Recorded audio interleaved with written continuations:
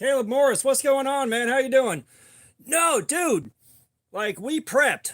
We prepped at work. We battened down every hatch as a it was mostly for knife fetish. Mostly for knife fetish. But, these are the feet of a hardworking man.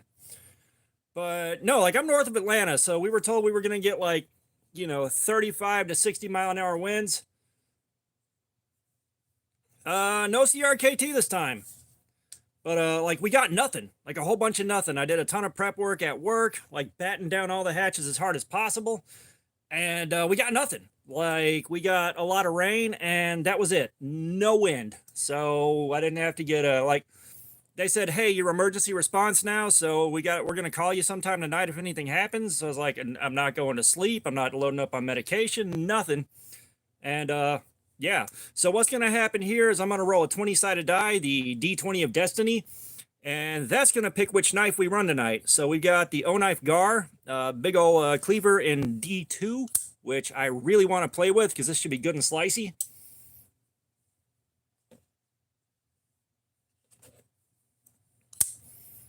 Yeah, so this is a big old pocket cleaver.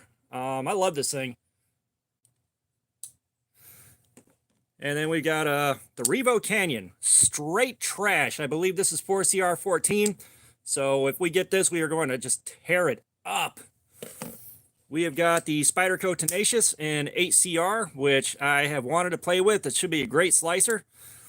We have got the K-Bar Becker BK40. And this is in, I'll have to take a look. I think it's in K440, or whatever it is. And then we got like my most... I've had this thing since like 1998, 1999, somewhere in there. And I'm going to have to work around the serrations, but I think we can make this work. Maxilla, what's going on, buddy? And about 5 or 6 minutes here, we're going to roll the die. This one right here. We're going to see which knife we get. Oh, hey, welcome from Georgia.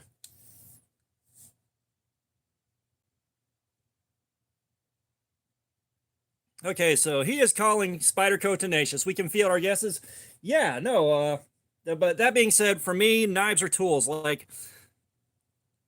me flailing desperately with the knife, if it doesn't make contact, I am cooked. All right, I don't know how to knife fight. I know how to punch holes in things and all that, but I haven't been in a proper fight since middle school. I'd like to keep it that way. But like if a 6'4", like 185-pound dude waving a knife around and yelling really loud doesn't get the job done, I am beyond cooked. Beyond cooked. I know what I'm about. And oh, we can get the sharpness tester before we go in on this. Hell yeah. Hell yeah.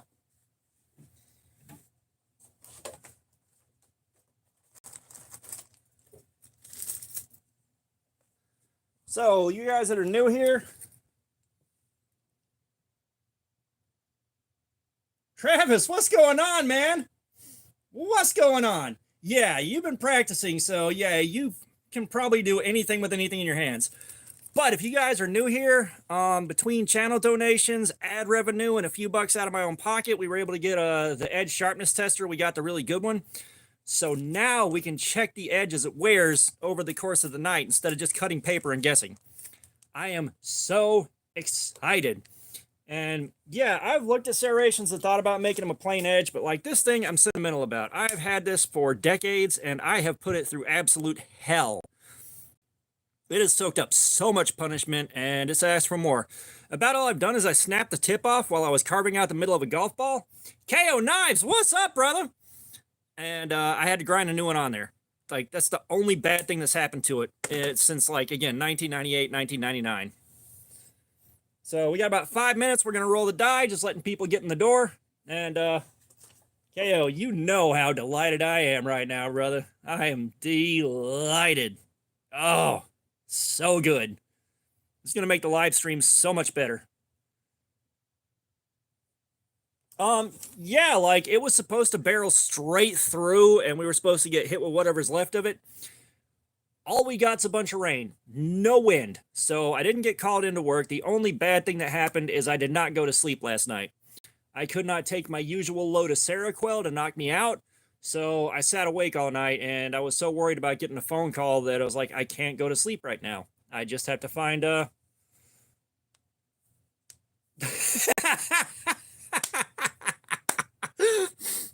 The golf ball. So yeah, like I'll take the rain. Like there's a part of me that's like relieved I didn't have to go to work. I didn't have to go back in and deal with the store losing power. And I didn't have to worry about losing power in the house or anything like that. I am happy with that part. I did the bare minimum of prep work and nothing happened here, so uh, everybody in the county owes me thanks. But yeah, I just didn't sleep. So we get to do the live stream tonight, and I get to crash tonight and really, really enjoy a solid, solid sleep. But yeah, the golf ball thing, no, like we found a bunch of golf balls at work because we had to clear an area next to a driving range. And some of the guys started taking cutters and cutting them in half and stuff like that. And I was like, you know what? I bet I can hollow these out. So I just started hollowing them out and turning them into rings and just bouncing them like that and playing with them. And if you got a section of golf ball, a ring about that wide, you can bounce it and it'll bounce straight back up as long as your aim is good. And yeah, I had fun with that. Oh wow, I did not know there was fires going on. Hopefully you guys get a shitload of rain at some point. Jesus Christ. Like seriously, what KO, why are you not providing rain? Provide rain, KO.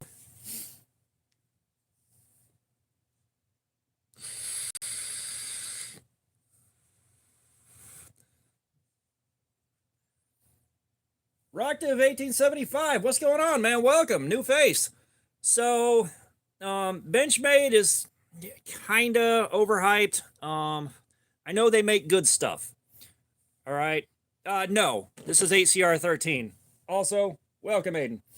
But I will say Benchmade is overpriced. They are very overpriced. All right, like a bug out should be a basic staple for guys that are reaching for a starter knife, like a good starter knife into the entry level super steels. It should not be more than $100. It should not be more than $100. Period. End of story. Cali boy, what's going on, man? Congratulations on the win, dude. Congratulations. Yeah, we just did the 2K giveaway, and I did the drawing for it earlier, and Cali boy won a knife. What'd you win? Was that the Castoria? I think you won the Castoria, didn't you?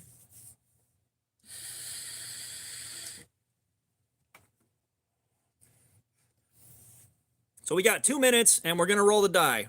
Go ahead and field your guesses. See which one you think we're gonna get.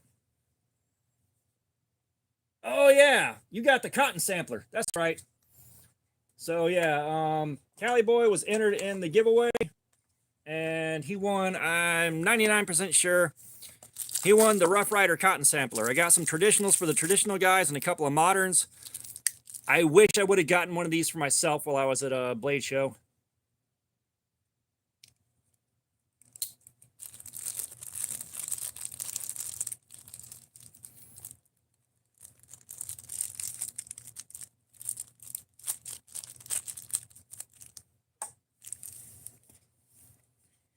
Jedi Jim Knives, what's going on, man? Welcome. New face, I think.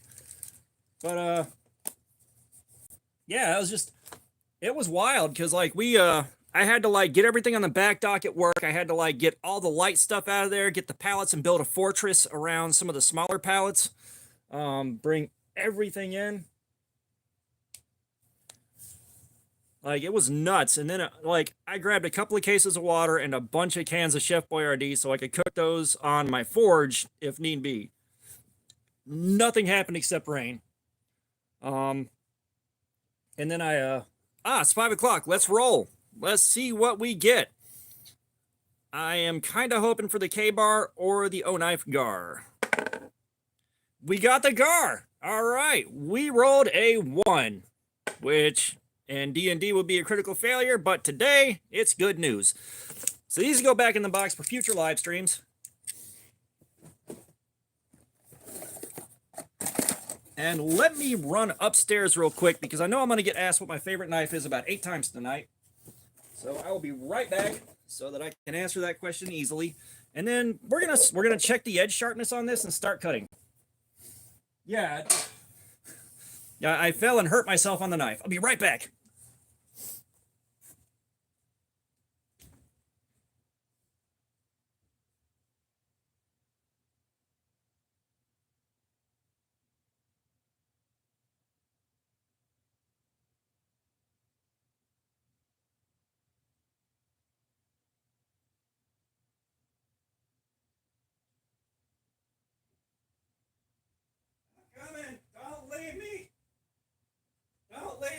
My mother did. Okay. I'm back. Matic, what's going on? I'm not a secret feet streamer, but if it brings people in, it brings people in. Yeah, so before anyone here asks right now, this is my favorite knife. I saved up for like 4 months to get this thing. I am so delighted. Because I know I'm going to be asked about 8 times. But yeah, if the feet bring new faces in, I am fine with that. And our concurrents right now are 9, so knives are life. What's going on, man? Welcome, welcome. Our view count may be low this time. Okay, so this is teared out. Oh, very nice, KO. Let's see. We're going to bring the magnet back a little bit because we're going to be doing most of our wear right here.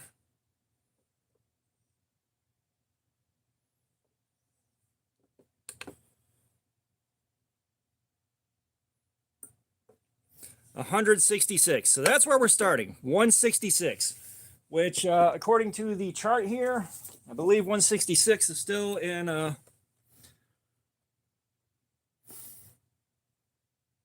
166 would be sharp for a utility razor blade. So that's where we're starting. Tracy, I appreciate you dropping by though. Thank you so much. Yeah, it's not quite the Espada, but this is better than the Espada for me. Aaron Faust, what's going on? How you doing? All right, so we'll check back on this edge in like an hour here, but we are going to start cutting. Edits for fun, what's going on? Welcome, welcome, man. All right, so our first victim, we're going to just pick up where we left off on the end of the last stream. Because like you can see, this is the kind of wear we're going for right here. This is what we're shooting for. Jerry Curl, what's up, brother? How you doing, man?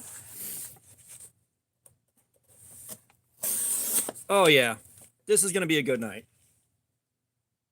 Oh, thank you so much, dude. The kind words are always appreciated. Oh, God. Such a good slicer. This is what I wanted. This is what I wanted tonight. I said I did not sleep at all last night. I missed a load of medication, so like I'm not 100% right now, but we're going for it. It is Friday. We are doing our thing. And for you guys that aren't aware, like last month we hit like $265 by the end of the month to get the edge sharpness tester. This month we're shooting for $200 to pick up the Devo Knives Fireball. I've got the prototype for that thing, and I'm trying to get the production version to have that on the channel, and so we can do an S90V live stream for you guys. I got emotional support caffeine. I've also got 2 emotional support scented candles. I've got French toast and warm cookies going at the same time.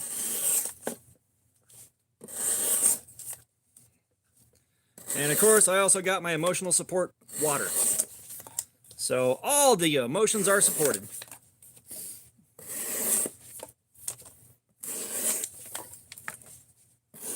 You know what? Let's do a paper cut test real quick just to say we did. Combine that with the sharpness tester, we'll get some much nicer data. We are cutting with the O-Knife Gar.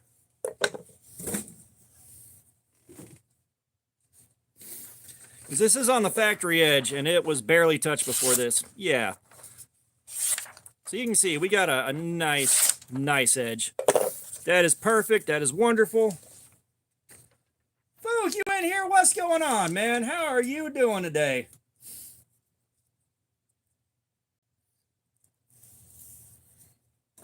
So yeah, like, let's get a tough chunk of cardboard through here real quick. Before we destroy the edge too much, let's see how she slices. Oh, brother, I am tired as hell too, man. I have like I woke up at like 11 o'clock yesterday afternoon, or yesterday morning. Went into work, did my full 8 hours, spent most of my night prepping for the storm, that didn't really happen here. And then I came home. I was expecting a phone call as an emergency response person.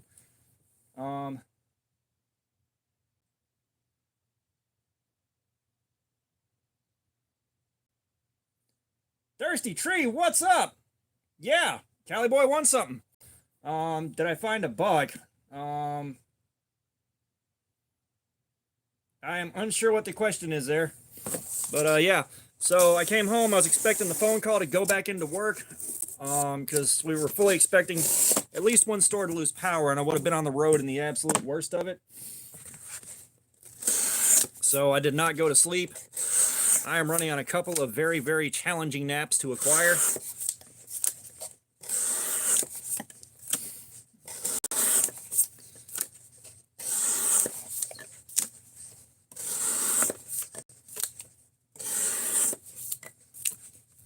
Arthur, what's going on, man? Welcome back. How you doing, man? But yeah, can you clarify the question about the buck? I am not sure what you're asking here.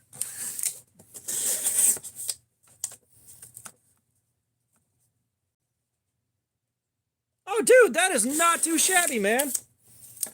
Punisher will be here.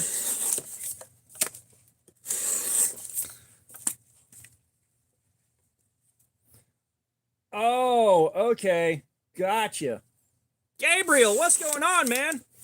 Yeah, Adam for America is coming through for us again. He wanted a stack of beads, so instead of a cash, I offered some trades. And there's a Cold Steel Spartan in there. There is a Kaiser Mini Conspirator, I believe, and 3V Steel. So we can do a 3V live stream at some point.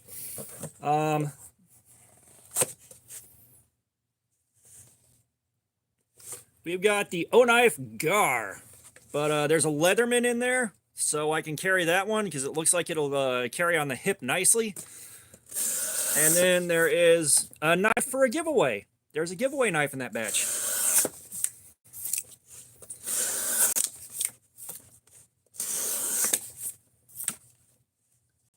Danielle, what's going on? How you doing? How you doing? Oh, yeah. This is one of my best purchases in a while. I got it on a pretty deep discount. Like, it was on sale, and I think I had some credits to burn on it. So this thing wound up costing me, I think, like 13 or 16 bucks out of pocket. Retail is 60. And this is D2 steel, so we are expecting our usual 4-hour run. But yeah, if you guys are familiar with the CRKT Van Hoy snap lock, I'm trading for one of those so I can give it away to you guys.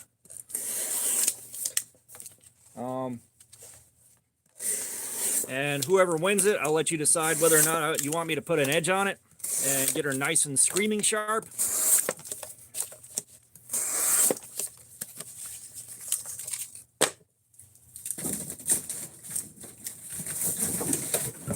We'll burn that bridge when we get to it. I got to bag and tag all of his beads. I got to get some stuff for Full Fire Zero put together. Maxilla, I don't know if you're still looking for beads right now, man, but I do have some to work with. Yeah, I mean, this is a nice high flat grind into the flat up here, so I knew it was going to be extra slicey.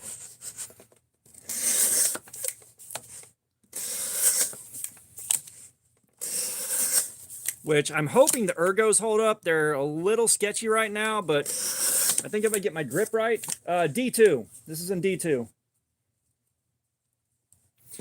Yes, KO Knives is doing a giveaway now for a knife that I would really, really like to win myself. It is a Gerber something with a shipwreck patina. It's beautiful. So click on KO's profile, go to his page real quick, drop a sub for him and enter the giveaway. Gerber Affinity with a shipwreck on it. That shipwreck patina is awesome. Like, I love seeing the shipwreck patinas, but I don't have any yet.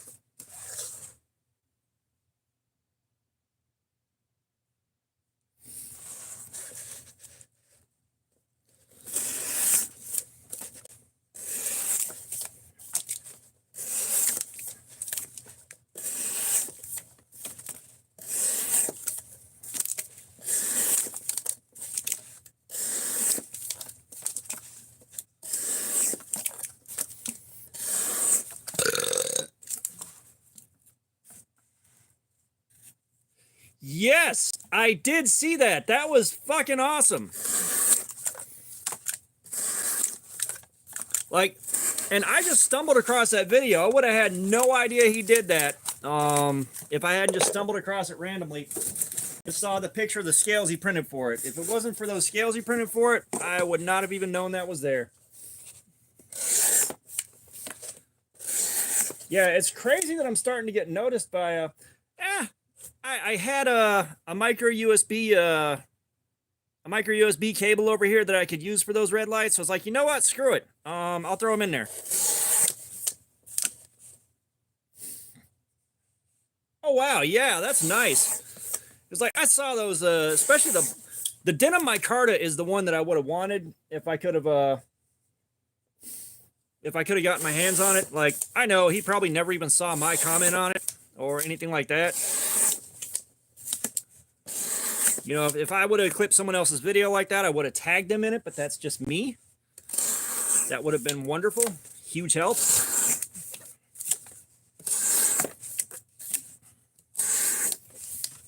And I lost track of what I was saying earlier, but we are saving up for the Devo Stassa 23 collaboration fireball knife to add that to my collection, thanks to you guys, and also give you guys an S90V. Hey, we're not doing the political shit, dude. Nope, don't even bring that in here. But give you guys an S90V live stream. I think we're about $35 away from carrying the cost and the shipping and most likely the taxes all in one go. We're getting there. We just gotta basically get it by the end of the month. Hey Woodinator, you gotta go over there, you gotta subscribe to his channel and drop a comment on the giveaway video. That's all you gotta do, man. It's some pretty heavy duty cardboard. Some fairly heavy duty cardboard, but it's slicing nicely.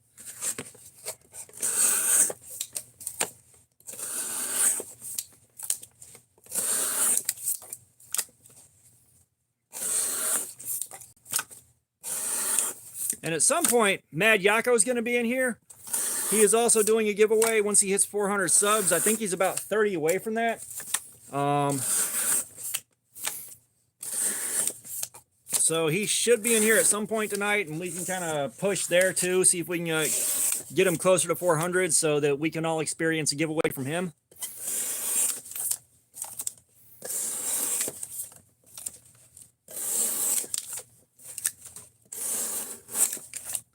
Like I said, and I don't enter a lot of giveaways now because I've got enough stuff on my plate, and of course I have new stuff coming in pretty consistently. Like I said, I got 4 coming in to check out. That Spartan, Adam told me that was in pretty rough shape, so I'm probably gonna have to put an edge on that, which is okay. We're gonna just look at quality of life with it.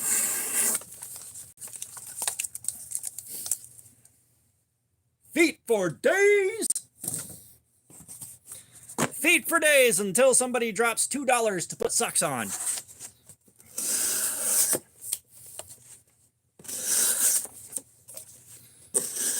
That is the price of socks. And then for the next $2, I'll take them off. We got any new faces still in here?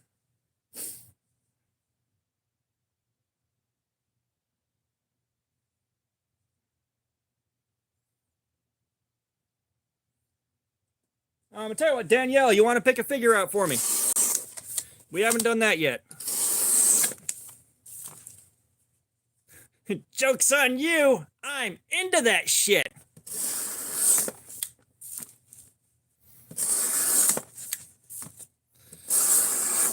A figure. El Cap Addict, what's going on? El Cap Addict proxied for Randy's WSG for the Rough Rider Moose. Yeah, so you get to pick from the Ninja, the Frankenstein, the Grim Reaper, the Robot, the Mummy, the Knight, the Alien, or the Scuba Guy.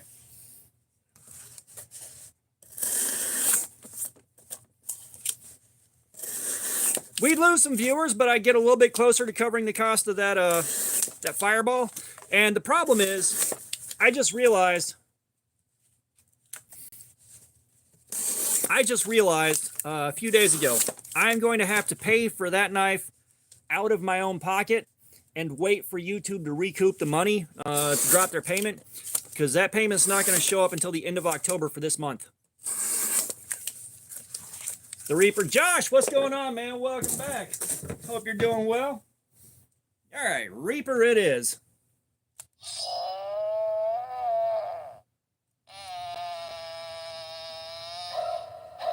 The bros, what's up? Yako!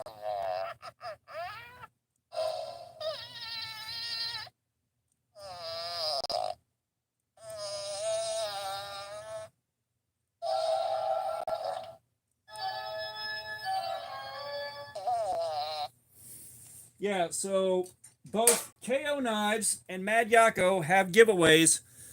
All right, Mad Yako needs to hit 400 subscribers for his giveaway. KO Knives is active right now. So go ahead, drop by Mad Yako's page, give him a sub. Let's get him to 400 so he can do his giveaway, because he's got a lot going on there. Ton of stickers, a journal. There's going to be a Hank if he can get that maiden time, and the Kershaw. What model is that Kershaw?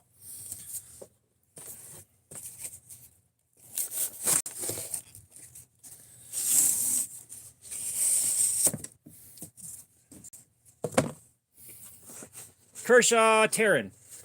So yeah, drop by Mad Yako, drop by KO Knives. Let's make KO's giveaway a lot better, because more entrants. Like, I got like 50 entrants on my giveaway, just short. Yeah, links are broken. Yeah, like I'm gonna enter for that Terran. It just looks nice, and it may turn me around on Kershaw a little bit.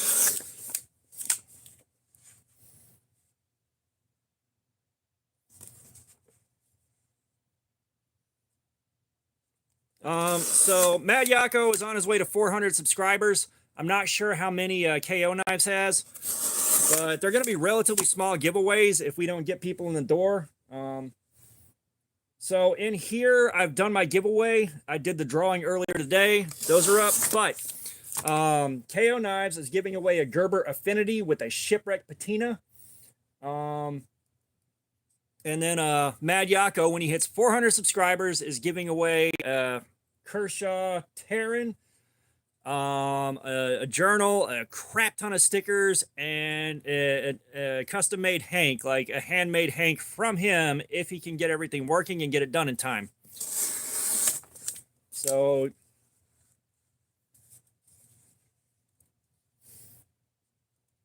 yeah, Kelly boy, we'll see you in a bit, man. Appreciate you dropping by.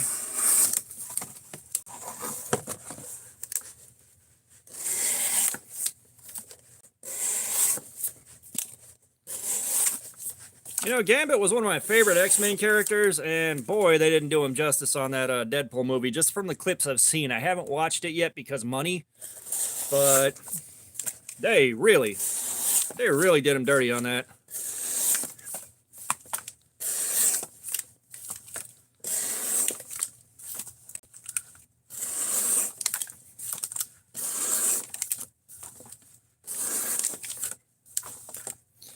Yeah, I know they were going for funny, and I'll probably appreciate it when I see the movie, because I am going to buy the DVD at least. But I ain't got movie ticket money, let alone concession stand money. Oh, this box is full. Maybe not yet. We can get a few more in there. Giggity.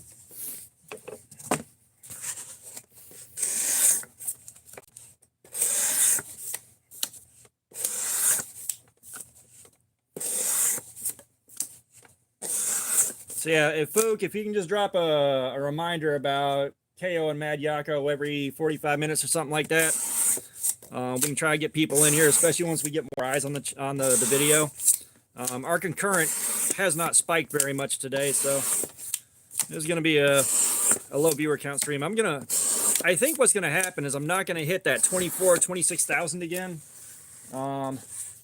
No, so I've got a jailbroken Fire Stick that had Kodi on it, but you keep having to install updates and do new software, and I don't fucking know how to do that, so it just kind of fell by the side and became e-waste, basically.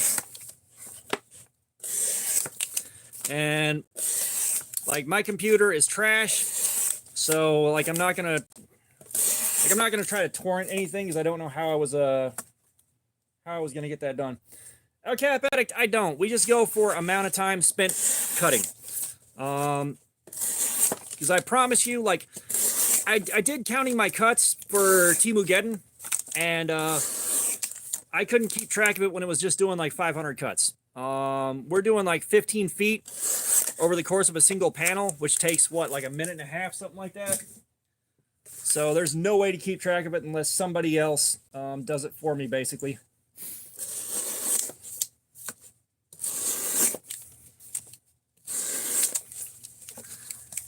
And once I manage to financially recover from the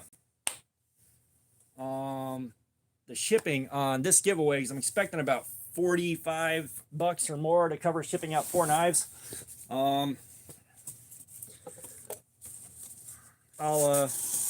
move on. I got a members only giveaway coming up. We got a Sin-Cut Crowley to give away, and I'm trying to find it somewhere. I got a Civivi Odium I want to give away for the channel members. I'm pretty sure it's in the drawer of stuff upstairs, buried under everything else because it's a small knife. But I want to find that and give it away too.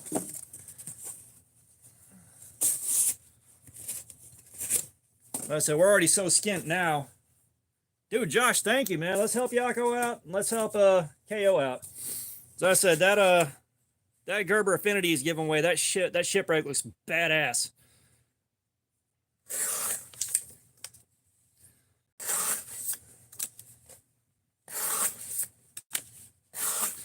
Jerry Curl, that's going to be a members only giveaway because I just did a giveaway for all subscribers.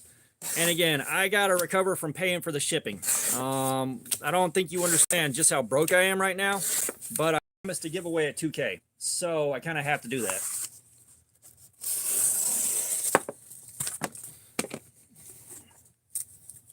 And I already stalled long enough trying to buy myself a little bit extra time to get, you know, to get past some bills at least.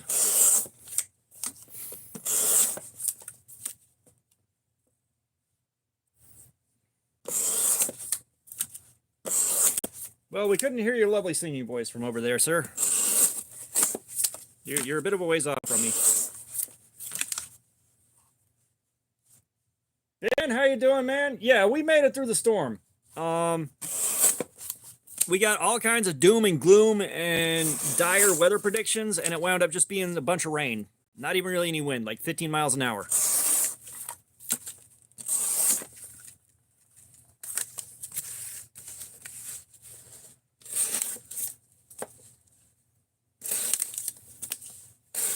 Yep. Yako needs to hit 400 subs to get a to do a giveaway. He is giving away a lot of nice stuff. I kind of want that stuff. And KO has a giveaway active now. Exotic Funny Jay, what's going on? I'm not set up with pirate ship.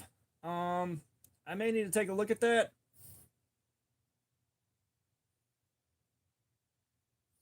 Just a guest, what's up? Let me see. The cardboard is not the best medium for trying to cut curves. I'm not going to lie, and especially with something this wide. Like, where's my tape measure? Get your tape measures here. Tape measures.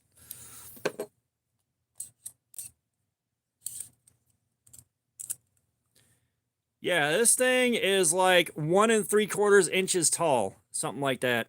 A little over 1.5 inches. No, 1.5 inches. But 1.5 inches tall. Like, I don't think it's going to curve. But let me get this part of the panel out of the way. Let's see if we can curve a cut.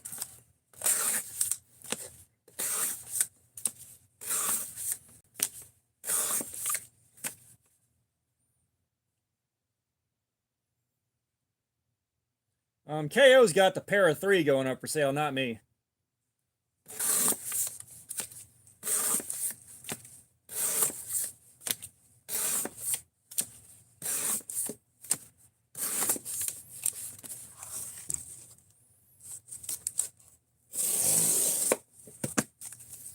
Okay. Can we curve a cut? Apparently we can.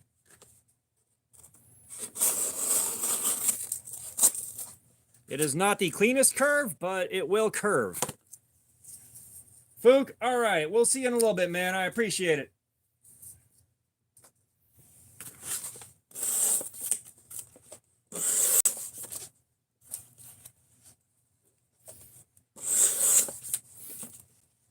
Well, if you're going to announce that you got it for sale, you may want to go ahead. No, he's the one selling him. KO's the one selling him. I'm not. I don't have one for sale.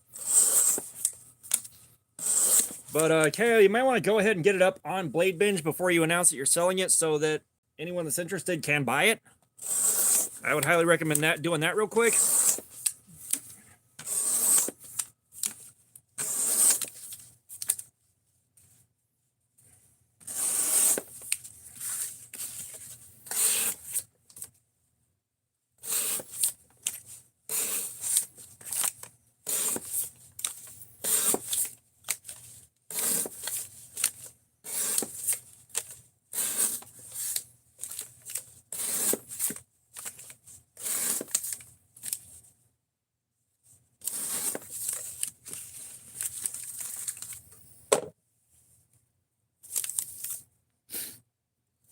So I don't have sponsors.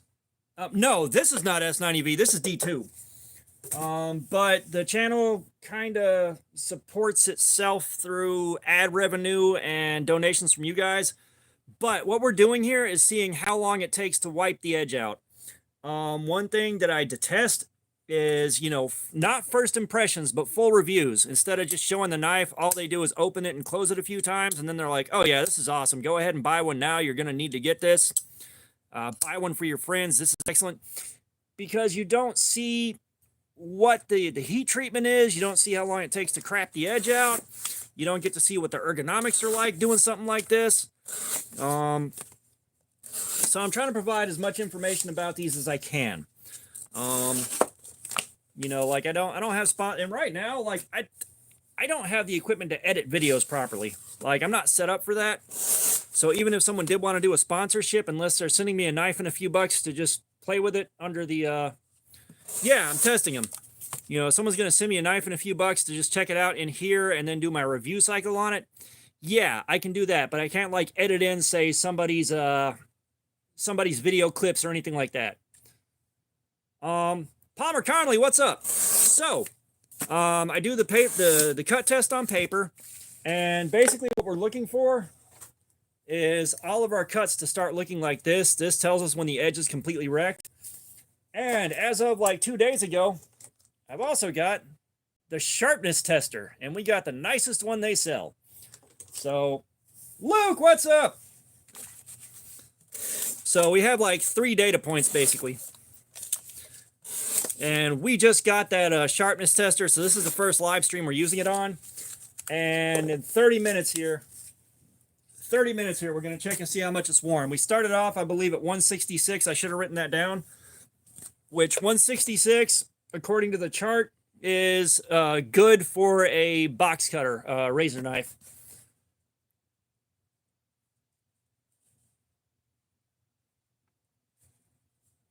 So the best tester between with that, because there's 3 of them. All right, the home gamer version for what, like $120 is accurate. Like the resolution is accurate to within 10 grams, which I hate. The mid-range is something like 160 something for resolution to within 5 grams. The one I got was 242, and that resolution is accurate to within 1 gram. So we got the good one, and that's part of that is the ad revenue, because I finally got to monetize the channel. And a lot of that was also you guys with the super chats and super thanks and everything else, helping us get to this point, because everybody wants to see more accurately what the wear on these looks like.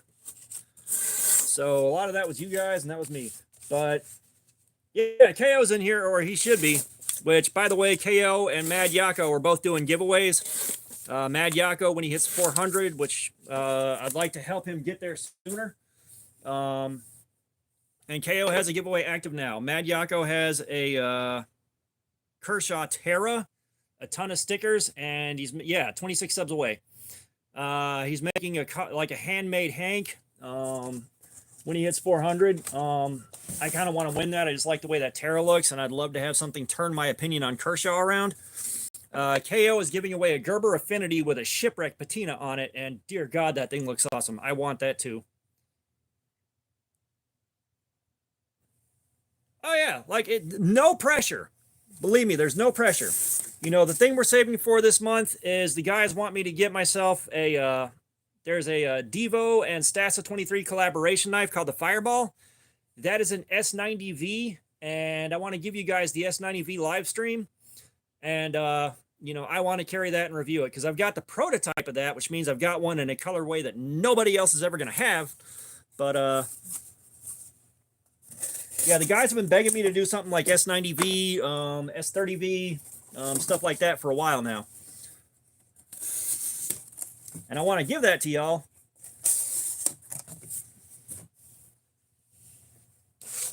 Yeah, that's the thing is, like, I've just got cheap Kershaws. Cheap Kershaws inspire no confidence, especially for what you can get for around the same price. Like, really? A cheap Kershaw, you can do way better with a Sativian around the same price. I have not tested the Mayhem yet. So, like, I just finished carrying it for the week, like, yesterday. We have not had time to test the Mayhem out. Now, what I've got to do is I've got to figure out how I can hold that in the work sharp so that I can put a good edge back on it before I go in there, because I don't want to use the little belt grinder because that will wreck that tip. That will round that tip the fuck off. And I do not want to round that tip off. I do not want to fuck up the grind on that thing. I want to be able to put a nice, clean, mirrored edge on it, like I like them. And have it set up, again, the way I like it when I'm done. Yeah, I mean, even for gas station prices, like you can hit Amazon and look at Sativian, and they've got some really affordable stuff. Don't buy the ST155. I don't give a shit how cool it looks in the pictures, but the Sativian ST155 is one of the... Sativian ST155 is the #1 Hall of Shame champion on this channel. Now, that being said, if you make it to Blade Show Atlanta in 2025 and something doesn't happen where I can't make it, if you're the first one to spot me and recognize me in the crowd, you're going to take that knife home with you.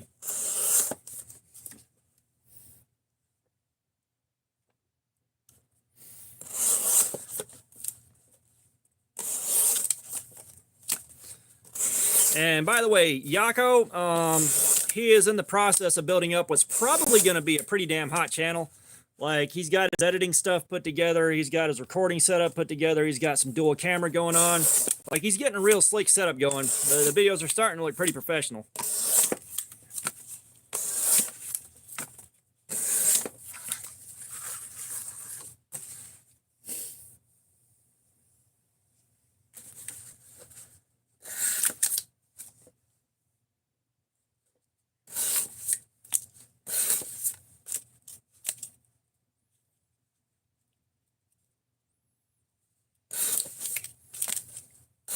Yeah, dude. Like I've said it before, like, when you're doing content like this, and I think Yako can really agree, it starts getting really hard to watch other knife videos.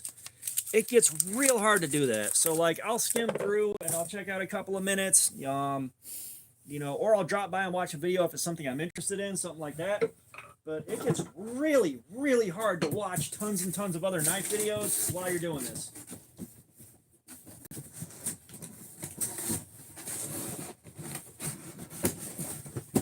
It's like when I first started doing long form content, I had other channels that I watched religiously. And just after doing enough videos, like, it is nearly impossible for me to sit through a whole knife video unless it's one that I'm specifically interested in.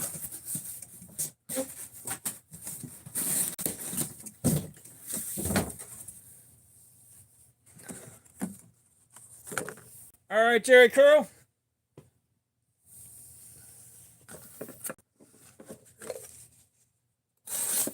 Oh yeah, both my kids were like that. You know, like they reached early adulthood and they're just like, all right, I can go to all these conventions and stuff that I want to go to. Hell yeah.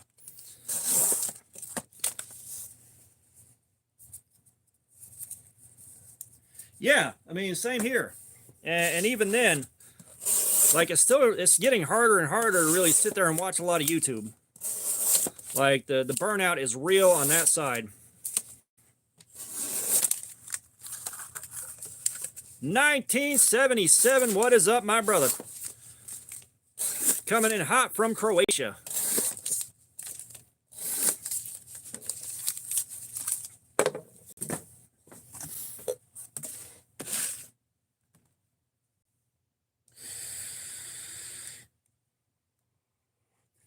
Yeah, I've had some videos that just I didn't have the energy to do it, but I had to do it anyway, so I had to fake it, you know, had to fake it till I make it. That's like today. You know, I couldn't not do the giveaway drawing. You know, I promised that was going to happen today, and I needed to get that mayhem video up, and just running on no sleep. You know, after sitting there waiting all night to get a phone call to go in and do emergency whatever in a store that lost power. And I never got that call. So right now I am tired. I am shot out. I'm running on a couple of naps. But oh boy, that was a long night.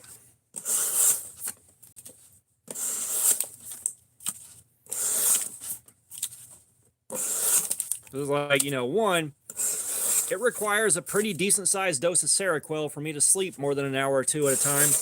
And I've gotten so used to it now that it's mandatory. And I couldn't do that because I had to be able to drive whenever I got that call. Thank you, 1977.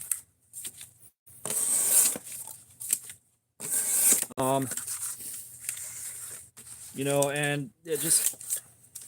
So, like, I was sitting there awake all night, and I kept trying to go to sleep, and there was, like, so much concern that I was going to get that phone call. He's not at 500K.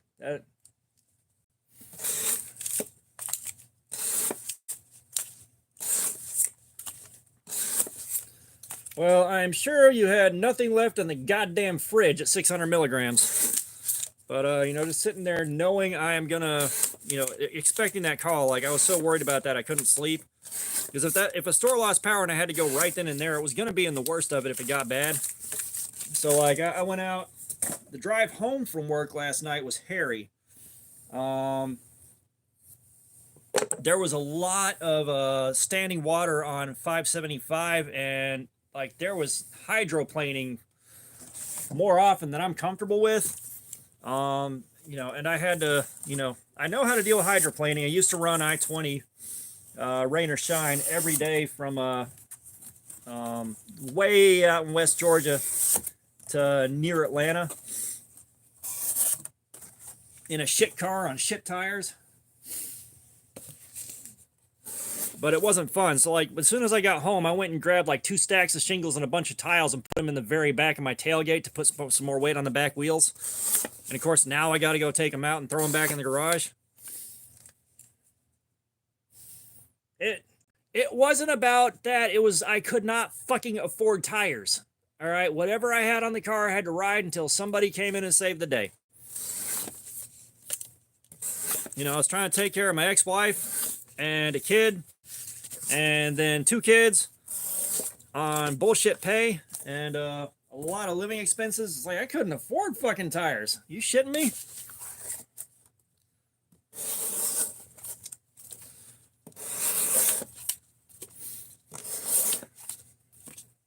Nah, you're good. But you know, the tires on Truck Norris are good right now. It's just, you know, a pickup truck, there's not that much weight on those back wheels. So I had to be real careful. So like I said, I put a bunch of extra weight on them. Right? Fucking drag tires on a rainy day. Which I've seen guys do that for what is it? Motor Trend Race Week or whatever it is. Like, that's nuts.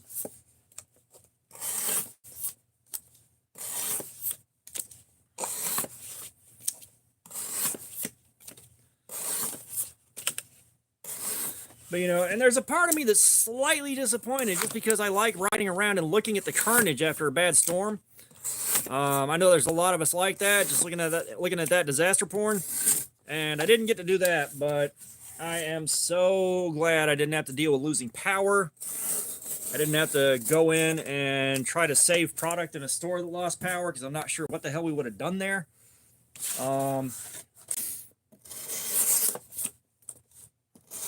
You know, I'm glad I didn't have to go back in today and undo all the stuff we did to prep for the storm, because, you know, that had to be a bit of a pain in the ass for everybody.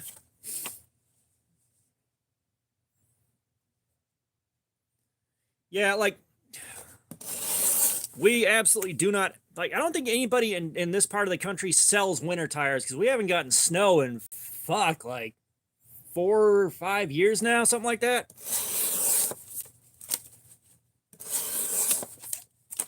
You know, and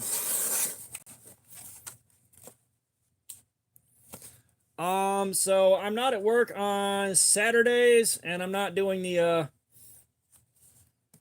live stream on Saturday. That's kind of it. So we got snow in 93. There was one in let's see, it was January 9th, 2011, the first Snowmageddon happened. And then what was it, 2013 or something like that, where we had Snowmageddon 2, The Return of the Revenge? Those were crazy. You know, I got lucky on both counts. Like, one of them, yeah, next Saturday. Yeah, 2014. So 2014, I was devoid of a job, staying at my parents' house with my kids post-divorce, trying my damnedest to find a job I could work. And then shit, the one in 2011. Well,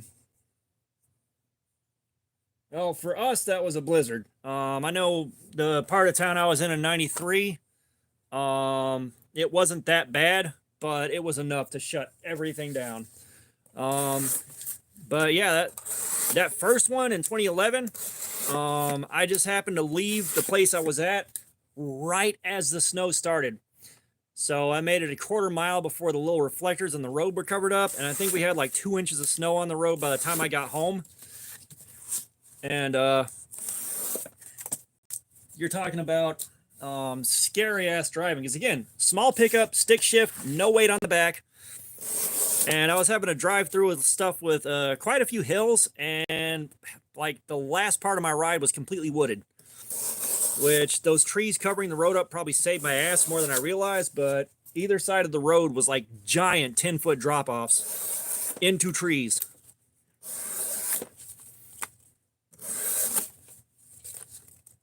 So I got home, but that was scary.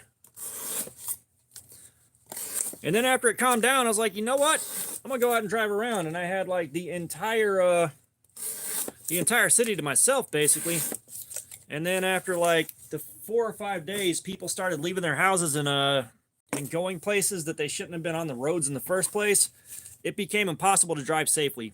Like, we had one guy going up a hill covered in ice so slowly that leaving my foot off the gas and letting the transmission pull me behind him was still too fucking fast. He was riding his brakes all the way up the fucking hill.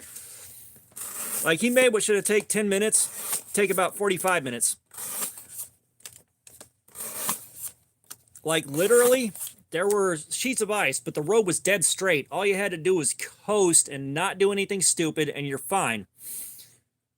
He was going so slowly, I literally could have gotten out of my car, walked up to his car, knocked on his window, punched him in the face, and gotten back in my car with no problems. So it was like, it should have been 10 minutes to get through there. It took over 45 minutes to get through there. Yeah, the woods, especially the roads in rural Georgia, whoa, buddy. Like, it was almost 2 weeks, and I had to email the city and be like, hey, can you come treat this road? Like, we got nothing here. It's been forever. It's like the snow and ice had melted everywhere else, but we had huge stretches of the road that never got sunlight. They would not thaw out.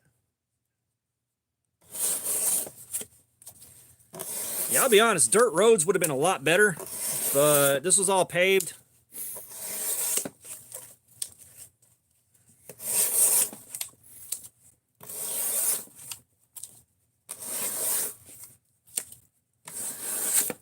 So just like that was so not fun once I had to leave the house for stuff. And finally I was like, you know what, I'm just not going anywhere. Like, we'll starve if we have to, but you know, I was not about to get in a fucking accident and lose a car because someone else's stupid ass couldn't fucking handle driving and had no business being out there, and they still left the fucking house. You do not know how to handle inclement weather, do not leave your fucking house. Alright? That's just all there is to it.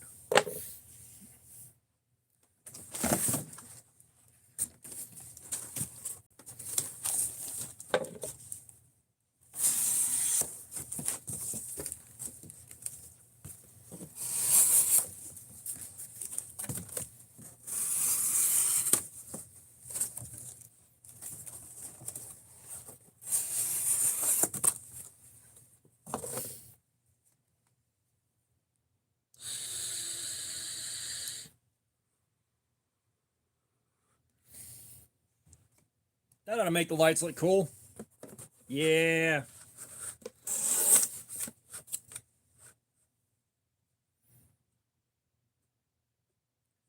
Yeah, I don't doubt that one bit. Like, you know, and it's, again, as much as I like the disaster porn aspect of going out and driving around and stuff like that, it would take too many years for me to learn how to live with that day in and day out over the course of a winter. I am too old, tired, and cranky for that shit. Fuck that. You know, I would love to have a...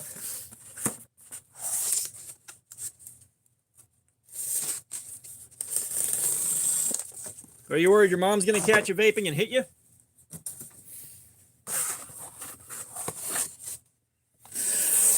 Like, I ripped the vape and we lost like seven viewers. We went from like 17 down to 10.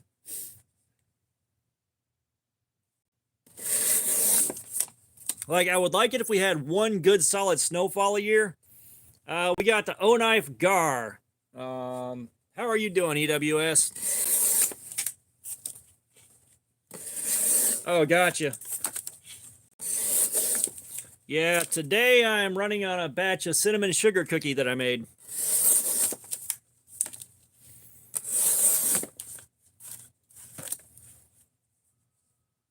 Oh, yeah. No, and that's the thing. Like, it's cool as hell when it snows here because everything just shuts down. It's one of the few times you can go outside and everything is just fucking silent.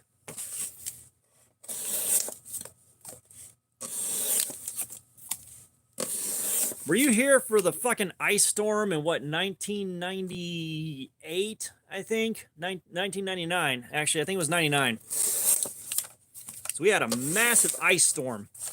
And literally everything got shut down. I went and stayed at a friend of mine's house. There's a girl that I was super into. And I figured, if I'm going to be somewhere without power, this might be a good place to be. But we left her place and walked around, and you could just hear trees falling everywhere. Like, every, 3 minutes, or, shit, it's like every minute and a half you could hear another branch snap and fall.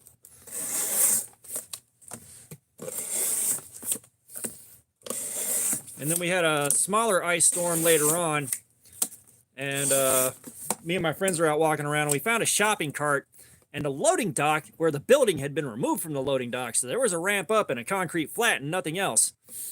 So we ran the shopping cart up and off of that into some puddle that had some ice on it until we got there. And then we were taking turns riding bikes, trying to get all the way up the ramp and stop before we fell off. Fucking jackass shit before jackass happened.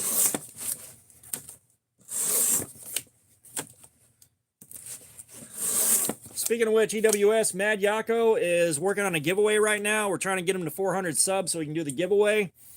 He has got a Kershaw Terra, a ton of stickers, a journal, and then if he can get it done in time, he's got a handmade Hank to throw in the package. So if anyone's here and hasn't subbed to him, drop by and give him a sub. Let's get that giveaway done. Should be a live stream next Saturday.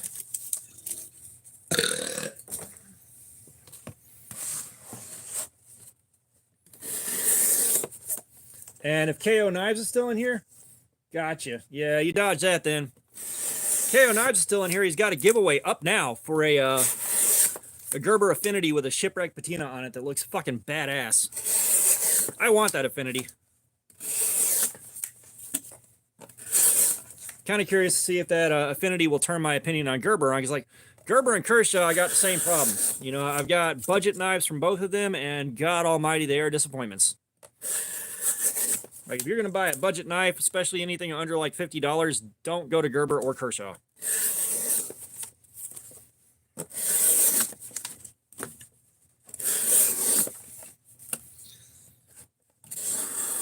I don't think that's a terribly spicy take, but yeah, Gerber and Kershaw ain't it for cheap knives. Come on. Come on. Go. Go. There we go. When the cardboard starts losing structural integrity, those cuts get real scary because sometimes it'll fold and the knife just goes into the table and it's like, my hand's not there, but my brain tells me it's there and it scares the piss out of me.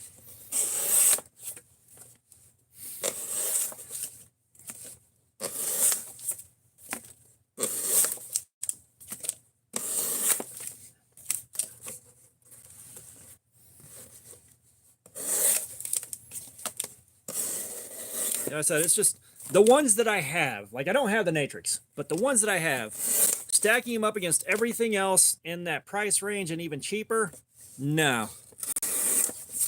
Like, don't get me wrong. Like, I have trawled through the gas station trenches and I have trawled through the Temu trenches, so some of the Kershaws I have don't feel as good as a couple of the knives I got from Temu. If that gives you an idea where I'm at with that.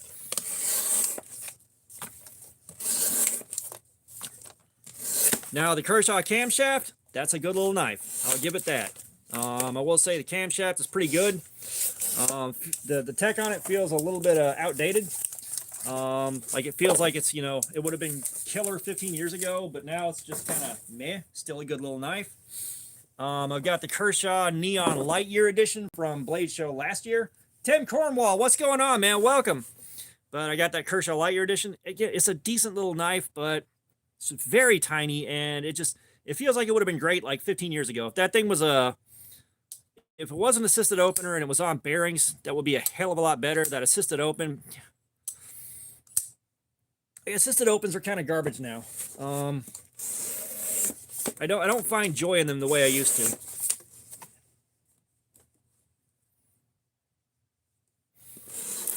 Yeah, I've seen a lot of guys pull those Wish bug outs, and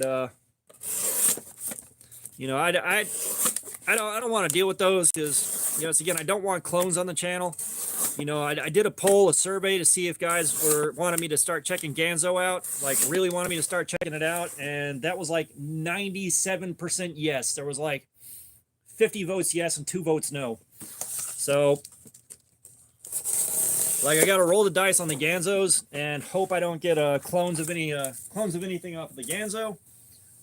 There's a couple of cool looking ones that I don't think are clones of anything. I certainly hope they're not, but we'll see.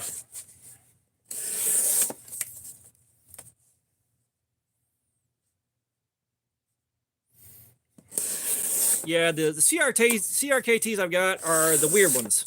You know, the Nerd Tag, the Snap Lock, the Snap Fire. I'm trying to think if I have anything else CRKT. So I like them for their weird stuff. I would love for them to start making the weird shit again. We're about 5 minutes away from checking the edge.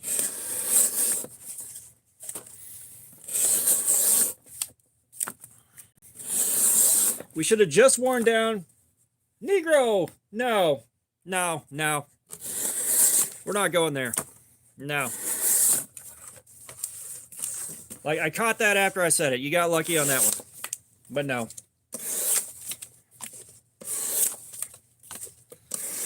I'm sure that I'll get clipped somewhere stupid later. But, what the hell was I saying?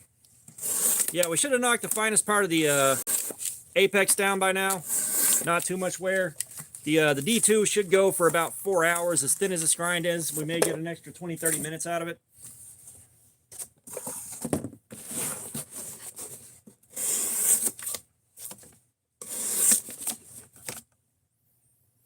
Right? Like, I read that and I was thinking something totally different and I got.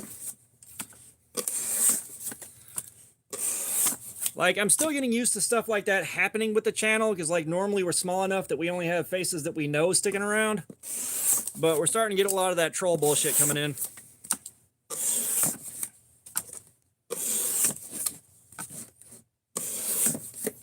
But like, no, the Georgia roots, no, I ain't that guy. It's like, I really thought it was something else entirely. Like, I didn't catch it till I got. So I've got to slow down on reading these things. I really do.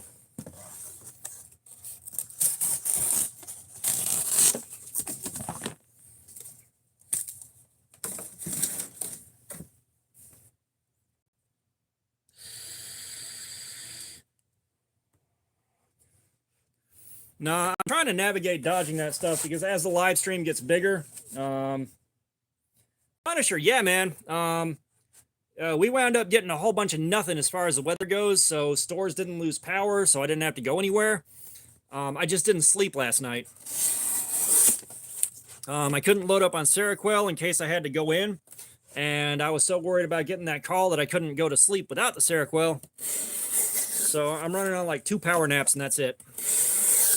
But I wanted to do the live stream. Try to give you guys something to watch, and at least hopefully round up a. Thanks, man. Hopefully pick up the rest of what we need for the Devo Fireball, because we're like 35 bucks away from covering the cost, taxes, and shipping and all that. And it wouldn't be as big of a deal, but because this month's revenue isn't going to pay out until the end of next month, I'm going to have to come out of pocket for that, and then let that payment hit, and have that all hit before the debt consolidation comes out of my bank account. So I'm gonna be cutting it real close on that mess.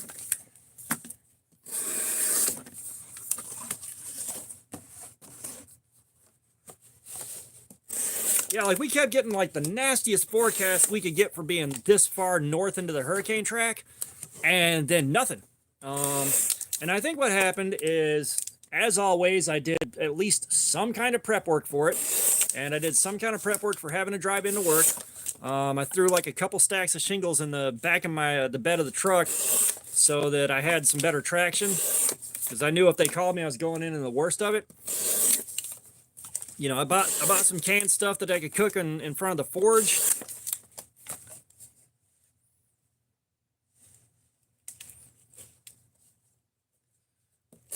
Oh yeah, like, I understand that it was definitely funny. However, I can't keep getting caught out like that, because that stuff, as the channel gets bigger and the streams get bigger, will get clipped and posted somewhere, and that could come back and bite me in the ass pretty hard later.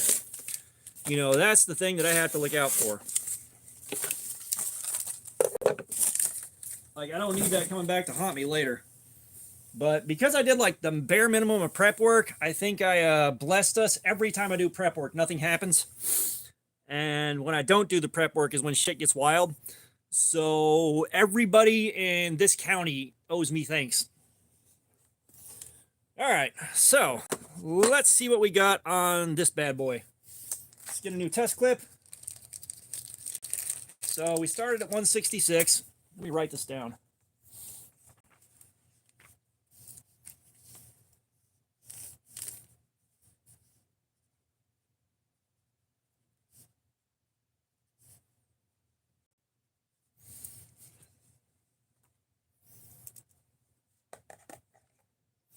Well, we don't really have storm seasons out here, man. Like, we really don't.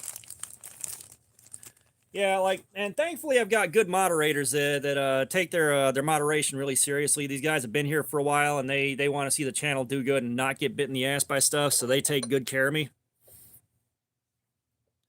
Thankfully I've got that. I picked wisely. All right, so we are at 0. Let's try to get...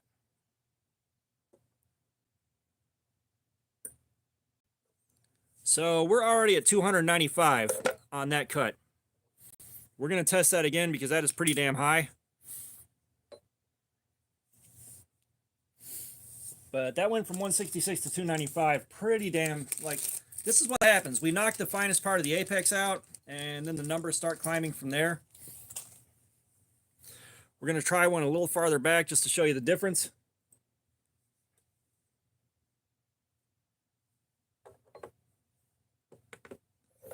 God, this is so cool, you guys.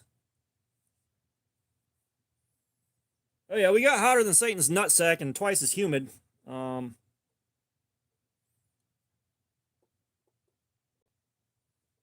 on. So 214. So we've gone from 166 to 295 basically on the primary cutting surface. I'm going to write that down, and we're going to take like 2 or 3 minutes for me to get into my emotional support water and all that. Ooh, I think I could peel film off this, but I'm going to wait as long as possible.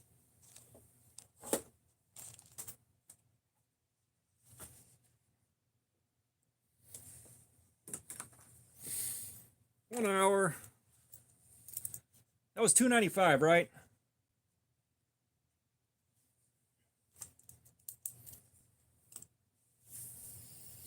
And according to the chart, 295.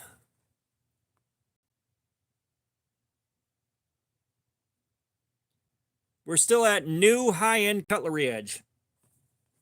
Yeah, 214 was farther back in here where it did less cutting. So that shows you, like, cardboard can tear an edge up, you know, and a lot of guys are looking for the first snag on the paper, but I'm looking for the numbers where we start getting the shittiest cuts possible on the cardboard.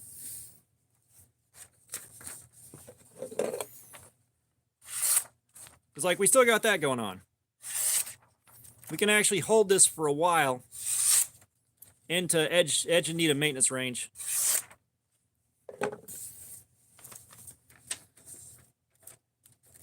So that's why guys, like, I can't thank y'all enough for getting us up to the edge sharpness tester. I cannot thank y'all enough for getting us to that best tester.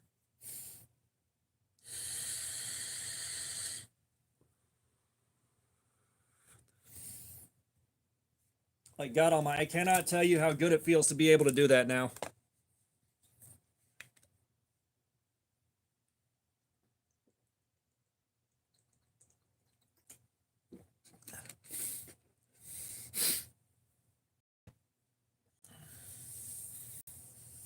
All right. Yeah, it's like if I don't rest my hand in my wrist, I'll start feeling pretty wild. Frank Castle? Yeah, but he was here first.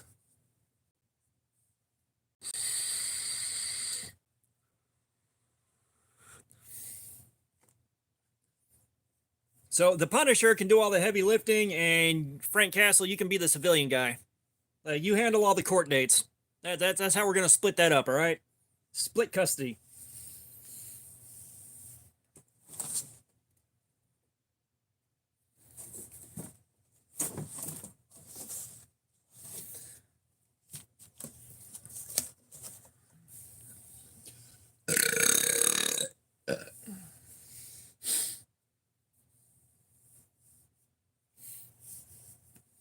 Yeah, I like how Toyota has some of those names where it's like, my first thought is Toyota Turd, and then I got to read it again. Yeah, it's like the Toyota Tacoma. I always want to put an N on the end of that, so it says Toyota Taco Man, but I don't think anybody will let me do that. If I ever have one, though, I'm going to do that. I'm going to order like a silver letter N just for that. Toyota Taco Man. He's the hero we deserve, not the one we need. Let's see how well this handles these M&M boxes, because these things suck to cut up.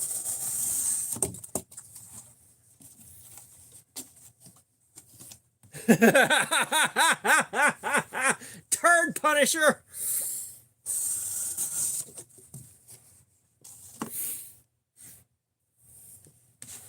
Okay, these things suck, partly because the cardboard's dense and partly because the grain is going sideways. So these are not fun to cut. We're going to see how well this thing slices it. See, that's what I mean. When the cardboard gets weak like this, it folds. It's scary.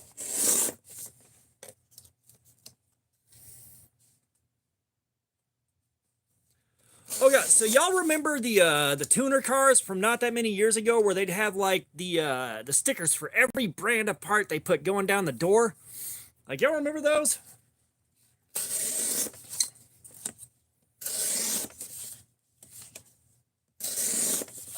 This is a lot easier than it was on the last couple knives we tried this on.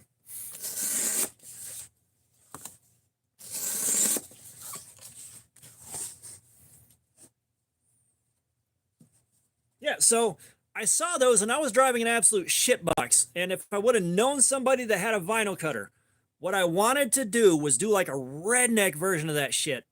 Have like those roll call stickers instead of like car parts. It's like Waffle House, Walmart, Piggly Wiggly, just all down the door like that.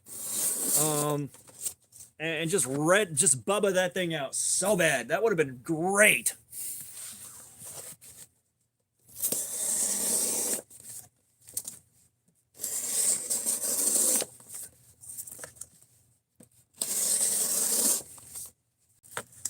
Yeah, Ingles. Well, like, you only find Ingles when you get out into the sticks. Like, those guys have fallen a long way from grace.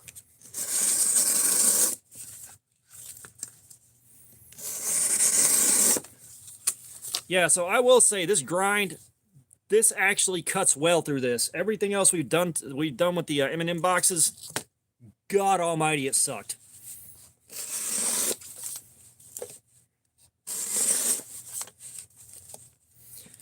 They still exist, but man, you got to be like way out there.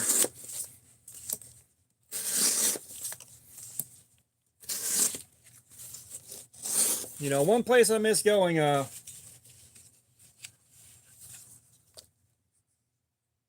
yeah, no, those Geo Metros, whoo, boy. I saw one on rims. All right, Yako, so one last time, Yako's got a giveaway coming up. Y'all drop by his channel, sub, get entered in that giveaway video. That's going to be happening sometime soon. He's doing the live stream next Saturday, not this one.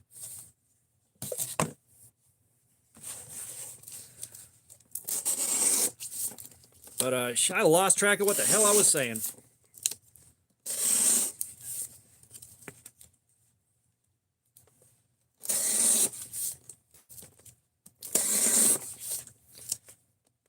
Yeah, I kind of wanted a Geo Tracker to fuck around with. The old neighborhood I lived in, there was an audio shop that,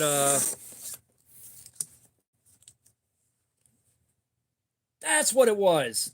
Okay, I was talking about the Ingles thing. But yeah, no, they had a Geo Tracker that had like a monster sound system in it. Like, you get in there and behind the seats, it was just nothing but a wall of speakers. Like, it was nuts. Just nuts. Yeah, Ingles. One place I really miss going, my uncle's place when he was still alive, my grandmother's place, they lived on adjoining properties. And this is out in a place called Harlem, Georgia. And they had an Ingles there for the longest time, and then that became the Harlem IGA. I don't know what happened, but Ingles is like, fuck this shit, I'm out. Boy, if you talk like the like one of the dingiest, most rundown looking ass places, the new building was a bit nicer, but that Ingles, whew, it looked like it had been around for a long time with no remodel.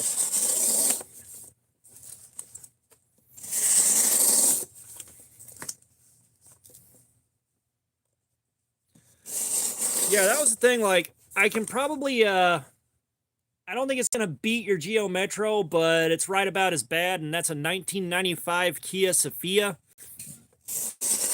Like, that is what you would get if Dollar General built cars.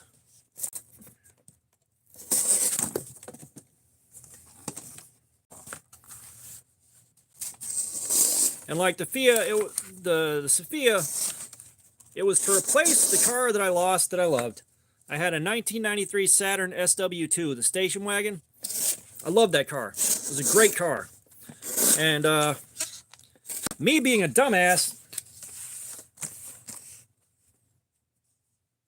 yeah, me being a dumbass with that Saturn, I turned it upside down 7 feet in the air and pinballed off 3 pine trees, acting like I was in a rally car out there in Harlem, Georgia on a dirt road.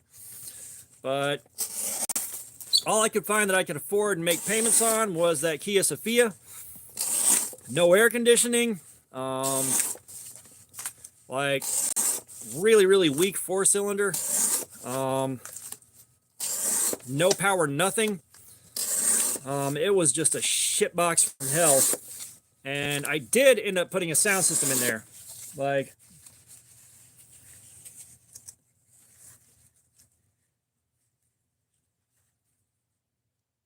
oof, rough. But, I put a stereo system in there. I had a Stillwater Designs, a Kicker Stillwater Designs box. It was basically a bank vault. If I would have had quality subs in there, it would have been fucking nuts. But all I could get was Pile 12s used for like 40 bucks. And those things are garbage. The magnets on them are tiny. Like, they're not powerful. But they didn't carry a ton of bass, but they did carry volume. So I got to enjoy that. And when I lived way out in West Georgia, I made the mistake of driving into my neighborhood without turning the stereo down before I turned left onto our street. And added up full volume when I pulled down the driveway, and I turned the car off, and the next day, stereo's gone. Stereos were gone. Pretty sure the neighbors across the cul-de-sac got it because they were either selling meth or using a record-setting amount. Those guys were really sketch. So when their house caught fire, like, I waited about 5-10 minutes before I walked over there to knock on the door.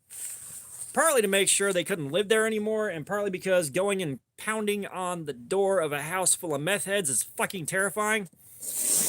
Like, I knocked on the door to let them know their house is on fire before someone died. Dude comes stomping down the stairs with a fucking, like, it was either a broomstick or a bat or something like that in his hand. And, like, as soon as he got to the door, I had to yell, "Your house is on fire," before he, like, started swinging or anything. But that shit was fucking scary, man.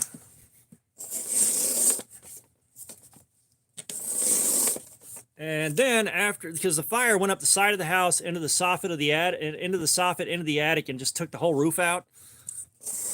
Among smoke and water damage, you know, because of the putting the fire out.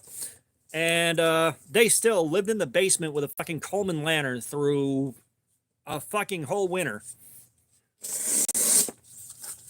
Which is amazing. Like, if you're on drugs, you can fucking do that. It is totally possible. Like I've lived in some rough conditions when I was using. Like, you can totally do that. It's amazing what you can do when you got enough dope on hand. But they finally got out of there months and months later. Brooks Buford 21, that is not a Best Tech. We have got an O-Knife Gar in D2.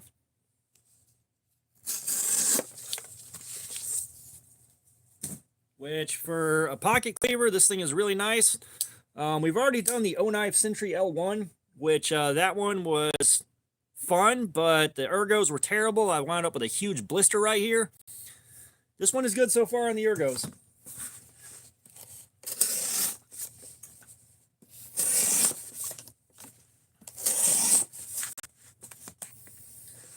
I really like this one. The only problem I had with this is the way this handle is sloped down here.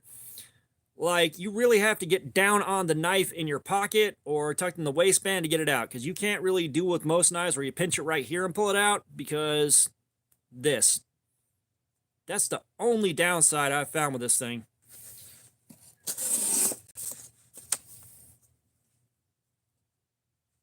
Oh, nice.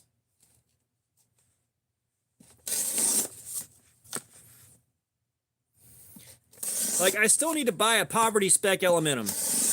I haven't done that yet. And right now, I got too much other stuff going on. And like I said, we got some new stuff coming up. We got some new stuff coming up to add to the backlog. Adam for America, I am trading him for a Cold Steel Spartan, a Leatherman. There's a Kaiser Mini Conspirator, I think it is, in 3V steel. And then there's a CRKT Van Hoy Snap Lock to give away. That'll be a member giveaway.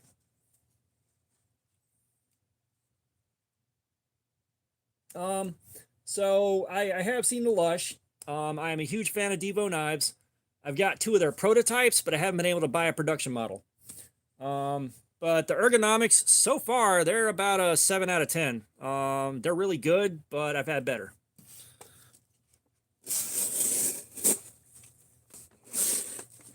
You know, we've only been at it for like an hour and 20 minutes, so give it till we hit about the 4-hour mark, and we'll see how bad this callus right here gets torn up.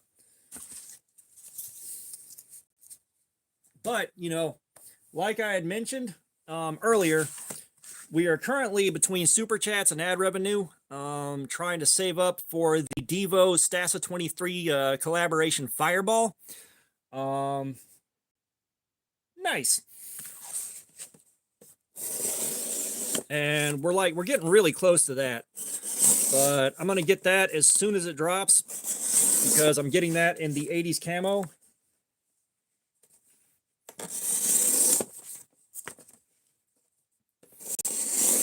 And that way we got some S90V that we can do a live stream with and see how long that holds up.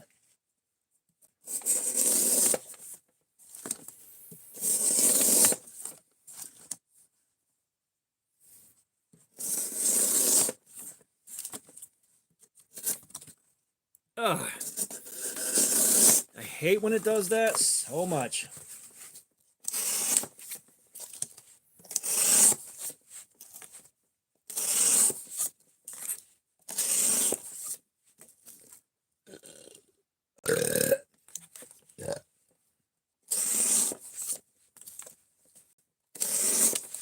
Yeah, like, the donut edition stuff is cool. Now, that being said, like, I don't carry a knife for more than a week because I have to move on to review the next one. So, spending the extra scratch to get a donut edition doesn't really help me a whole hell of a lot, you know?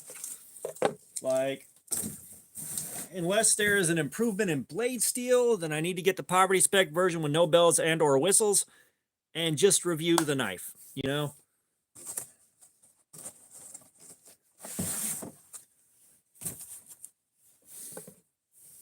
Oh, okay. So I wish you would have said something sooner, because like I called you Danielle when you came in here too. Oh yeah. No, I've got the like when it was only the Desert Warrior Kalashnikov. I had to wait out like 3 drops before I could get it. And oh yeah, no, I get it. But I got the Desert Warrior Kalashnikov, and I had to wait through 3 drops to get it. Now they just sell them all the time, but at that time they were just limited drops. They sold out like within an hour, and then the only ones you could buy were on the secondary market at like double retail minimum. So I had to wait out like 3 drops before I finally got mine. And it's just like, now they're just selling all of them all the time, like a million different knives. Like, kind of takes some of the fun out of it, if I'm being honest.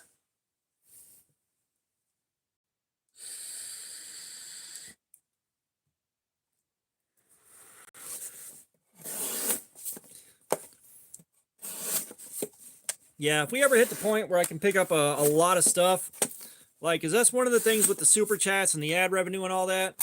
If we can hit the point where those are coming in consistent enough, yeah, I wanted to get a Wiener Warrior just because it's silly, and yeah. But, you know, I can buy stuff like that and buy multiples so that I can, like, give them away and stuff like that. It's like, that's kind of one of the goals. I know the next goal that we're going to have is, and depending on whether or not you guys that are doing all the channel support agree with it, is upgrading to the Work Sharp Precision Adjust Professional for the channel, which if everybody's not cool with that, that's fine. But I do want to get to the point where I'm buying knives to check out to give away. You know? Because that's part of the goal with the support, is buy knives to check out, review, and give away.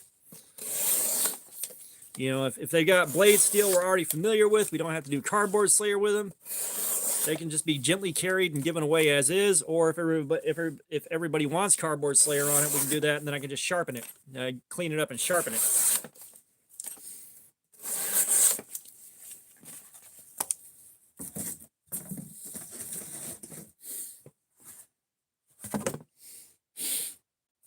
Yeah, so I mean, a lot of it depends. Like, you know, I asked everybody here that was, you know, especially providing the support, whether they were cool with me buying the Fireball to keep in the collection, and everyone said, yeah, go for it. So we're going for it. I do have I've got the Precision Adjust Elite. The Professional is the one with the digital edge. The Elite's the mid-range. Like, we got the Elite. So if we get the Professional, I can give the Elite away, and someone can get my Elite that I've been using for a while, and you know, at least that's something I can share with everybody and give somebody a chance to have one of their own.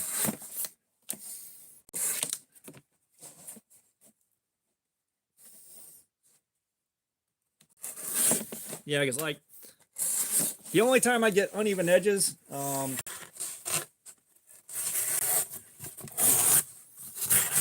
it's like the Elite is $120. The Elite's $120. That comes with all of the stones that they make for it and all the kit. The Professional is the one that's about $250, and it comes with much better stones, larger stones, faster sharpening, better clamp, and you can buy aftermarket stones for it.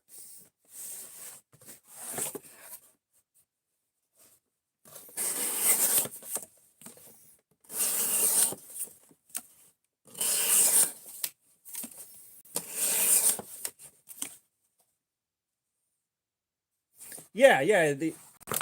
So the Precision Adjust is this, but just with 3 stones. The Elite comes with 6 stones and a strop. That's the only difference. The Professional is the one that's super robust and you know, way nicer. You know, I'd love to save up for a Wicked Edge, but oh, nice. Yeah.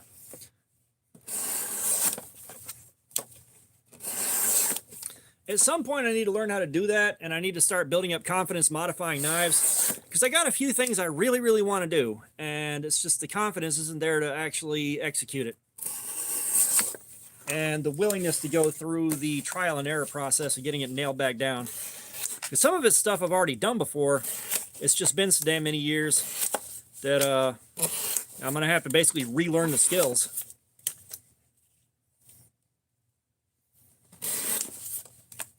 Yeah, well, I mean, if you're... Folk, welcome back. You know, if you're not working on expensive knives or stuff that you want to keep a pristine edge on, then by all means, freehand it. I am learning how to freehand. At some point when I do get good at freehanding, I've got to upgrade my stones, because right now I'm on a really, really shitty sharpening block from Harbor Freight that costs $7. I can get good edges on it. My edges are comparable to a new utility blade, but still, like, better stones, better results. But, you know, if you're not good at hand sharpening, better stones are going to get you a subpar edge faster. That's all it's going to do. Yeah, that's what I was in the middle of saying. Yeah, KO Knives has a giveaway live right now. If you haven't done it, drop by and give them a sub. Go ahead and get in there and try to win you a Gerber Affinity with a shipwreck patina on it that looks badass. Mad Yako, he has got a giveaway right now, and he said he's going to do the live stream for it next Saturday, so I can be there. He has got a Kershaw Terra. He's got a bunch of stickers. He's got a journal, and he's also, if he can get it done in time, he'll have a custom handmade hank to go with all that. But yeah, like, I'd love to get a Wicked Edge. That being said, the Wicked Edge is not going to work under the camera for sharpening things up during the you know, sharpen up during the live stream. I can't put a Wicked Edge under here and use that. So that's the only caveat to that. Hence the desire for the Precision Adjust Professional, so I can put that under here, get the sharpening done faster, and get back to playing around.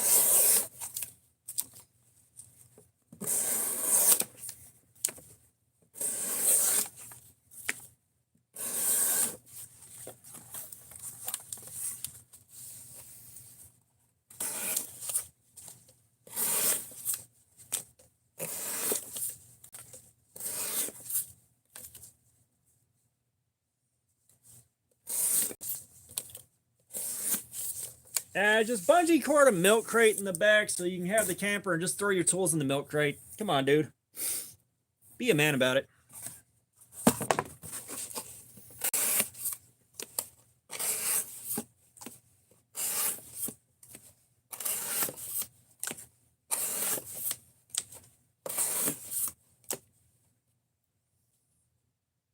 Welcome back, Jerry Curl. I'm not a big fan of olives.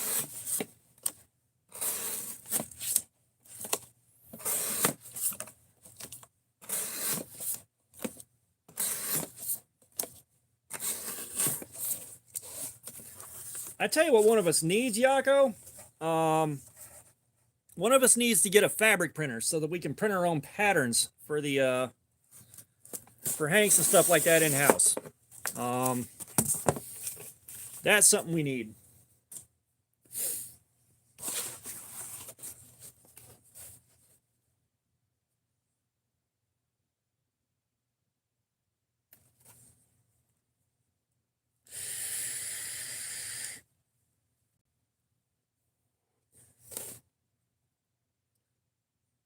Hedgeapple Hollow Homestead, welcome. I believe you're a new face here. So we're working on the O-Knife Gar right now. It's in D2, and we're currently working on wrecking the edge. We're about an hour and 30 minutes into it now, a little bit less.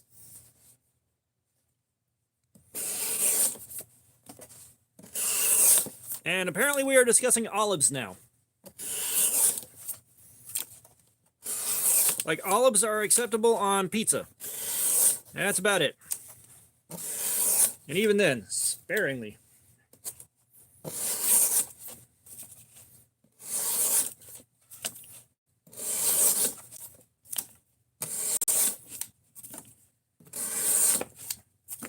Yeah, I'm kind of glad Full Fire Zero won something, because that way I'm already sending him something so I can load him up on some beads, because he has done so much to support the channel. It's ridiculous.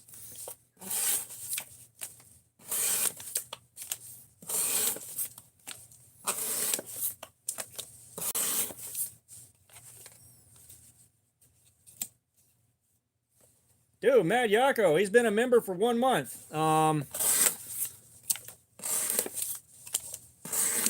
But yeah, like, we're going to keep trying to shout out and try to pull you a few more.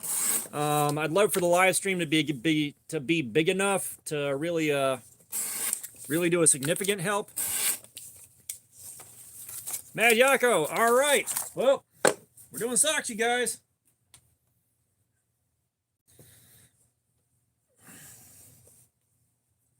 And these are just the official socks of the live stream now. But thank you for the $5. That gets us a little bit closer to completely covering the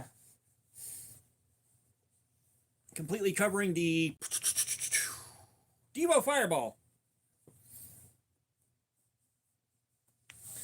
Like, I love the fact that I've got the prototype and I got colors on that nobody else is ever going to have. Hey, take them off for $2. That's the game.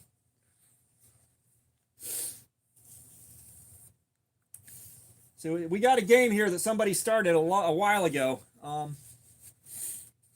dude. Like, I have got 2 different alarms set for the drop date and time. Like, I'm going to get in there right away and get mine ordered.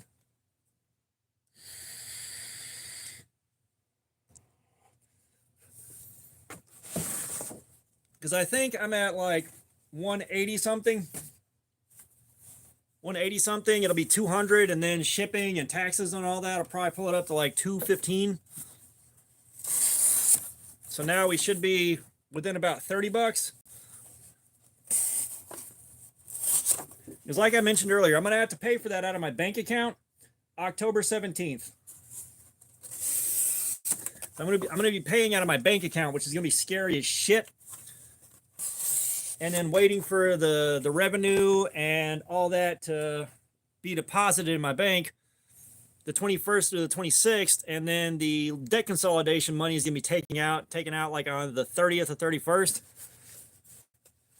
Like, that's just going to be scary. So we got donut socks. They're on until somebody wants to pay to take them off.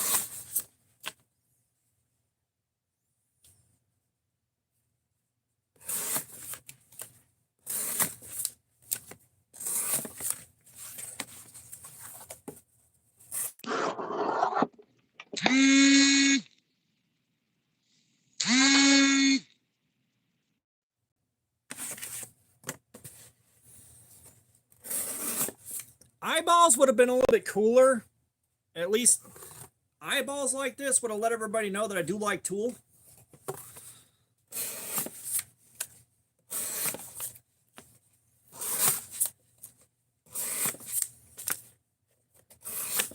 The socks are actually kind of pleasant right now. The basement stays really cold.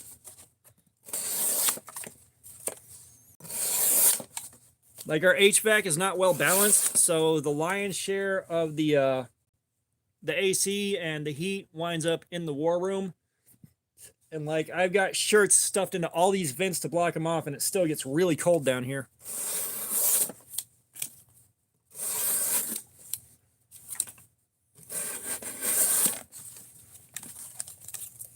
Are we already starting to see some problems? It looks like we're already starting to see a little bit of this, which is not uncommon. Little concerning, though.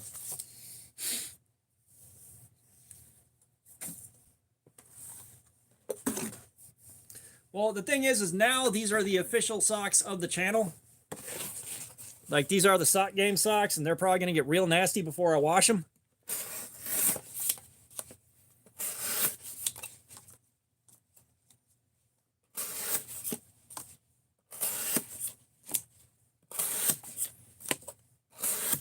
Yeah, I'm going to be honest. Anemia is my favorite fucking song Tool's ever done. Some say the end is near.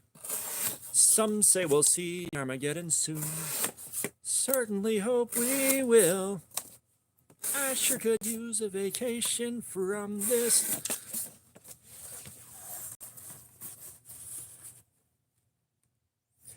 No, I did not. That being said, what pisses me off to no end, we didn't get a Primus cover of a Tool song, but when Danny Carey stepped in for Brain, because I think Brain had a kid or surgery or something like that, they had Danny Carey covering for him, and we got like 12 seconds of Anemia in concert from Primus, and then they're like, all right, we're done playing this, move on. It's like, you were so close. You were so fucking close. Yako, he's asking if you got a website or something like that where you can buy Hanks. Yeah, he's like, you just think Les Claypool at his coked up best, fucking, you know, fucking back in the day when Anemia first dropped, that album first dropped, you think about Primus then covering Tool. Jesus Christ. Like, fucking shit, that would have been amazing. I'm not a huge Perfect Circle fan. However, the fact that they released a song called So Long and Thanks for All the Fish, I had to make myself become a fan of that one no matter what.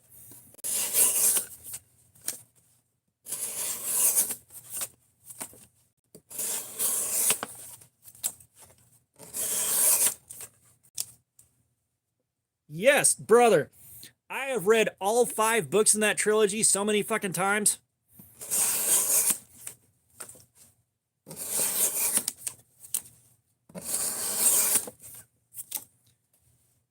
Yeah, no, that cover is fucking amazing.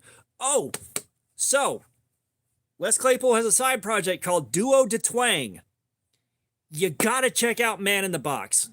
Oh my God. It sounds almost like what Man in the Box would have sounded like if they were singing it in a fucking Civil War camp. Like, it is so weird.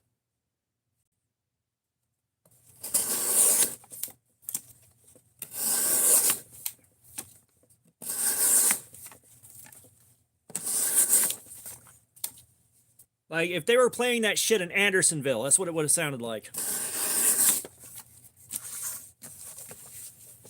Boy, that's a movie I ain't thought about in for fucking ever. Fucking Andersonville. That bitch came on 2 VHS tapes.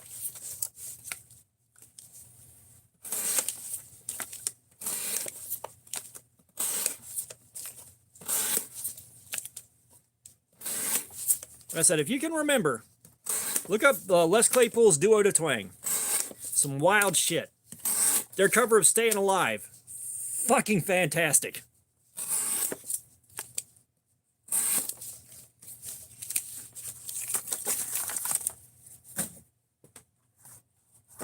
And then if you also look, Primus did do a cover of My Name is Mud in Spanish. There is a version of My Name is Mud in Spanish. Me llamo Mud. Fucking great.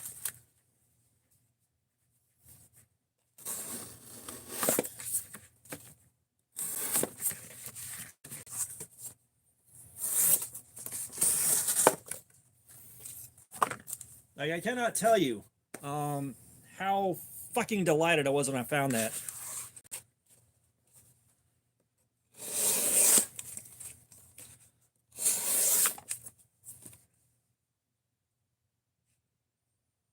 Oh, nice.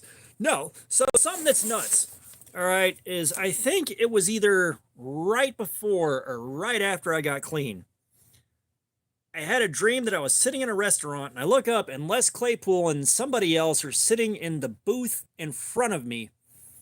And Les Claypool is just kind of sitting there quietly singing Mushroom Heads Come On in Spanish. Francesca, I am not making anything. I am destroying the edge on this knife. In about 20 minutes here, we're going to check and see how much damage we've done to the edge. And I'm hanging out with you guys and having fun. That is what we are doing here. We've been going at this for about 20 minutes shy of 2 hours.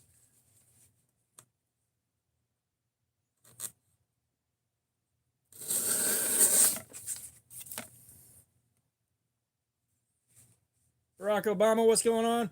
Bro, I had to pass a 5mm kidney stone. You know how much that sucked? Like, here's the thing. Dude, this thing is a lot of fun. Like, this is a really good pocket cleaver.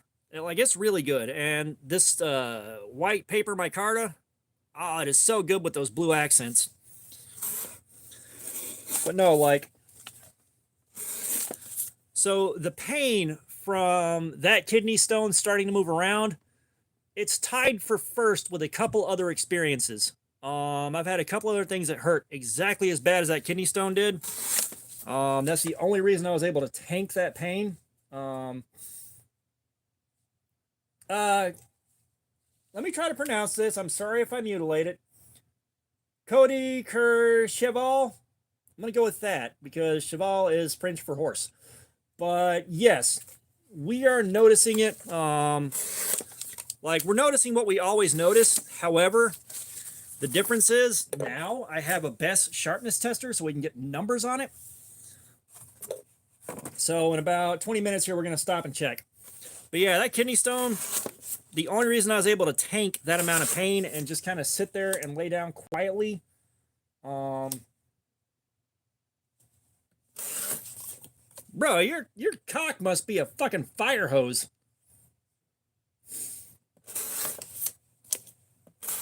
But in my stupid ass, like, I got through the worst of it. I got home, the pain meds and all that. Everything was under control, and my dumbass still went to work, and I finished passing it on the clock in the bathroom at the back room at work. I should have just stayed home for that shit. Brother, I appreciate your 20 minutes, man. Thank you so much.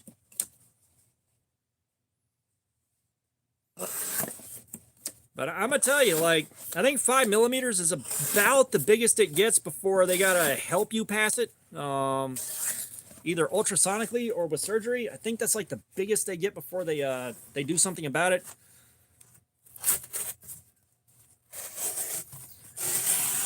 You know what? That's not a bad idea. It's not a bad idea, 1977. Let's give him the Pharaoh.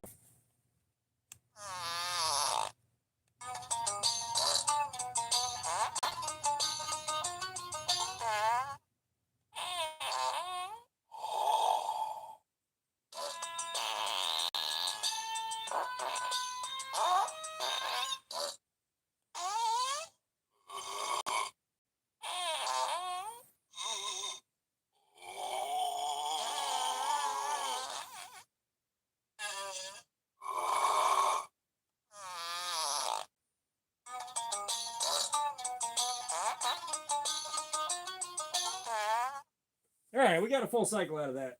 Good deal. Good deal. Good call. Good call, 1977. That guy again, what's going on? We are destroying the edge on a knife. We are cutting this stuff until the edge is shot. That's what this is. But, welcome. Welcome, how you doing?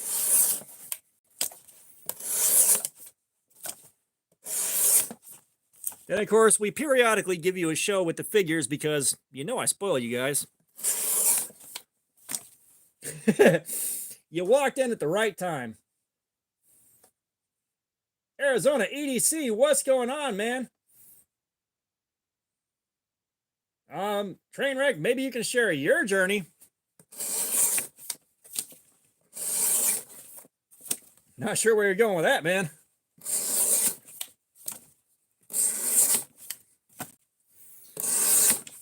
Yeah, the hurricane didn't take us out. Like we got nothing out of it. So me being emergency personnel at work, I didn't have to go anywhere, but I also couldn't sleep because stuff was supposed to be going down and one of our stores minimum was supposed to be losing power and I'd have to be up there to help do whatever we could to save the product. But nothing happened, so I got no sleep for nothing.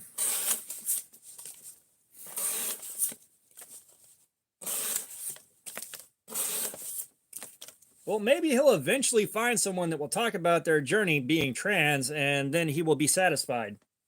Just not here.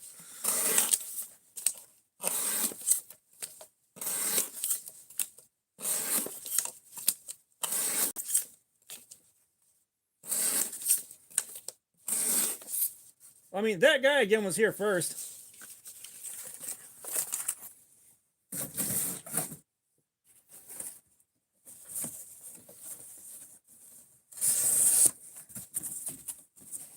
See, there you go, Trainwreck. Somebody's got answers for you.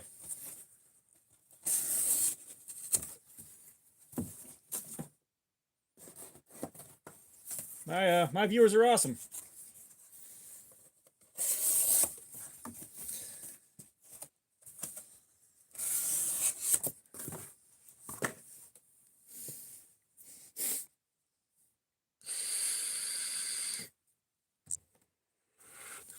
Arizona, I'm mostly sure I said hi.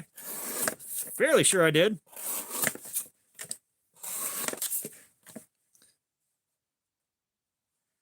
Yeah, thanks, man. This is the, if I didn't mention it earlier, this is the O-Knife Gar in D2.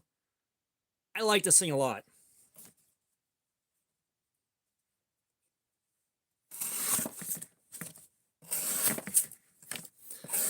Now, I will say, with my kidney stone, what caused it... Dan Watt, what's going on? No, this is a 5... It's a sound-activated LED from Five Below. And then another one that I got in like a 3-pack on Amazon that I just happened to find laying around earlier today. Yes, it is D2 steel. But, you know, I was talking to a therapist, and she said, well, with the medication you got, go ahead and add some calcium supplements. It'll make it work better for you. So I was like, all right, cool.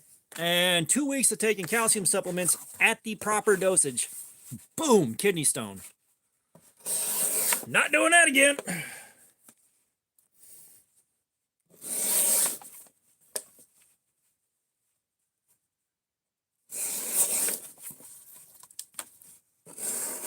Yeah, so if you guys kind of notice that I'm a little bit more all over the map today than usual, I said I stayed up all night waiting for the phone call to go in to a store that lost power and drive through the worst weather. Like I did prep work too. Like I dumped a couple stacks of shingles and some tiles in the back of my truck to get better traction on the back wheels, because the drive home at 10 o'clock last night was scary. The water was standing deep enough on the road that it took next to nothing to start. I'm north of Atlanta, about 30-40 minutes. Like if you know where Blade Show Atlanta is, I'm about a half hour away. But you know, I was way up there, and like all I had to do was tap the gas pedal wrong, and I started hydroplaning a little bit, so it was like a 45-mile-an-hour drive the whole way home. And let me tell you folks, I couldn't see shit.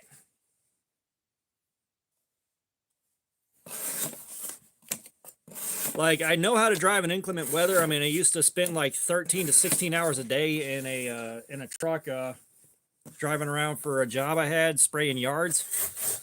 So like, I know what I'm doing, but that was not fun. Thankfully, we got no wind. It was like 15 miles an hour tops and a lot of rain, so nothing happened here.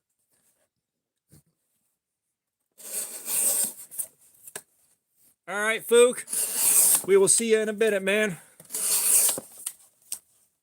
I think I tried to just combine bit and minute. Like, I am running on no damn sleep. So once we hit the 2-hour mark with the cutting, we'll stop and check the edge. I'm going to get in my emotional support caffeine. We'll take a brief interlude.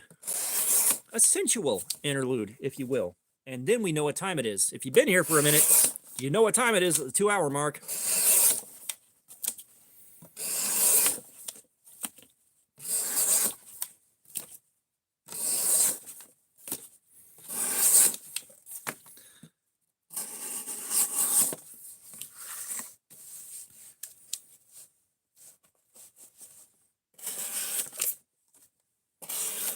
Yeah, I've gone through the pissing sand part. Like, I've passed a bunch of small kidney stones, but the worst, somehow I ended up with a UTI. Guys don't usually end up with UTIs. I don't know if it's something that the ex-wife brought home when she was in the middle of one of her affairs or what, but you know me, LSDX. What's going on, 1977? Thank you for being here. I haven't cut myself yet. I am being quite careful. The camera might not show how much space I'm giving myself, but I am being careful. But so I went to the hospital with this UTI that had been brewing for like 2 weeks, so I could barely walk. And they're just like, yeah, small kidney stones, I'll pass eventually. Here's a lightweight painkiller, you'll be all right. And it brewed for another week and a half, something like that. And I go back to the hospital, and they take a sample, and they come back, and they're like, yeah, this sample and the one from your last visit both had active bacteria in it, and I don't know why they didn't do anything about it, but Tammy Pierce, what's going on? Welcome. Finally got some antibiotics in me, and at that point I was just sitting in my recliner not moving, like getting up to go to the bathroom was like a slow crawl up the stairs. But that was very painful. So guys, don't ever get a UTI.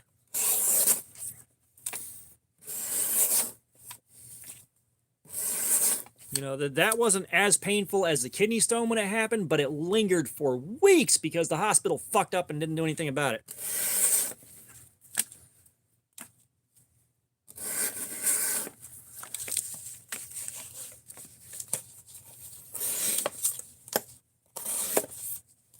Hey, I might be your real mom. You don't know.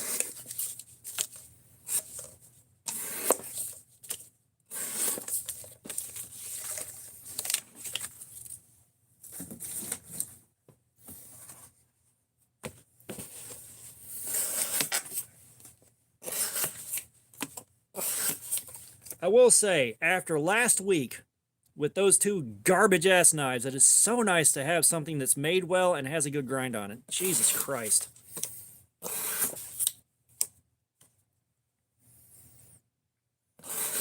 Hey, brother, if you can get to Atlanta, I'd be delighted to see you out there. Because I already know at least one, maybe two of those days I'm going to be hanging out with Bushcraft Outdoors. Oh, yeah. Well, I think part of the problem is when the hospital looks at you and goes, yeah, he's drug shopping, you don't get shit done. And it's like, my dude, if I was trying to shop for drugs, I'd just be at home drinking. Like, that's the easiest way to get fucked up.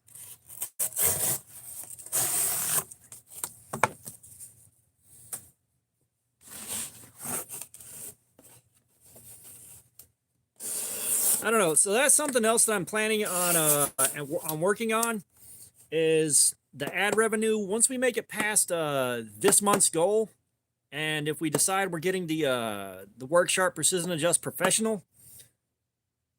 MC Mo, what's going on, dude? Hey, brother, I've been clean for damn near 15 years, man. I don't play with that shit no more.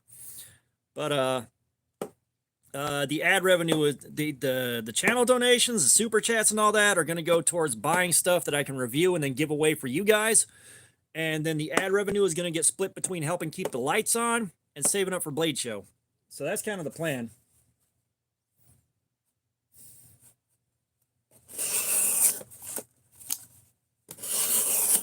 So I want to go to Blade Show and come back with a pretty crazy haul. Like this last year, 2024 Blade Show, I came back with a big ass haul between what I could afford and a lot of gifts from Adam for America and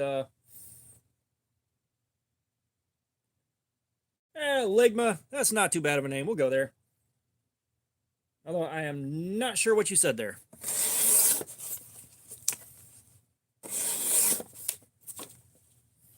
Oh, you're talking about this is 5 Minute Crafts?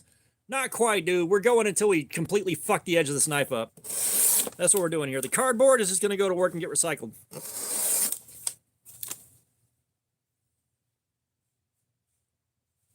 We're not making anything, man. We're just wrecking the edge of this knife. We've been at it for a hair shy of 2 hours, so we're about to stop and check and see how far the edge is worn out. I'm taking a short interlude to ingest some caffeine, and then we're going back in. This is D2, so it consistently lasts 4 hours like clockwork. I'm kind of interested to see if this grind helps out. Hey, bye, man. Appreciate you dropping by.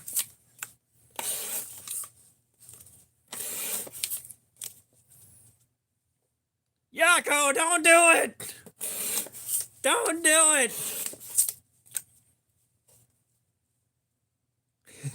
it! Yeah, we've been edging pretty hard for a few hours now.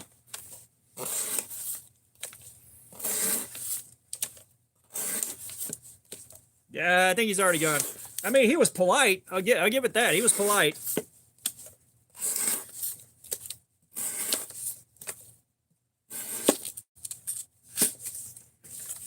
Can't knock him for that. He was polite.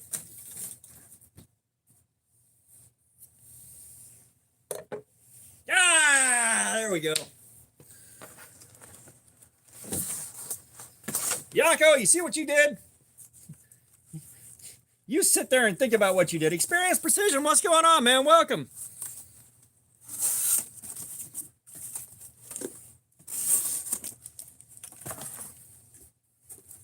Got him. Not too much, man. The D20 of Destiny smiled upon us, and we got a good knife tonight.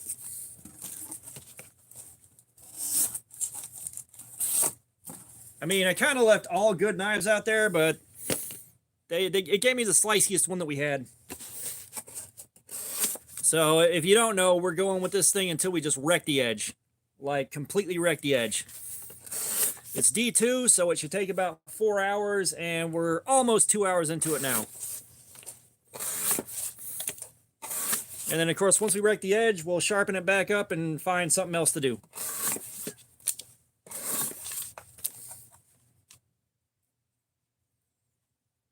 Oh, gotcha. Gotcha.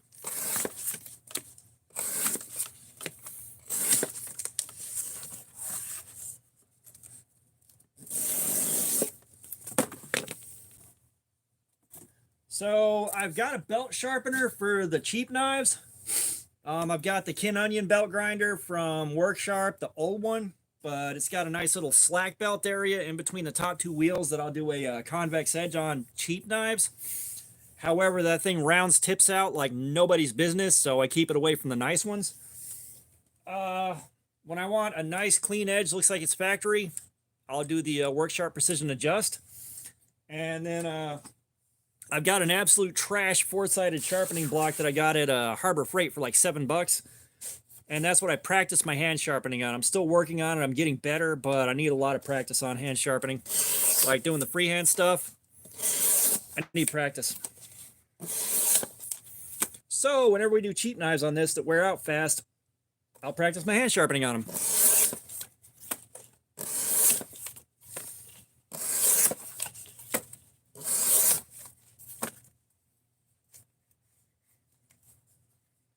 And 1800s hollow ground. Is the 1800s just a knife I'm not familiar with? And I'm going to tell you right now, hollow grinds for Cardboard Slayer doing this, hollow grinds suck.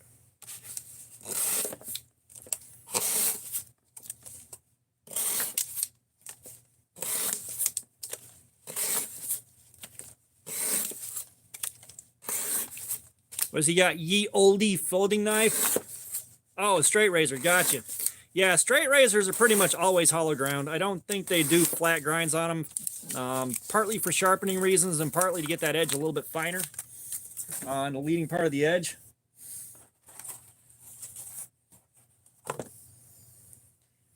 Yeah, and that's kind of the goal, is get good enough at hand sharpening to get really good edges on that, which I'm at a...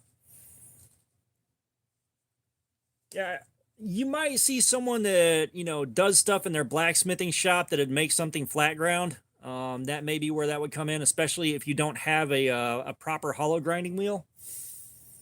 Because, like, if you don't have the right wheel for a hollow grind on your belt grinder, oh, no. But, yeah, that's kind of the goal. Because, like, right now, I can get an edge that, at least according to the chart that came with the best tester, it's right there with a new utility blade. No, like I said, you know, I know guys that are tinkering around their blacksmithing shops or their knife making shops. If you've only got a flat platen on your grinder, you're gonna do a flat grind on it. You know, like I said, you need like a so your grinder needs to have a place where you can put a wheel on your grinding surface. Like my grinder only has a flat platen. The wheel is on the bottom, and you can't really do a whole lot with that. It's a grizzly grinder, which I don't recommend buying if you're going to try to get into dedicated knife making, unless you really know what you're doing with that thing.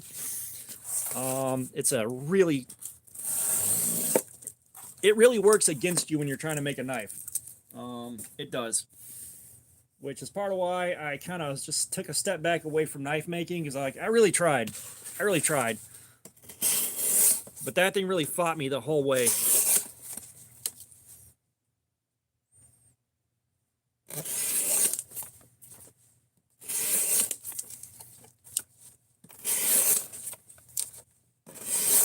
So at some point when I hit the... It's like, at some point, my mentality will be like, I have to be making something or I'm not okay, and I'll be back in the shop doing stuff. Just right now ain't it. You know, all of my energy is going into work, trying to get that career built and start making enough money to actually pay all the fucking bills. Because that's not where I'm at right now, and I can't tell you how scary that shit is. But, like, we keep having to defer mortgage payments so that we don't lose the house. Shit is not fun.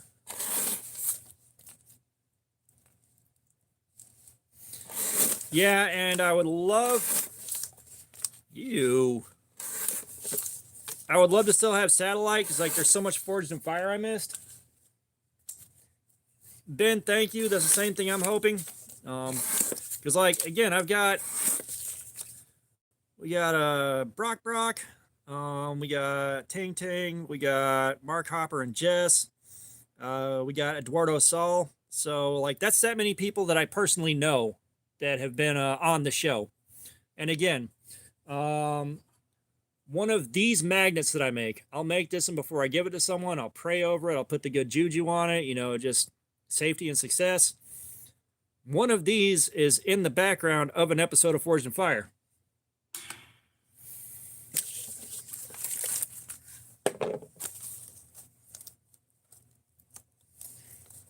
Yeah, it's like the very, very baseline, cheapest model you can buy, which I think Fox Shop Tools took over and now they make it.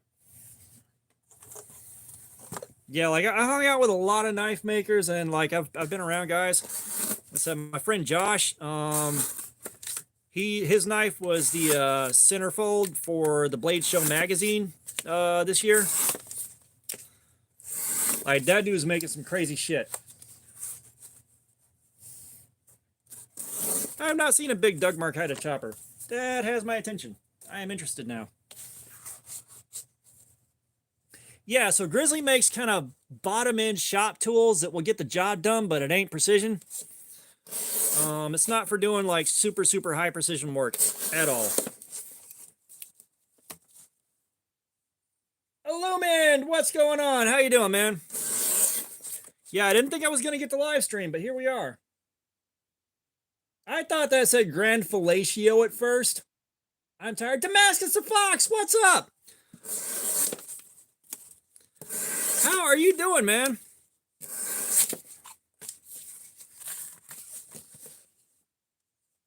Yeah, Doug Marcaida was like shaking hands and taking pictures of people at Blade Show, but like the line was too long, and I couldn't do it. I couldn't do it. The thing that I wanted a picture with at Blade Show this year was the 6-foot-long kukri.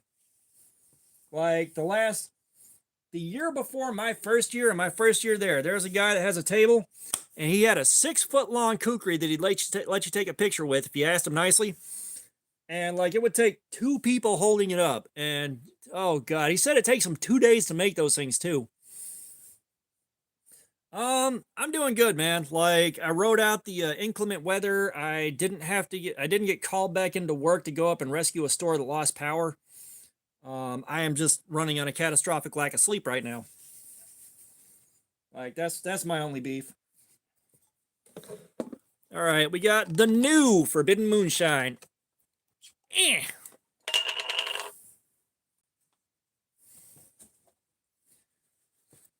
Yes, emotional support caffeine is coming very shortly. We are taking our brief interlude.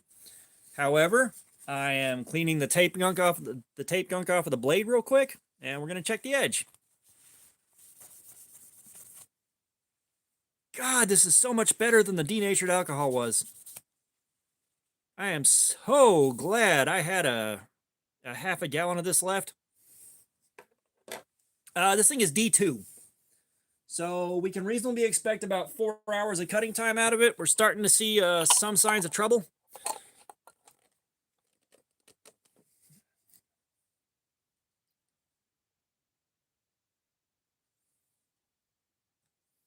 Yeah, no, this thing was 6 feet long. Like at some point, you know, after I do the face reveal and get all that out of the way, I need to find that picture and share it with you guys. All right, now let's see how far we deteriorated. At an hour, we were at 295. Where are my test clips? There are my test clips.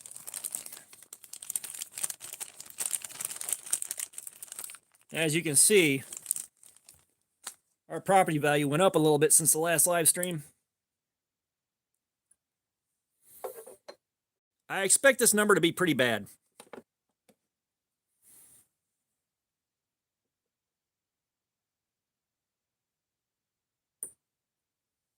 $513. That was acetone in the jar. That was acetone in the jar. So we've gone up to 513 grams on this cut.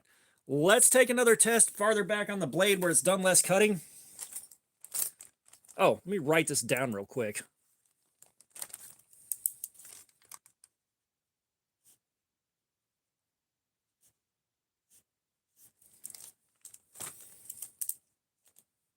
Yeah, so like when I'm doing these cuts, a lot of tape gunk will build up on there, and then when you're doing the cut through paper and all that to see how bad it is, D2 on this. But like doing the paper cut, it will hang in that paper cut, and you won't really get a good clean cut or as clean as it can do. So let's see what we're like farther back on the blade. Come on. See, farther back on the blade where it's done less cutting, we're at 224. So that's why I am focusing on this area right here, because wherever that cut starts is going to take the most punishment.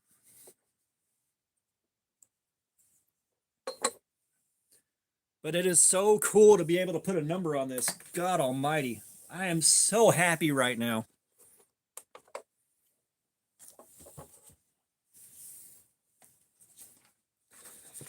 And then we'll see, like, this is kind of where the paper cut's a little deceptive. Like, we're still able to do that. This is kind of why, this is why I wanted the sharpness tester so bad. Because this is very deceptive.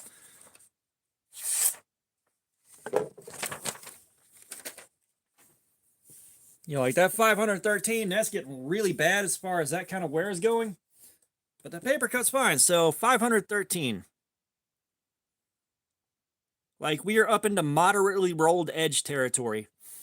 And I got a feeling we're probably going to be up to, I'm going to say 1,000 by the end of the night. Yeah, that's what's kind of deceptive about that paper cut. Like, you can do that with a surprisingly dull knife. You know, that was part of why,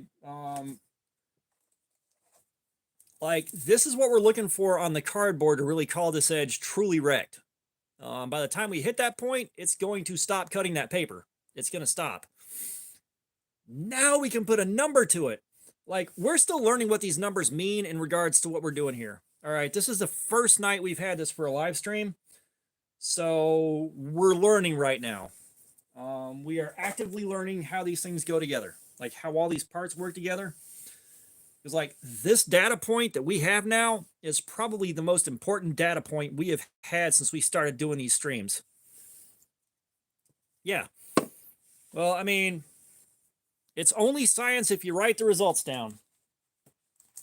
It's only science if you write the results down. But, God, I am so happy with that thing right now. Holy, yeah, you guys have no idea how fucking happy I am with that. That makes me feel so good that I can do that. And, like, you guys did most of the heavy lifting on that. I can't thank y'all enough, but man.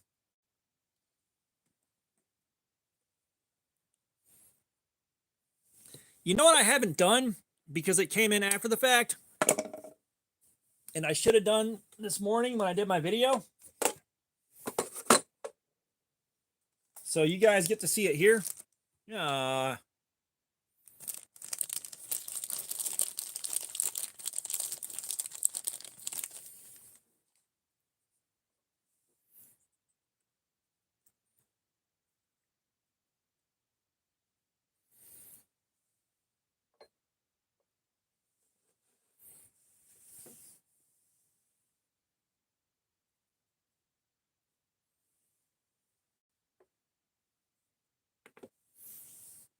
At least we may have done this earlier tonight, and I've totally forgotten, but I think we did. We did once.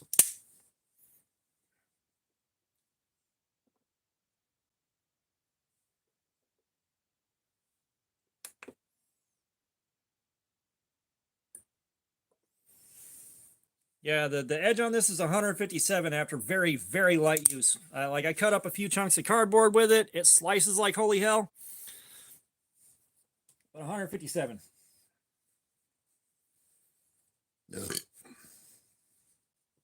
While I'm at it, I can clean this G10 off.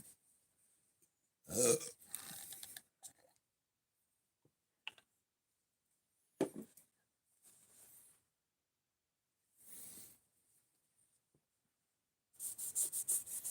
like, I don't know how, but G10 is really bad about it. Keys in your pocket with the knife will deposit so much brass and shit on there.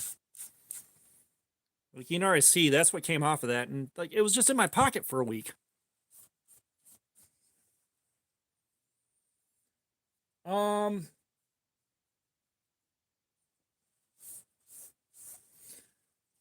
Adrian Garcia, welcome.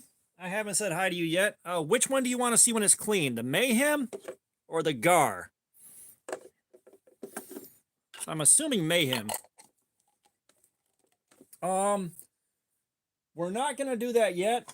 The two that I have are out in the different cars, and they both have resharpened edges on it, but we are gonna do this when we do the prequel video. This one's getting a 15-degree edge, and we're gonna go back in on Cardboard Slayer to see whether or not 15 degrees is enough for this D2 to start chipping out. So that is coming up. That is coming up.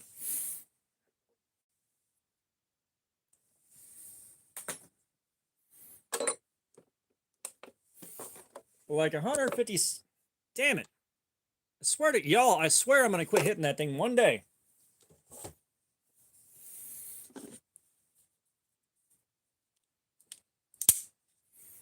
But yeah, this right here is the Mayhem, if that's what you were asking about. And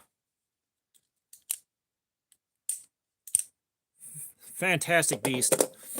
And of course, the knife we're working on tonight is the O-Knife Gar, which also, this thing is fantastic. Like, I love this thing. My only complaint is the way the handle is, the dingus in here is, like, you really have to get your hand on it to get it out of your pocket. Like, it's a lot of extra grabbing. Or most knives, you can grab it right about here and pull it out. Not with this one. Like, you got to get up here on it. Yeah, this is a Cold Steel Mayhem.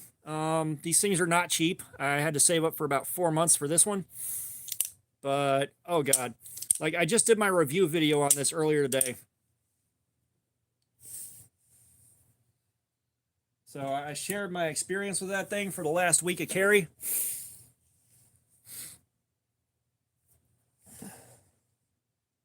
Oh. But yeah, that is currently my favorite knife in my collection. That is currently my favorite knife in my collection.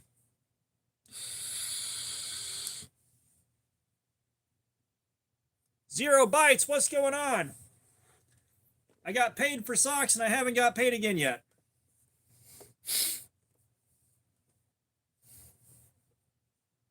Yeah, I'm kind of keeping an eye out on the Espada.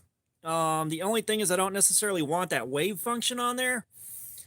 I don't know how that's going to work with a pocket full of keys and fucking shit like that.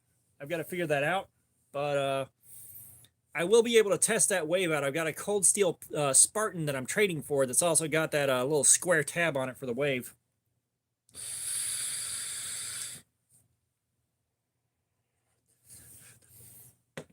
And you have caught us on our 10-minute interlude.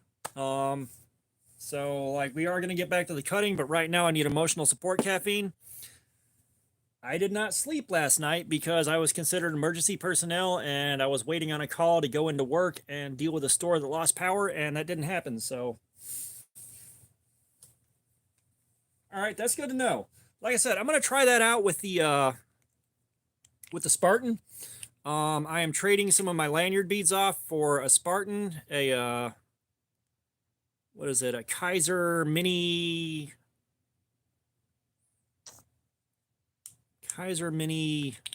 something.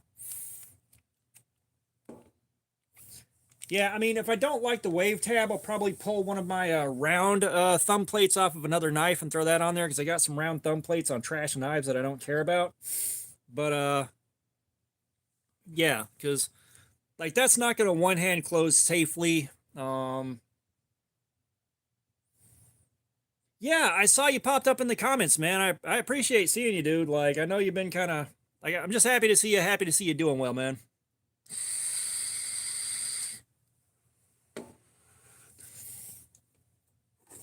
You know, and Damascus the Fox has a channel. He hasn't been active on it for a while, but the knives he has reviewed, if you want to see literally every single detail about the knife, blade thickness, handle thickness, like leading edge thickness, weight, comparisons to other knives, like all that, check out the videos he does have up. You get every single possible detail out of a knife. Every single one.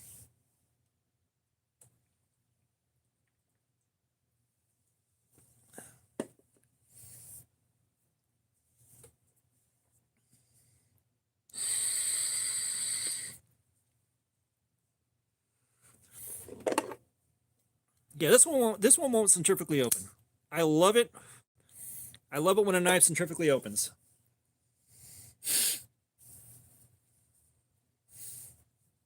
Yeah, I mean, I would have loved to have gotten a Raja too, but again, I don't have the money for it in the bank. Like, I'm not making enough to cover making purchases like that very often. That's why the Mayhem took 4 months to save up for it, and then I had to get it on Blade Binge for 175. You know, like I got that.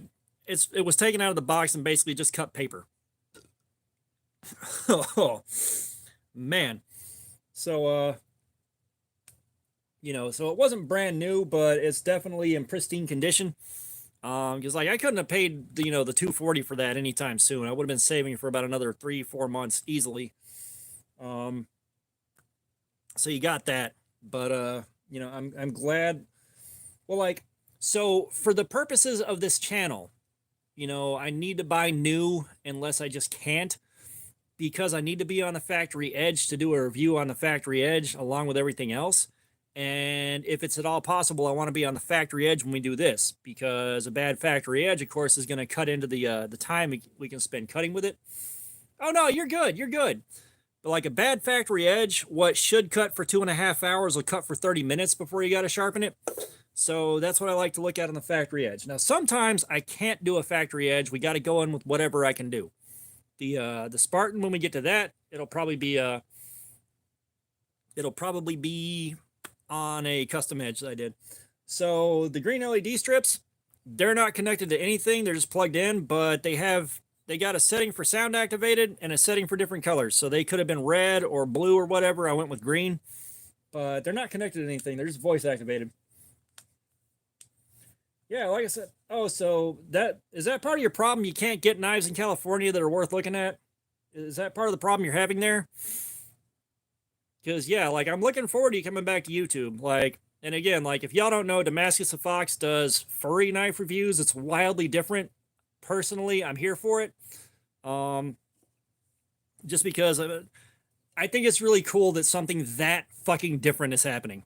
All right, like, I like the channel. I like the guy. I've sent him some beads that match the colors of his fursuit. So, like, if you just want something totally fucking different, great place to go. Great place to go. Great information. Like, everything you ever want to know is there. It's cool.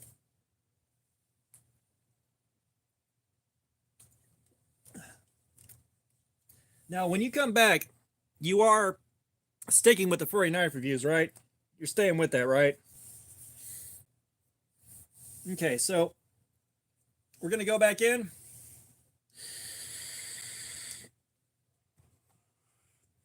We'll start the clock back up at 7:20 p.m.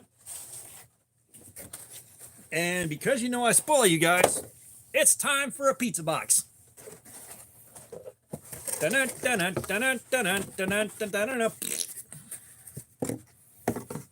Yeah, so for those of y'all that are new here, at about the 2-hour mark, if I have a pizza box in the house, we cut the pizza box. I don't always have one because pizzas cost money.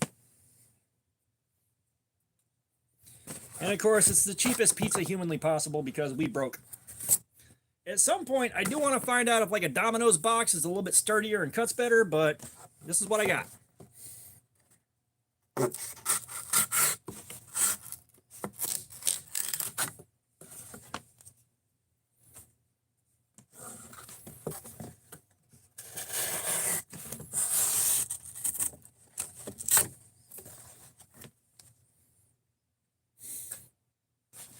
Did you just get a new toilet roll?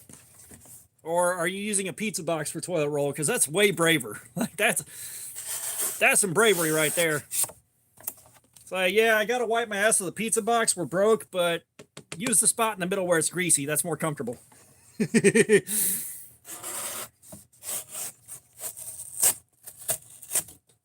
So the pizza box tends to show edge wear a lot earlier than other boxes do.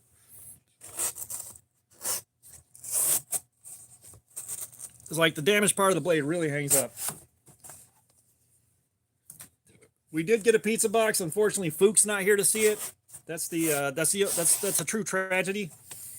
But like, I've got to go in on the part that hasn't done much cutting, because as soon as we hit the damaged part right here, it just don't want to cut.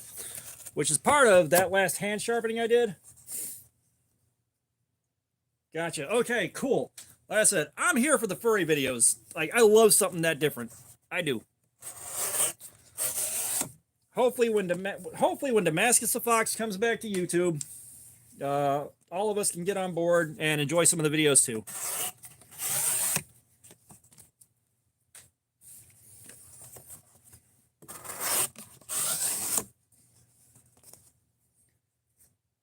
Soli Dio Gloria, why not?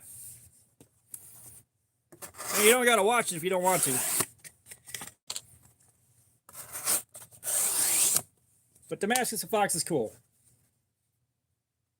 Yeah, that's him.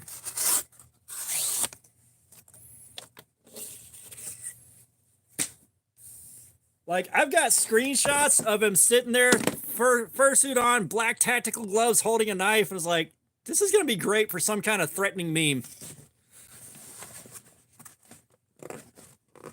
Well, you don't like it, don't watch it.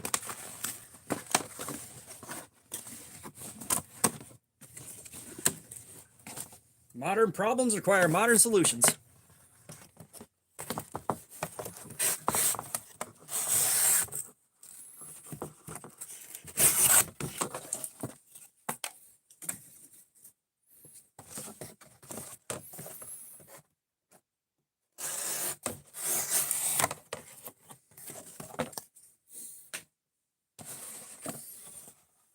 Although I fail to see where doing something that harms nobody else is degenerate.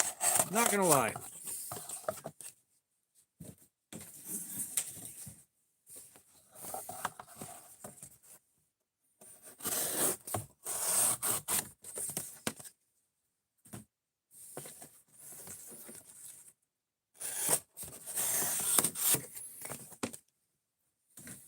But I mean, that's the thing, is like, you know, we've all got our thing, and this is something that harms nobody else. You know, like, it's fun to make the jokes.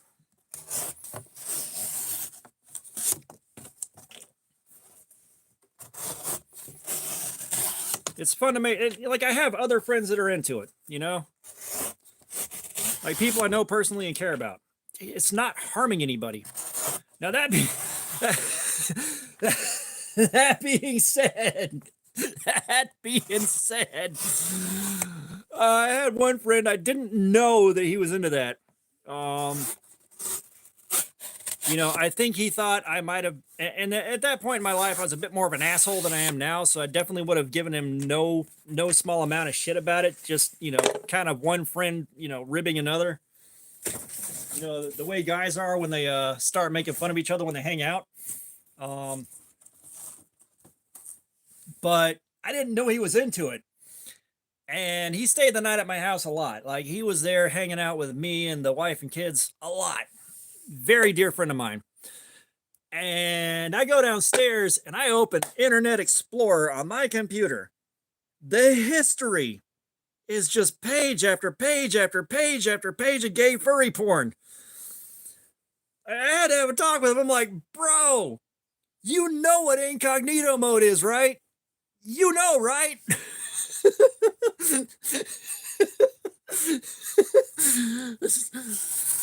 Just sitting there, I'm like, I'm learning so many things at once. I'm learning so many things right now.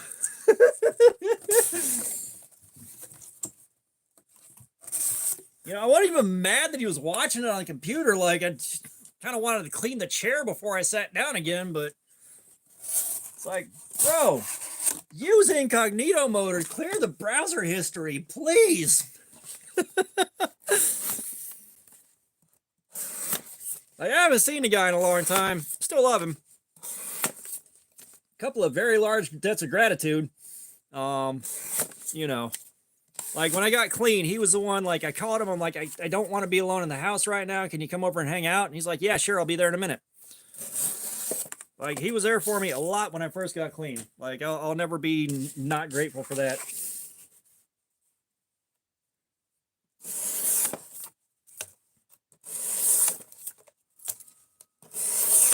Because, like, I know that's something he probably was kind of, you know, like, he was closeted about being gay around me. Full Fire, what is up? Welcome back. You know, because like, he was closeted about being gay around me because I think he thought I was, like he said, like, I thought you were going to be a queer bashing redneck, man. I'm so sorry. Because like he had, we're sitting there, we're playing Magic the Gathering at the table. I had mentioned something about a necklace he was wearing. It was like an owl necklace with rainbow beads. I was like, it's a neat little owl necklace. He's like, yeah, I got it at Pride. And I looked at him, like, it took about 5 seconds. I'm like, Pride, Pride, oh, Pride. And like, he looked at me, he turned white as a sheet. You know, I'm like, I'm looking at him, I was like, well, dude, I appreciate you dropping by while you're at work. Wyatt, this is the O-Knife Gar in D2 steel, and we are going until the edge is wrecked.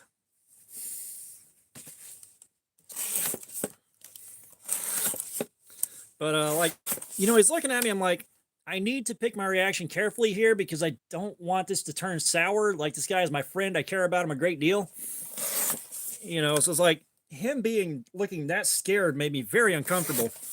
You know, it's like, why is he this scared? It's like I compose myself. I'm like, you learn something new every day. And let it ride. He's like, yeah, dude, I thought you were going to be a queer bashing redneck, man. I'm so sorry. It's like, it's cool. That's not the only time I've gotten that from somebody. It's like, wow, what the hell am I doing wrong here? Like, what am I doing wrong right now? I seem to have fixed whatever it is, but, you know, it's like this happened twice, which is not a lot of times, but it's weird that it's happened that many times.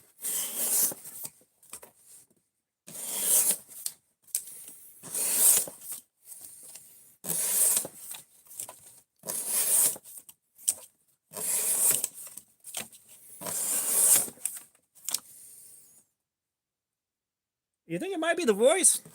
It's like, it's weird. Like, I feel like I have a very neutral Atlanta accent. Like, I don't. Yeah, Full Fire be doing that. Which means I do have 1 or 2 members only giveaways coming up soon.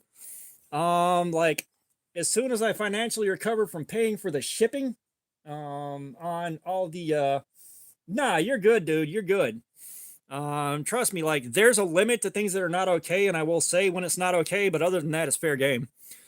But as soon as I financially recover from paying for the shipping for the 4 knives I gave away earlier today, we've got a Sin Cut Crowley right here that I carried and reviewed that is going to be a members only giveaway.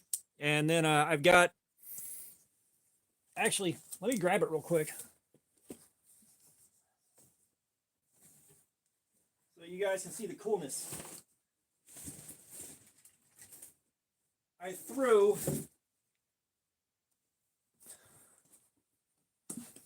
one of these CRKT snap locks. My buddy Adam for America had this in a pile of stuff that he was offering to buy some beads from him. Like, dude, you got any cool trades?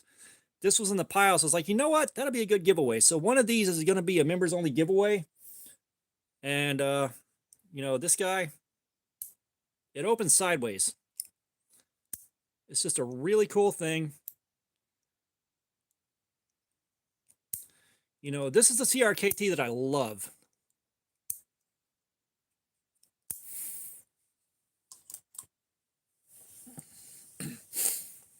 Yeah, I said it's weird. Well, and yeah, so that's one of those is gonna be a members only giveaway. I may or may not have to sharpen it before I give it away, but like, it's such a cool little piece.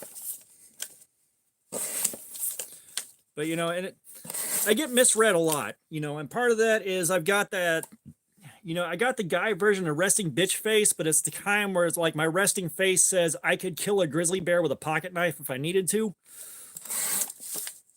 So a lot of people think that I'm going to be way harsher and way more prickly than I am before they approach me. So normally I'm approaching people just going, hey, what's up? And that is, again, like, I've kind of learned, especially with like women and especially smaller, more fragile looking women, I got to be careful with that approach. Just because like a 6'4" guy with resting murder face, yeah, like that's not something where you want to really it's something I feel like I need to be careful with so that, you know, they can feel comfortable without feeling threatened by a guy that large looking like that suddenly talking to them out of nowhere. Yeah, it's just, it is what it is.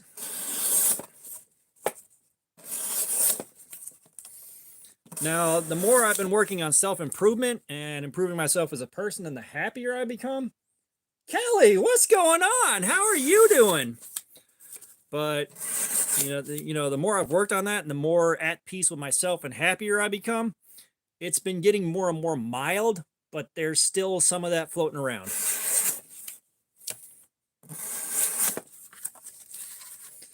But at some point here, if I can find it, I've also got a Civivi Odium to give away. I think that's what you mentioned, that I was looking for the Civivi. But yeah, there's a Civivi Odium somewhere in my shit that I gotta find. I bought it from Tim's School of Fish to do a carry and review on. It hasn't done Cardboard Slayer or anything like that. It's just been carried and cut a few things. You know, I gotta find it. That's gonna be members only. Just gotta find the damn thing. You know, and that's not gonna be all at once, because, you know, paying for all this shipping in one go is gonna be a bit of a headache. That is gonna be a burden. Yeah, it's like, unless you treat me like shit, I'm one of the friendliest people you're ever going to meet. At least in my opinion. You know, it's kind of hard to call that without sounding like you're just talking yourself up. Like, I'm a very friendly, gregarious person. You know, if I'm having a bad day, I'm just quiet. I'm not an asshole to people. However, you start treating me like shit, and then it's going to be like a real mixed bag. If something like my job depends on getting along with you, I'll soak it up and deal with it later on. You know, I'll try to put on a good face. But other than that, it's like, motherfucker, if I straight up stop talking to your ass, you fucked up.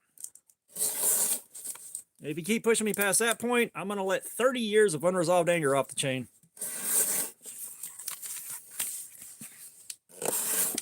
As that PTSD starts popping off, man, shit happens.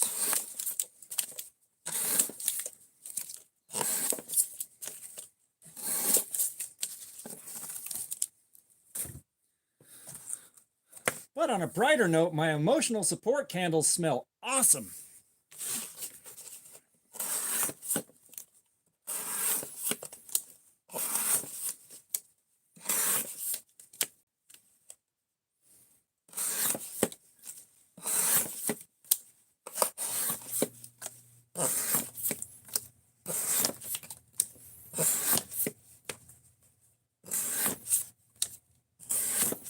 Yeah, I mean, that's the thing, Damascus, is, you know, like online, especially when everybody's not seeing my face and we're not interacting face to face, you know, it's a lot easier to at least convey the fact that I am a friendly person without having to approach people and start conversations and stuff like that. You know, there's not effort that I have to put into building the rapport. So, you know, if you saw me, say, across the room in person, you may have second thoughts about approaching me, just because, again, I do look like I am, you know, I got that look.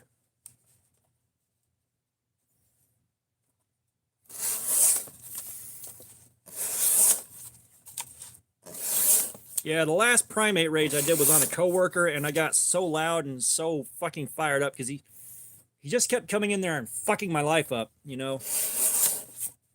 It's just, you know, the way I had to run things, if I didn't keep my order of operations perfect, once that got interrupted, it would take 45 minutes to an hour to get shit running smoothly.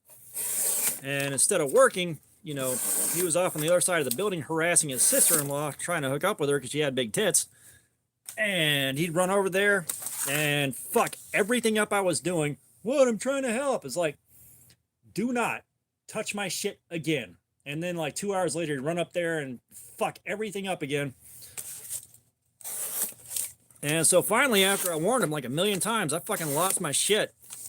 And the whole time I'm yelling at him, losing my voice, it's like, the back of my head's like, come on, give me a fucking reason to swing. Give me a fucking reason right now. You know, thank God nothing happened, but Jesus Christ, that sucked. The Gar, I think it's a 4-inch blade. I am 99% sure.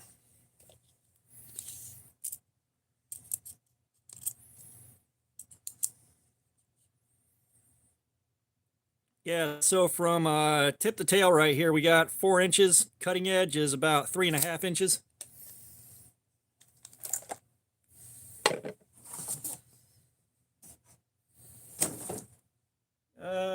Let's try out some of the really tough cardboard.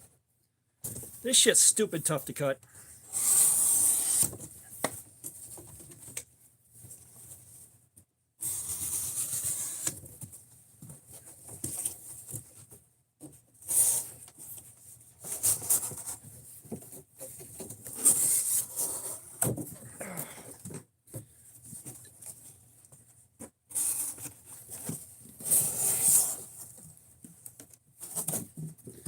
Yeah, we might should have gone in on this a bit earlier while the blade was still fresher, but you know, I can't just feed it easy cardboard all night. That is not awful, but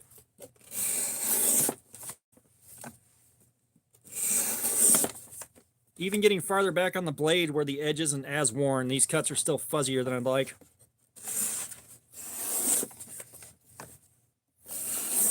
Now, when we get the fireball in here with the S90V, that's a pretty deep hollow grind, so we ain't gonna be cutting this shit up. We are gonna have to pick our battles with that thing.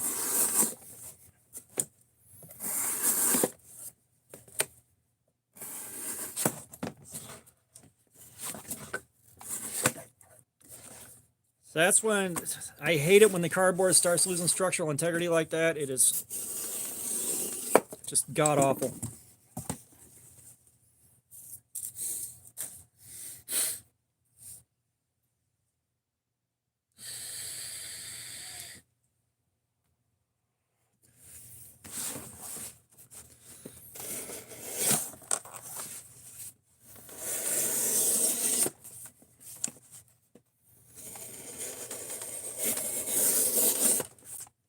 Yeah, we're only doing one panel of this. This is always a nightmare to cut. Do we got the ECT on this?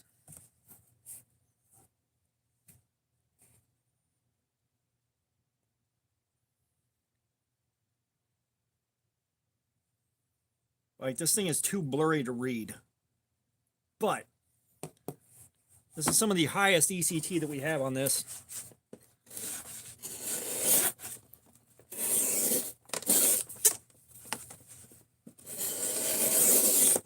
But yeah, if you want to look this up for yourself, it's GAR, G-A-U-R.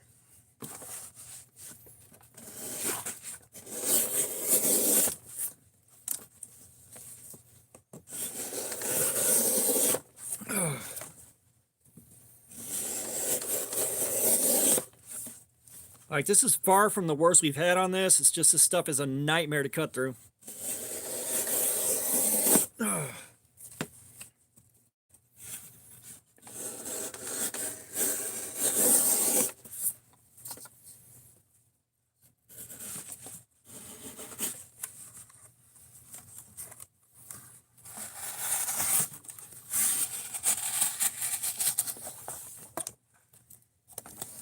Yeah, no spots where that edge is worn. Holy shit pickles.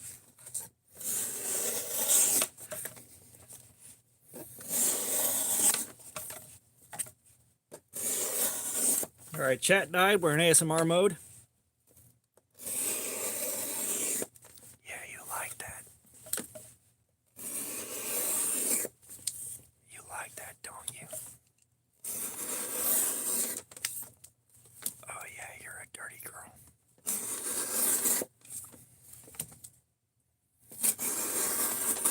Oh, that's so good.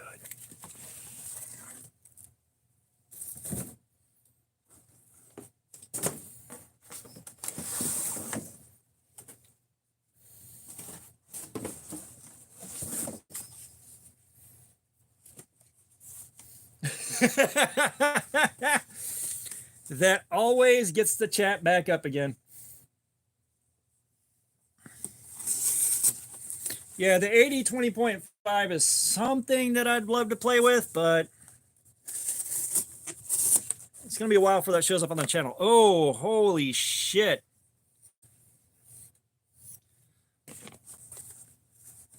Did we already wear the edge down?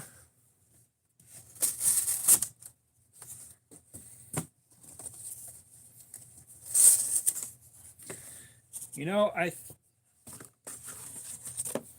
think we may be hitting that point, which is weird because the Sentry L1 also did about 2.5 hours before that gave out, or now that one did 3.5 hours. It was okay. It also might be this cardboard's kind of garbage, because it's doing fine on this.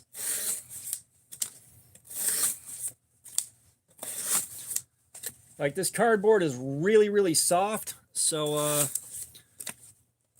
sometimes it just reacts poorly, but that's better.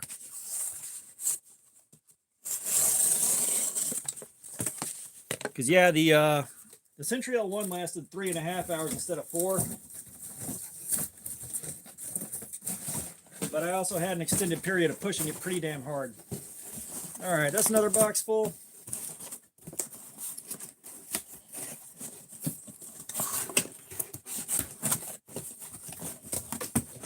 Thank God I'm in a better store. Like, I so badly did not want to deal with my last manager on this shit that that's why I had like 28 of these boxes stacked up.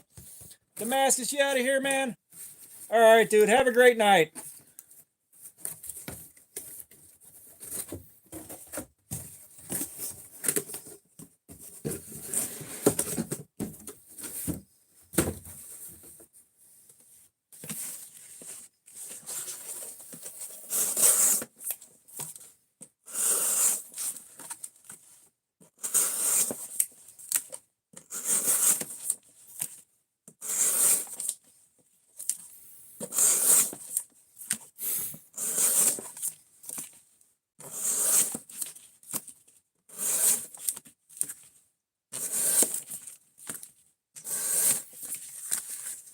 But yeah, the AD 20.5 is kind of on the list of stuff I'd like to play with, but I'm not going to get a chance to for a long time. I think I got to fidget with one of those guys with the shark lock on it while I was on my way to Blade Show the first year that I went. And it was really interesting, but I couldn't quite get the hang of it. But I also was in a moving vehicle, and I don't like opening knives in a moving vehicle, but apparently, according to YouTube, I'm like the only person in history that doesn't like opening knives in a moving vehicle.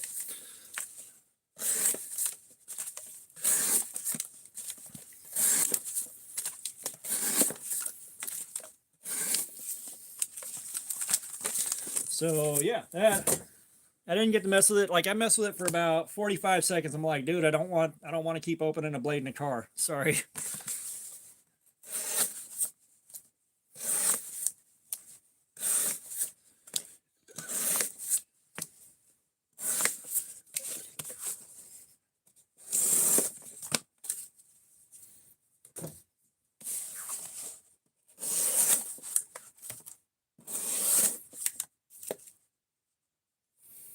It wasn't something learned through experience. It's just like kind of, when I was a kid, my uncle gave me a couple of knives from a friend of his. It was a police officer that confiscated them.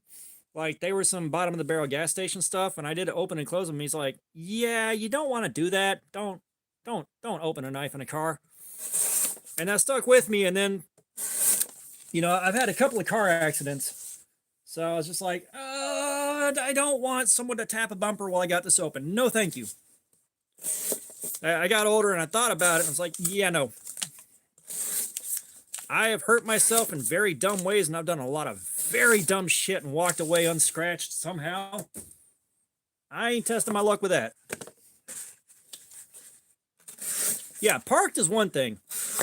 You know, parked is one thing, but I mean, even if you're stuck in traffic, you have no idea if someone's going to rear end the car behind you and you're going to get hit harder than, you know, you realize is possible. But like, yeah, it's just like, I don't trust everybody around me when I'm on the road. I don't. You know, I'm that guy. I will check my mirrors and then I will turn around and look to make sure there is nobody within reach of my vehicle when I change lanes. If I'm going through a parking lot, I am watching every single fucking car that I am fixing to go past. Like, I don't fuck around, you know, and right? That's some Phil Kinseben ass shit right there. Which, God, I miss Harvey Birdman, attorney at law. Oh my God. Ha ha! Dangly parts. Well, I said, after turning my Saturn station wagon upside down 7 feet in the air and hitting 3 pine trees, I kind of learned my lesson about fucking around with cars. I calmed down a lot with that. Inch wide handle. Also, James Cox, what's up? Let's see. Does this have an inch wide handle? It might.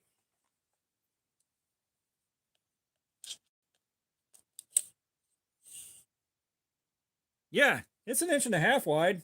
You got that.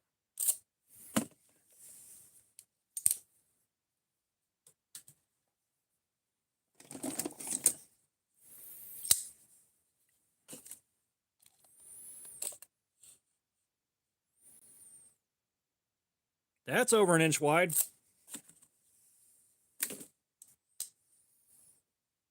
Yeah, my other stripper name is Girth Brooks.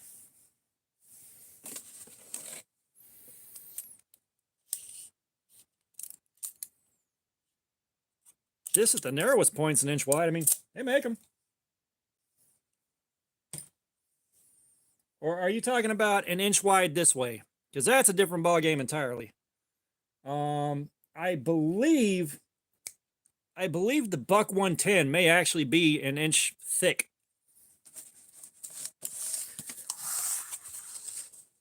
Logan Klein, what's going on? How you doing, man?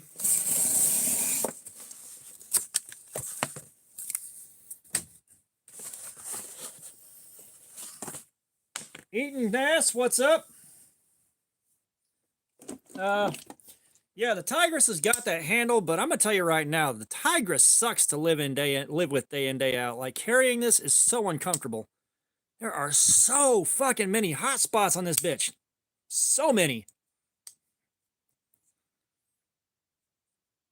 This thing hot spots like crazy, man.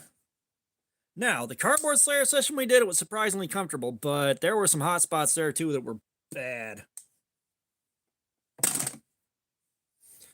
Well, no, that's the thing, is where I had it on me. Like, I mean, talking about carrying it on me. Like, the print on that thing. Like, it's just so many hot spots on my leg and on my hip, depending on where I decided to carry it.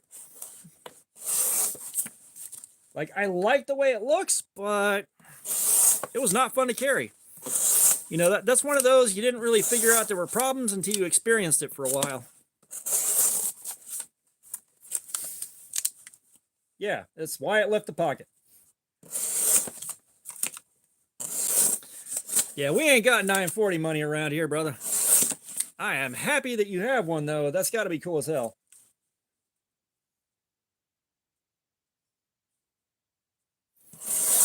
Well, no, I'm talking about not width, but thickness. Thickness going this way. Yeah, width, yeah, but thickness this way, I think that might be pushing 1 inch. Matter of fact, I can actually check that.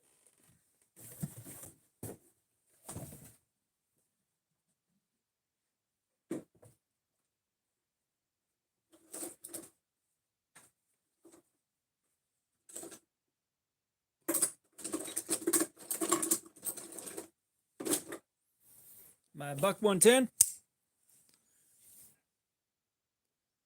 My tape measure.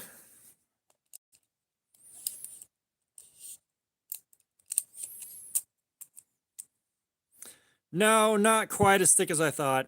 Right at a 1/2 inch thick.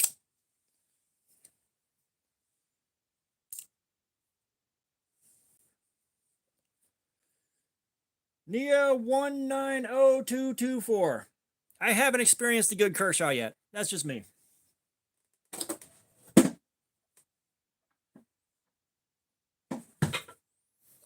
As of currently, the best thing in my collection is this. Got to love it. Yeah, Even Grow,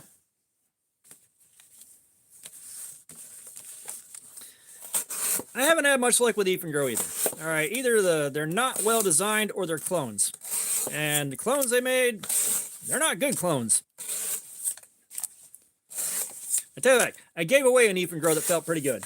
I take that back. I keep forgetting about that. I did a giveaway with 2 knives. There was a Sin Cut and an Even Grow, and that Even Grow was actually pretty good. It was on an axis lock. It was built well. It looked good. And I'm pretty sure it wasn't a clone of anything. So Even Grow redeemed themselves on that one.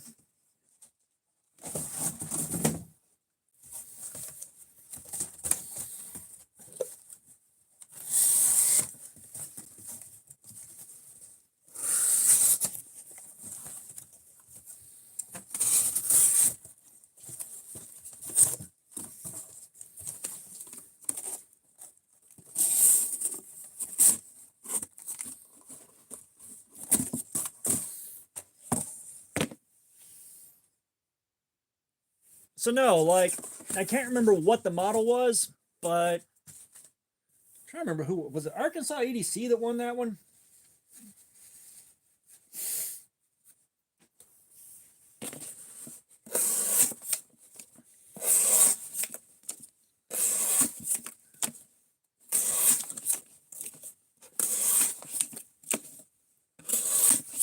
Yeah, that Even Grow was pretty damn good. Was actually pretty damn nice. But I'm also thinking probably like older Even Grows. That's who it was, Arkansas EDC. What's going on, man?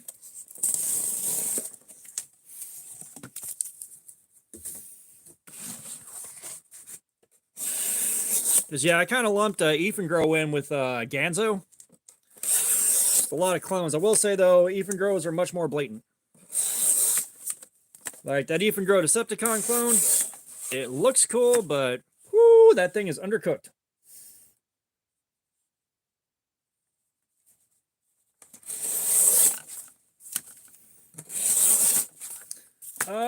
I mean, yeah, especially if it's the exact same design, and like if it was authorized, that they said yes, go ahead and do that, bring it back and do your thing with it, boo-boo, that's fine. But if they didn't get like the okay, or it wasn't licensed out or anything, then yeah, it's a problem. You know, like I wouldn't want a Twistmaster made by Ganzo. Like I want a Cold Steel Twistmaster. You know, I think it's been out of production since like the 90s, but still, it's a Cold Steel knife. But yeah, we just got talking about Even Grow, and I forgot that I had that one in my hands briefly. That wasn't a clone of anything, I don't think, but it was actually made pretty well.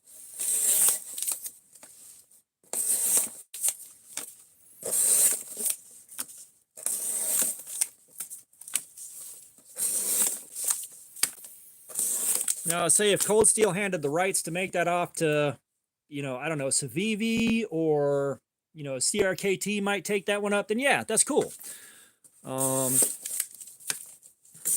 But yeah, Even Grow making a Twistmaster, no.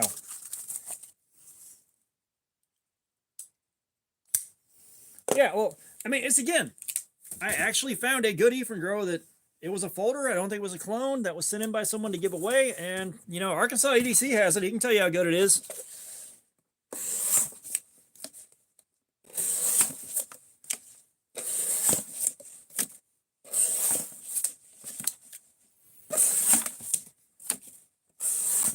Yeah, I mean, the lock's ambidextrous, the pocket clip in.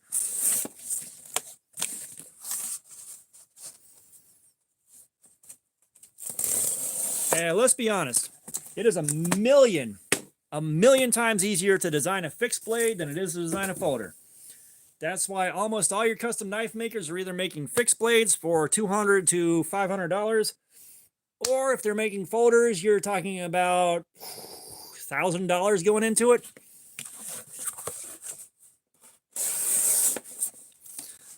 It's like Eduardo Saul. I drop by and hang out with him every Blade show. And this year he showed me a prototype for something he's working on. It's a folder, and he said it was going to be like fucking $600 or something for that thing. And he's like, don't worry, I'll take care of you on that. But, whew.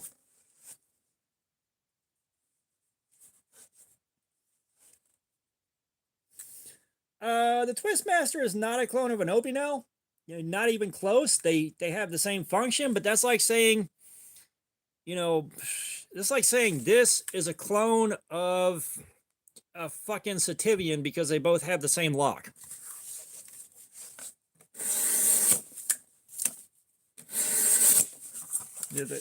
Like, they've got the same lock and the same idea, but that ain't a clone, dude.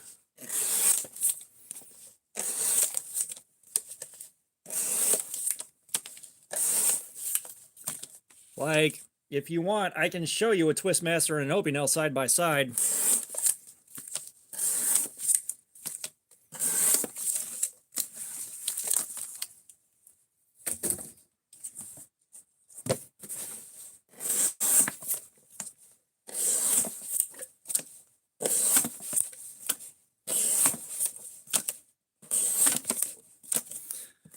Which you might as well dig it out.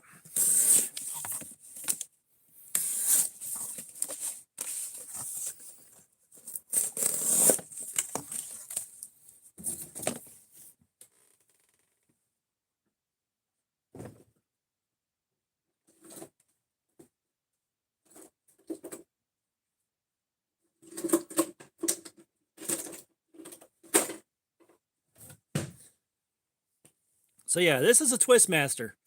And this is something, if I understand right, Cold Steel stopped making back in like 1994 or somewhere around there. But, I mean, got the same kind of function as an Opinel. But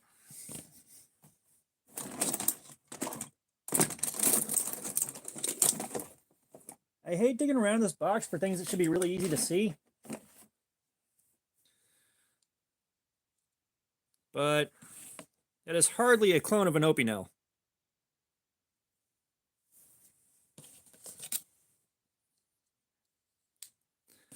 But I tell you what, I would love one of these with a good pocket clip. Like, a modern update on this would be welcomed. Because, like, that is still a really cool idea, and just having a Cold Steel spin on it. I mean, it's not that it's just different enough. Like, you got different materials on here and all that. Like, the designs are, like, yes, obviously, this was the reason this exists. But calling it a clone, nah.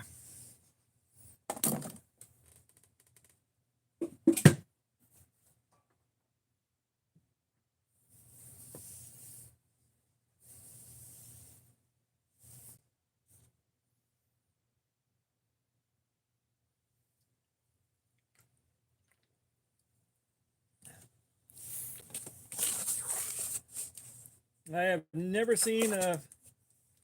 Well, let's go see how ugly the VDK Vice is.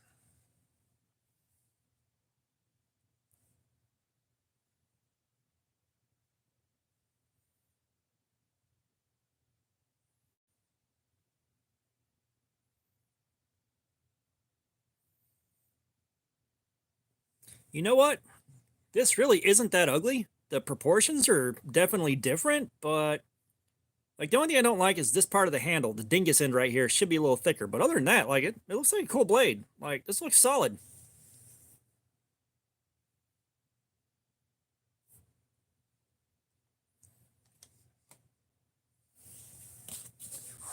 Like, that thing looks solid.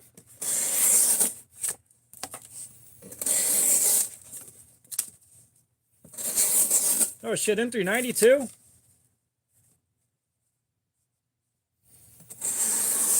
Yeah, the Harbor Freight Icon knife really toes the line. Like, it's, you know, it's a similar case. I'll give you that.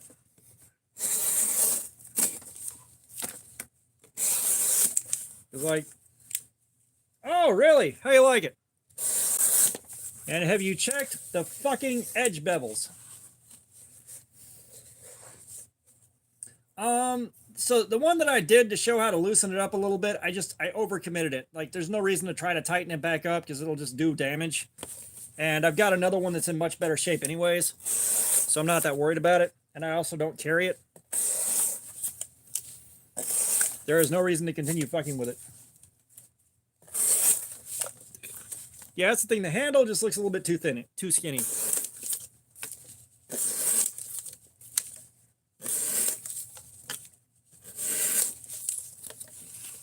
But yeah, like that that 4Max, I'd be interested to see if your edge bevel. Henry Sherman, what's going on? Welcome, man. But yeah, like my edge bevel on mine. Oh, Zach, what's going on? Welcome.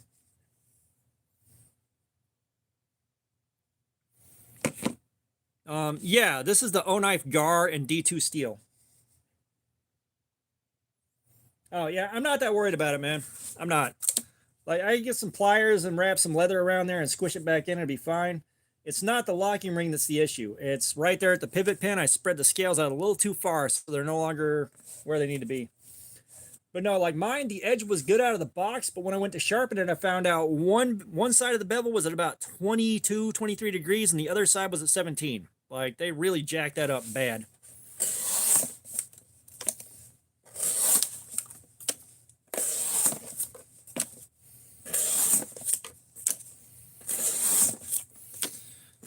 Yeah, I mean, that's what I was talking about earlier. I've got some stuff to give away for channel members only now. Once I bounce back from the expense of shipping out all these giveaway prizes, I'm gonna do some members only giveaways. Oh no, you're good, dude. Like, it definitely loosened the lock ring back up, but the lock ring's an easy fix. All right, you just wrap some padding around here and grab you a pair of vice grips and just squish it, and you're good.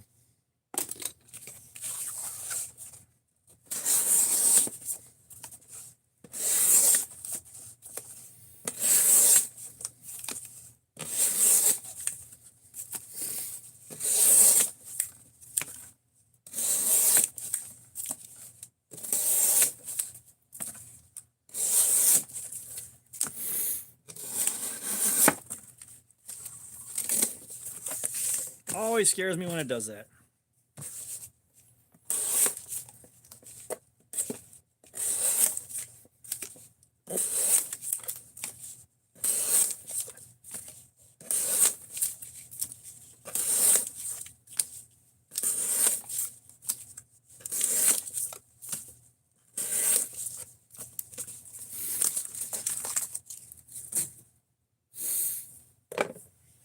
Okay, give me like 2 minutes here. I have got a bust a whiz. If DreamWorks Animation made a 3D movie about what's about to happen, it'd be called How to Drain Your Dragon. BRB right back. Oh, oh God. I've got to aim for a toilet bowl while I'm wearing socks, guys. Avenge my death.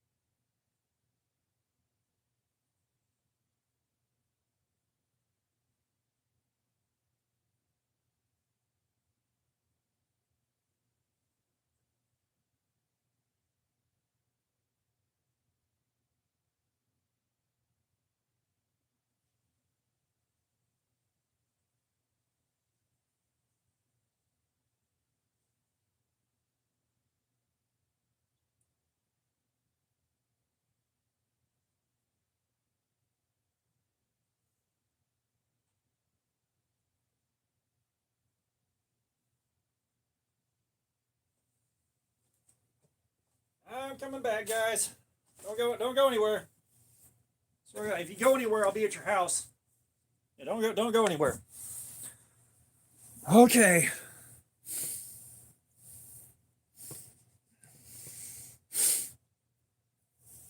Well, yeah, like I said, I've got another Opie nail in much better shape. Like, it's not really a big deal.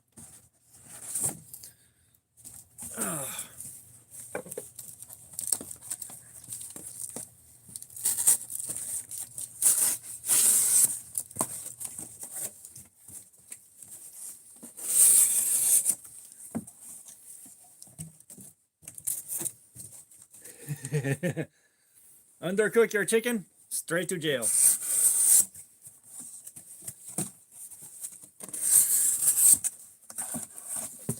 All right, so if it's made right, I can handle unsweetened tea. It's pretty good, but this, it's a fucking travesty. I've got to send it where it can't hurt anyone anymore.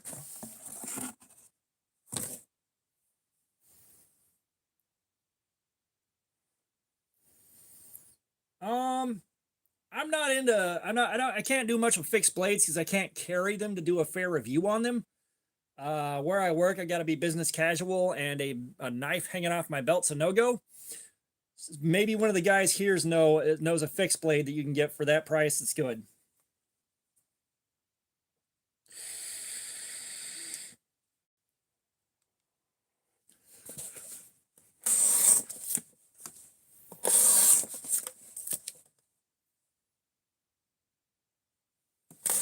I mean, Opinels are neat little novelties. I am going to try to pronounce this to say hi. I know I'm going to get it wrong, but I always like to try for you guys. Zvoyeria? We're going to try that. But Zvoyeria, hi. Maybe I got that right.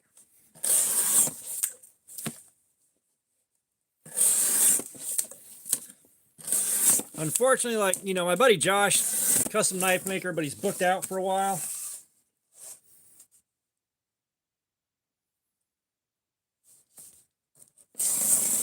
Yeah, you get the right folder, you'd be amazed at the kind of abuse it can take.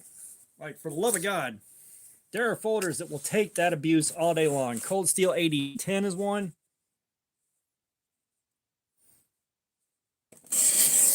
But yeah, if you're just looking for a fixie, these guys know more than I do.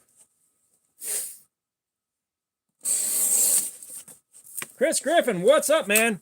The O-Knife Gar D2 steel.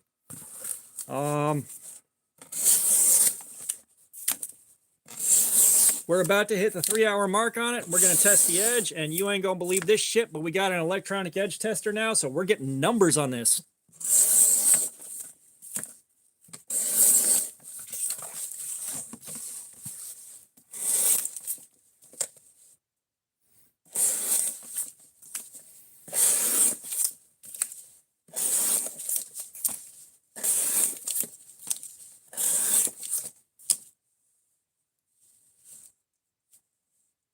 Oh, yeah. You gotta love those stupid but fun deals, especially when you know it's a cheap knife and you have no mechanical sympathy. It's so good. You know, that's what I like about carrying, you know, the Temu stuff, the gas station stuff. You know, like this thing. Yeah, that was bad. No mechanical sympathy for it whatsoever. You know, I would have cut anything with it and been like, fuck it, I don't care. Yeah, well, I mean, you guys did most of the lifting on getting that edge tester because we got the nicest one they make. Like, we got the most accurate one they make.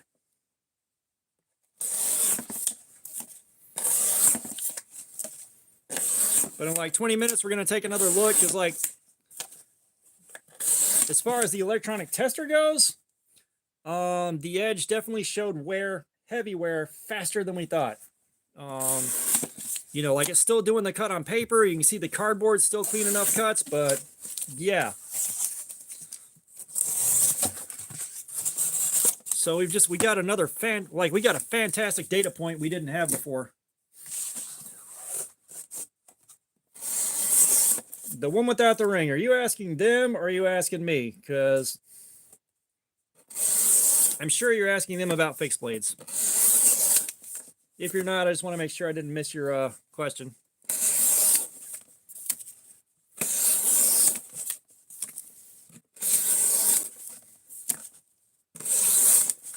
Now, I'm going to guess in 20 minutes here, when we pop that wire, it's probably going to be in the 750 range. If y'all want to start fielding guesses now, we'll see who got the closest.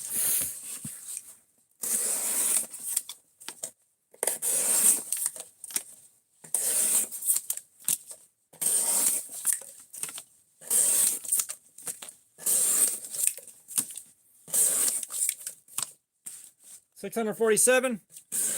All right, try to remember that because I won't, but I'm thinking it's going to be around 750. 69, 69. Nice, nice.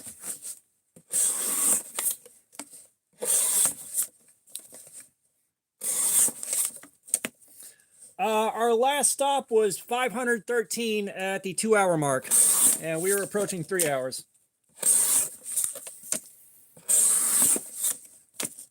So everyone remember what their number is?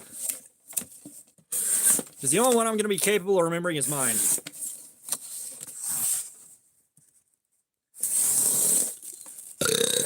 And by the way, if you're a new channel member, you've also got emojis. Matter of fact, Eaton Nass, it's your turn. I want you to pick a figure out for me, all right? You get to pick between the robot, the ninja, the Frankenstein, the knight, the scuba guy, or the alien. We haven't done that in a while. Yeah, like, that's the thing. That's part of why we had such a hard time quantifying the edge wear. Alien it is. It's just because like this, it'll cut clean the paper, it'll knock the corner off easy.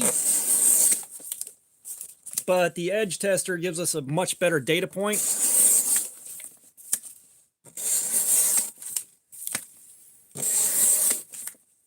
We'll get the alien in just a second.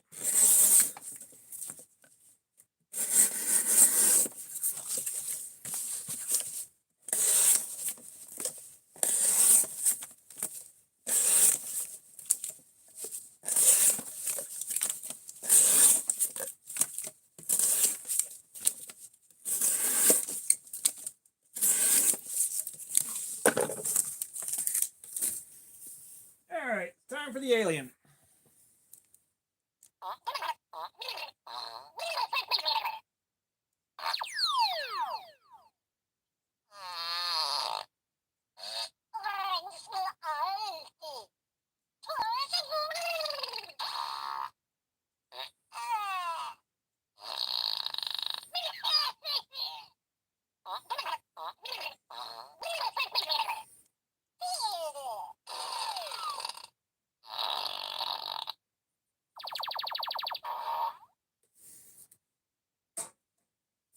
All right, that should have lowered the property value a little bit.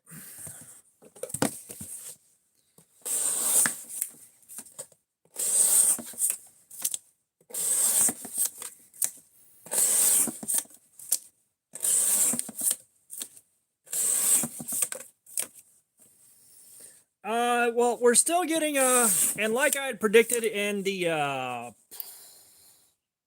bug out clone video, you know, a lot of guys with smaller channels are starting to get theirs in now, so they're keeping the hype going. You know, channels with really few subscribers are getting 2,000 views off them. So I'm gonna give it until I'm on vacation in the middle of October. And like you saw the poll, 15 degrees per side on this, mirrored out. Let's see if we can chip this edge out doing Cardboard Slayer.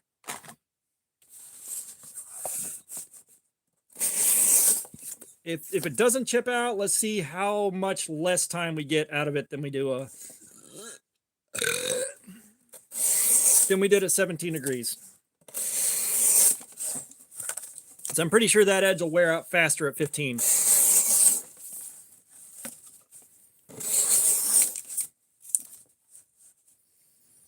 Bro, if you go back and look through my shit, I got the first long form video on that thing on YouTube out. Like I was the first one to hit it. I have done 3 live streams with that. 3. All right. One of them did this for 7 hours. The next one did it for 6 hours and still had some edge left. I put a new edge on it. It went for 8 hours. It's fucking nuts.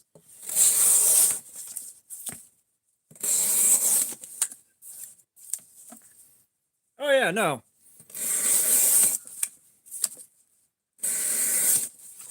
Definitely be checking the factory edge on it. Like the factory edge is good. Like I am expecting the factory edge to be around 150 to 170.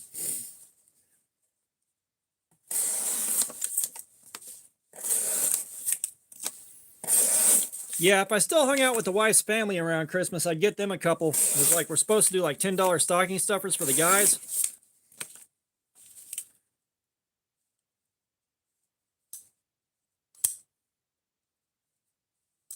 The action on this is good.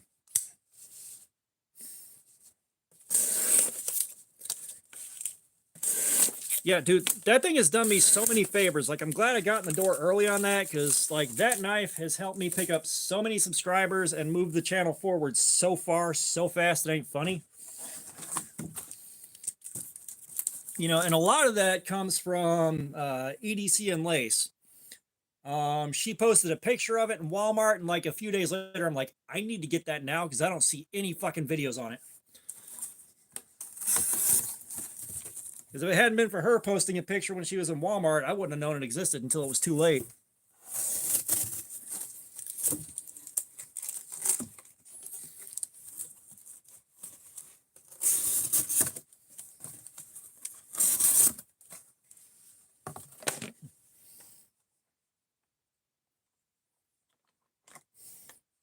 $800. No low ballers. I know what I got. Yeah, like, I feel like, you know, it's not just edge retention. You know, if we get 4 hours or more out of this, then comparable to other D2, we know the heat treatment's solid. You know.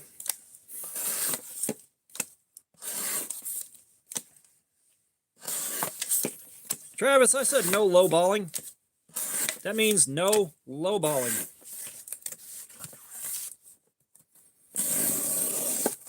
I mean, that's the thing too, is like, this is like objective. Like, yeah, ergonomics are a big deal. But you know, we can't have this thing run for an hour and the edge crap out and then me try to cover it up by going, no, this thing is still great. It's like, no, the steel shit. Like, this is a 420, or at least it's supposed to be. This edge took a shit at 45 minutes, twice in a row. All right, it took a shit at 45 minutes on the factory edge, and it took a shit on my edge. 18 degrees, mirror polished, 45 minutes. Like, that is trash.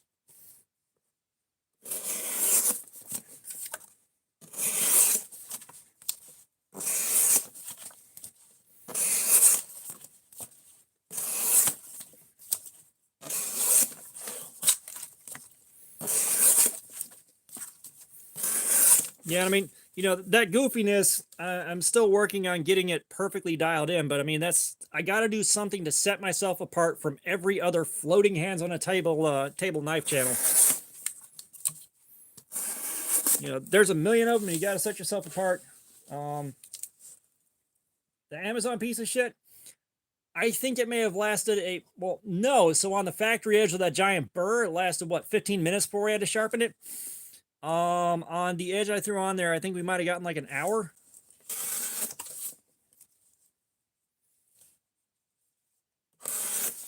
Yeah, if KO Knives is in here, look him up. Drop by, give him a sub. He's got a giveaway going right now.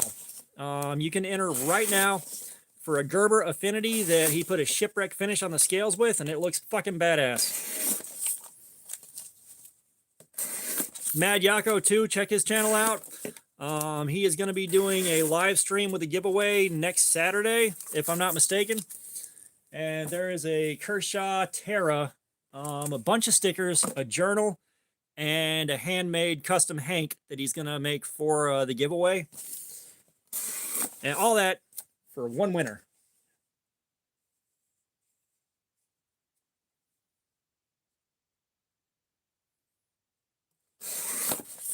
Yeah, if you haven't dropped by and subbed to Mad Yako, go ahead and do that.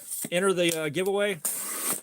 Or, you know, Yako, the giveaway announcement video, we just got to drop a comment on that if you're going to do it next Saturday, right? Or are you going to do another announcement video? Folk, welcome back. The knife's holding up as good as D2 does. We're about to hit 3 hours. We'll do the edge on up test. But I mean, you see, it's doing good. The ergonomics have been fucking great.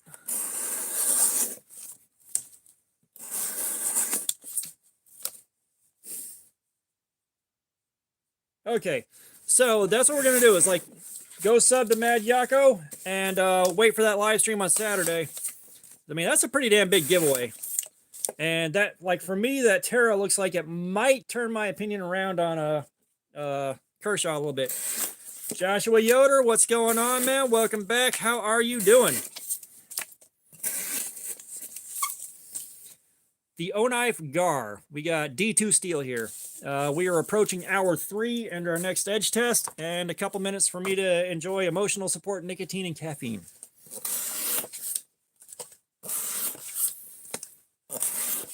But I gotta tell you, these ergonomics have been fantastic.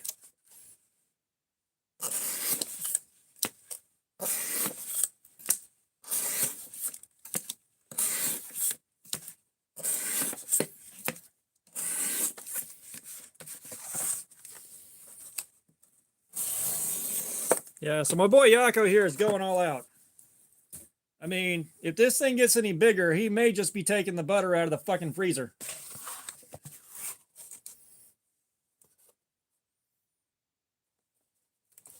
D2. This thing is in D2, so we're at hour 3. We should get another hour before it starts really giving out.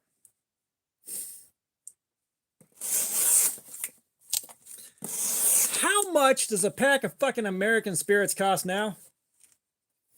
EDC and Laces in Florida. So far, it doesn't look like anything too extreme happened to her except a loss of power and a branch knocked a window out on her Prius. That seems to be the worst of it so far, according to Instagram. Okay, so $10 for a pack of cigarettes can take 2 steps back and fuck its own face.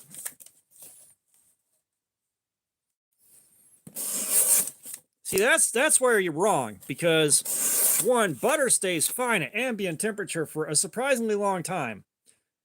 2, you don't have to open your freezer for it and then start bumping the temperature up in that bitch, thus causing the other stuff in your freezer to spoil faster. See, you're not playing the long game there, buddy. But no, that's one of the reasons I'm so glad I went electronic. Because when cigarettes started pushing $4 a pack, I was like, this is getting too expensive, guys. And then, you know, I was so fucking tired of smoking that I've been desperate to quit for like the better part of a year. And finally, I was like, I'm going to quit making fun of vaping. I'm just going to go try it and see if it works. And I still vape. Like, it's been years, but 1, I don't feel nearly as bad as I was when I was smoking. 2, I smell a lot better. And 3, because I make my own juice, it's like 25, 30 cents a day.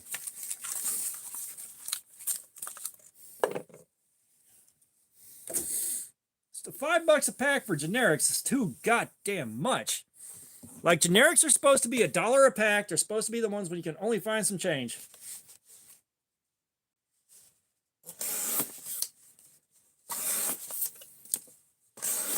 Yeah, deadass, I make my own juice. Like, I make it from scratch for myself. I might spend 25, 30 cents a day on it.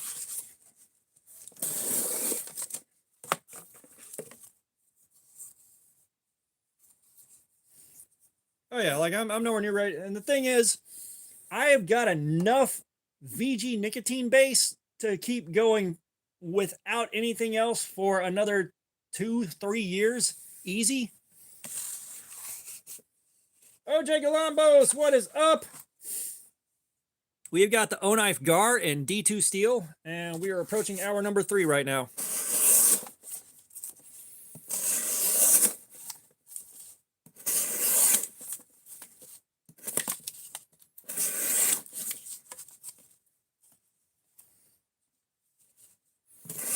Yeah, I simply was not able to quit without some kind of assistance, or at least transition to something way less harmful. Ron Dobbins, what's going on, man? I'm doing good.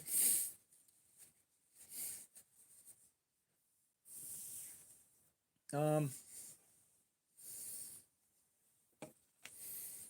what the hell was I saying? Yeah, like, I was unable to quit without assistance. I was like, you know, a pack of Camel Wides and a pack of Marlboro Reds every fucking day. And I've been like that for like a year. I just couldn't do anymore.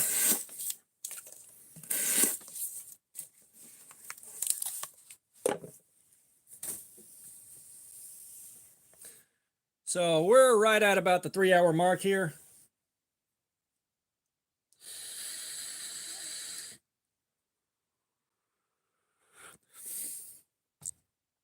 You know, right now I'm working on a cinnamon sugar cookie that I made for myself. I thought I'd change my pace up a little bit.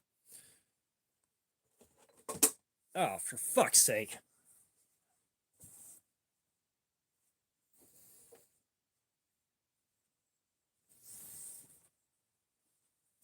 All right, let's see what we're looking at now. Okay, so y'all remember your numbers. My guess is 750 on this thing.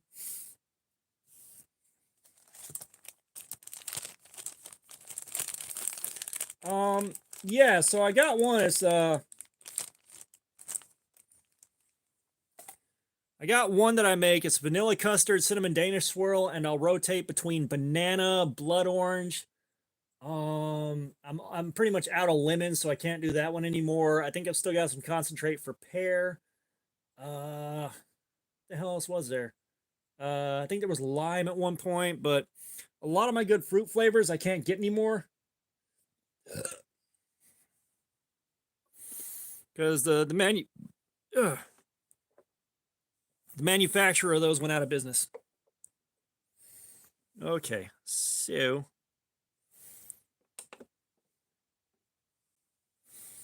I said my guess is 750 at the most heavily used area.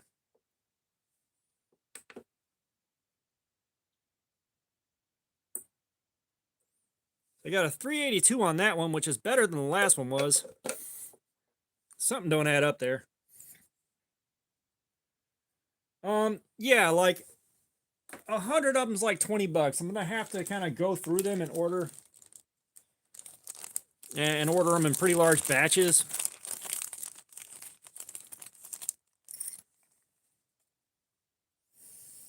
So like a bag of 100 is 20 bucks or 22 bucks.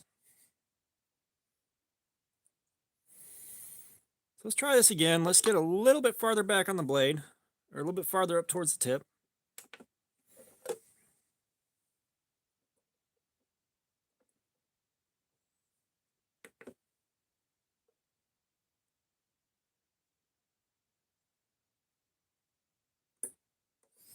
So we got 427. So it seems to be fairly stable. We're going to do one more test, move it around a little bit more. But thank you, Ron Dobbins. Yeah, it's not as bad as I'd assumed either. And I'm not sure if it's just the grit in the cardboard has kind of stropped it out a little bit or what. We're going to try one more time. Because, like, it was 513. 513 was the last number. You know, we may have also had some gunk on the edge or something like that that it impacted it.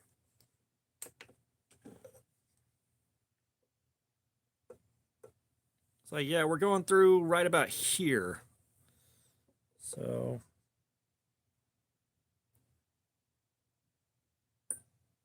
yeah, well, we're just kind of hovering it around the 430 to 450.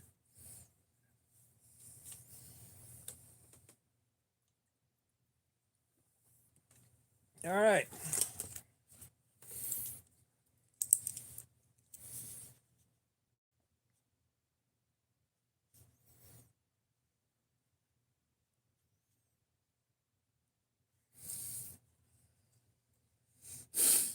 Yeah, like this is where again we're learning here. I just got to figure out why.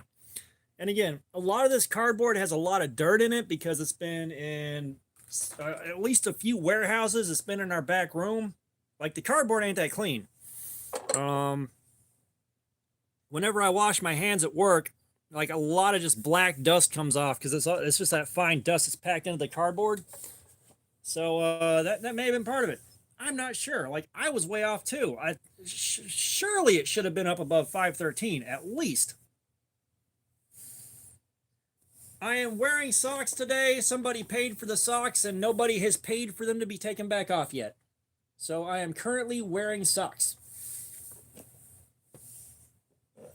Yeah, but like I said, I'm wondering if like, some of the dirt in the cardboard just kind of polished the edge a little bit, or what? Like, it's a weird one. Yeah, like the dirt from the warehouse, the dirt from everything else, the dirt from the back of the trucks. That is some really gritty stuff. Like, if we were doing 8CR13 right now, we would have just a huge haze of hairline scratches through there. Yeah, it's D2. And D2 runs 4 hours pretty consistently on this. So we should get another hour, maybe a little bit longer out of this before it goes. We'll see, but right now I'm giving myself a minute because, again, I am running on, like, I'm running on a couple of power naps since around 11 a.m. yesterday. No, I am down south, dude. I am in Georgia. I am outside of Atlanta.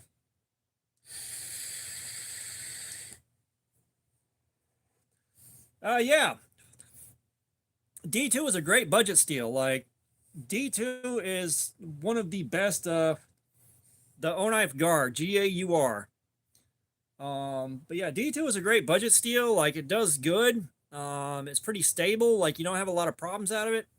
It holds an edge for a good while, and, you know, it keeps the cost of a knife down. Yeah, D2 does good. Like, 8CR13 will do 2.5 hours like clockwork. Your 440, 420 series, those will go like 2 hours or less. I think 440 does about 2 hours. 420 will do, like, at least the last couple we did not do that good.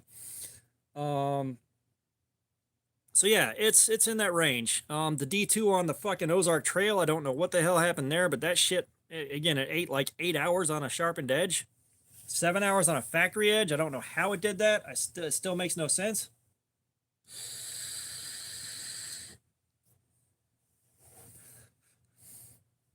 Well, I've got a whole playlist of the aftermath of these. Like, there's a lot of videos on what happened to these during Cardboard Slayer. There's a whole playlist. So if you want to see various steels, you can check out the different knives and see how they held up. But yeah, like, everyone's just tired of seeing D2. They want a different steel. It's like, well, man, some guys complain about it corroding, but, you know, my Rosecraft Castoria, is it in here?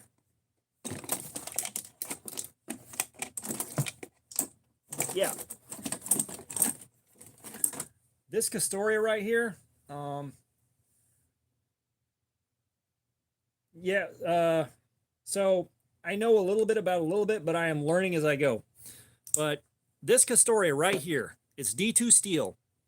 All right, this thing was on my waistband, and after I came home from Blade Show, someone at Blade Show gave me the flu, so I had to go back into work. I had to go into work because we had our assistant manager out on maternity leave. One of our team leads was on vacation. We were too short staffed for me to stay home. I was there for 2 days straight, running a 101 degree fever, sweating buckets.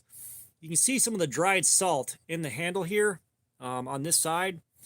I sweated buckets. This thing was bathed in salt and sweat for 2 whole days. Not the first bit of corrosion on the steel. So you've got to be in a really bad environment for knives in general before these things will corrode out. D2, it doesn't corrode as bad as people say it does, or I haven't had... And, like, we lost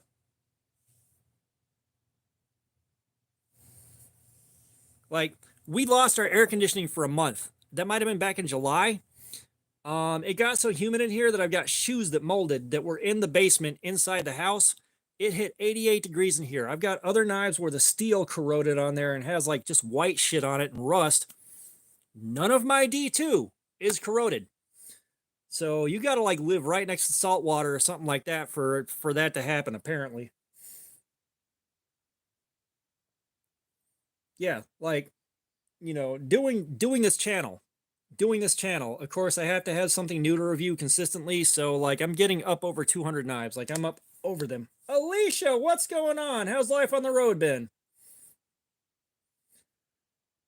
The part of the blade behind the choil? You're talking about the plunge line right here? It's like you've got your choil, you got your plunge line, and that's kind of it outside of the flipper tab. Oh, nice. My week off is coming, what is it, October 19th through the 26th. Like, I'm just taking straight up vacation time. Um,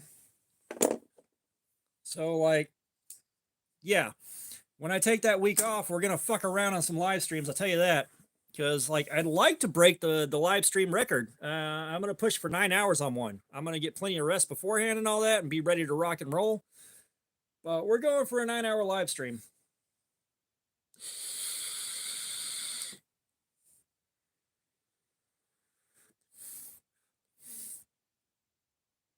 You know, I'm definitely looking forward to going in on that. And, like, the manager I have now is so much cooler than my old manager.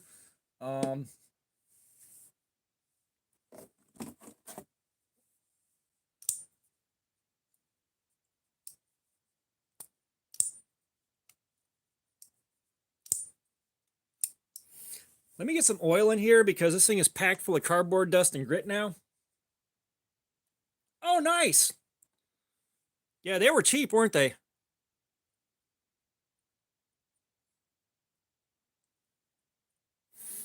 But yeah, like, the orange one, this is the Rosecraft Castoria. And this is one of the ones I was giving away. Was it? Yeah, they are cheap. But this was one of the giveaway knives. It's the black and gray Castoria. These are available on Rosecraft's website. They are very affordable. Thank you, Ron.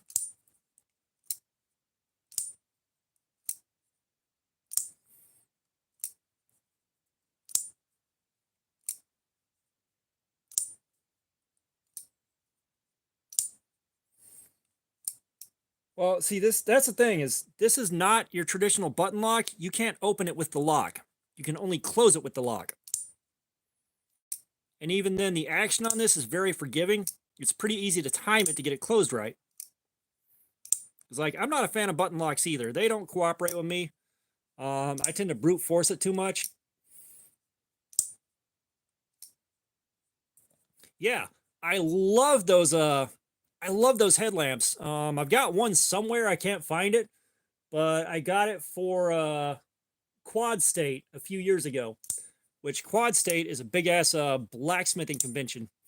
And you know, I was there, we were staying at we were hanging out with some friends, and we'd be out there till dark and then go to our hotel because everybody else was camping there. I don't drink, I don't smoke pot, I don't do none of that. So after dark, there's not much left for me there.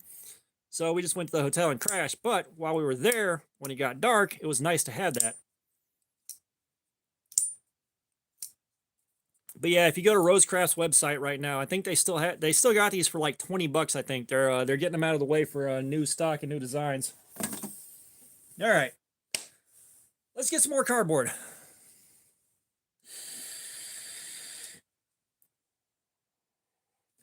Yeah, I'll have to check. Let's see. Let's see.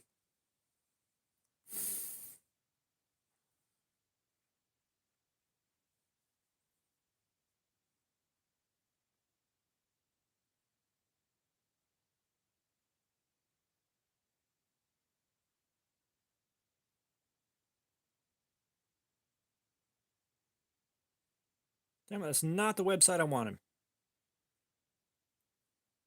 Damn it.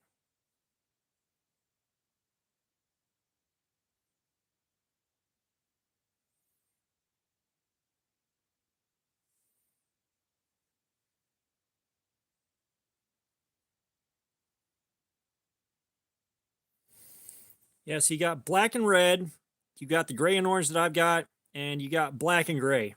And they are still $20 each. They're clearing them out, and that's part of the reason that I grabbed that when I was at Blade Show. Sedimir Stanovakovic. Did I pronounce that right? Hi. Yeah, I did the giveaway drawing today. Sorry I didn't answer that earlier. I've been pulled in like 5 different directions. But yes, I did the drawing today.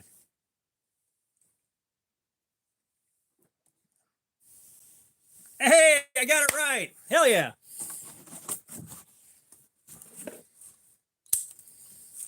But you're talking about the vape? This is cinnamon sugar cookie. I think that's the right one. I wanted to change pace, so I did that this week.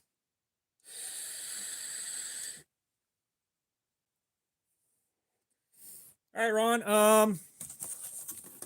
I don't need anything right now, but I am running on a catastrophic lack of sleep and caffeine, so I'm out there tonight.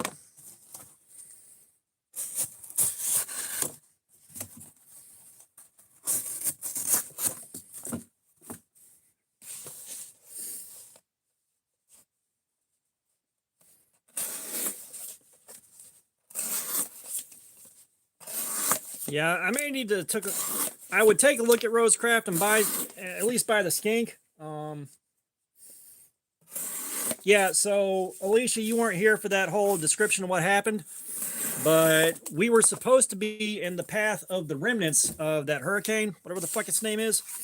And so like I was at work and like getting everything battened down, getting shit cleaned up and ready, like, you know, all that. And I was told I was considered emergency personnel since we're not crafting anything. We're just seeing how long it takes to fuck the edge up on this thing. That's what we're looking at. Edge wear and ergonomics. But I was told I was emergency response because my manager was on vacation, so I was added to the list. So I came home, and the drive home sucked, but I couldn't take my Seroquel so I could sleep, so I wound up awake all night. And of course, every time I tried to take a nap, my brain's like, I'm going to get that phone call as soon as I go to sleep. I might as well not bother. So I was up all night. I woke up at like 11 a.m. yesterday or 10 a.m., somewhere in that window. I have managed 2 power naps, about an hour and some change each. That is it. So nothing happened. We got a bunch of rain, no fucking wind here. And of course, I did prep work. You know, I threw a bunch of weight in the back of my truck bed to put some extra weight on the back tires so I wouldn't hydroplane and spin out whenever I touch the gas so much. You know, I bought some canned stuff that I could heat up in front of my forge so we didn't have to deal with eating cold food nonstop. Bought a couple of cases of water and nothing. Am I gonna go with Roger Tencatino? I have seen the 3D printed scales, and as a matter of fact, this channel got a shout out, and a clip of this happening was run during was it Build Test Prototype? Is that the channel? When he did his video on those 3D printed scales. So yes, I did see them. I was part of that video. Yeah, I mean, it's just, you know, the canned stuff is stuff I wanted anyways. It's just fucking Chef Boyardee and SpaghettiOs. I was in the mood for that anyways. It's like, all right, this is perfect. They're cheap. They'll work. The bottles of water, we're just going to go through them as we do. I'm not sure what happened, but in like the last year here, I have gone from not really caring to drink just straight water. It was always you know, it was always a Mountain Dew or something like that. And then one day, for no particular reason, all of a sudden it's just, I want to drink a ton of water constantly. So, like, I've had 6 packs of Baja Blasts that have been up there for like 2 weeks, and I'm going through them so slowly now.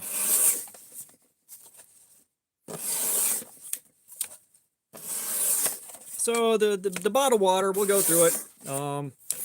Everything else. But every time I do prep work, nothing happens. Like, nothing happens when I do prep work. So I did a little bit of prep work, the bare minimum. So everybody in this county owes me thanks.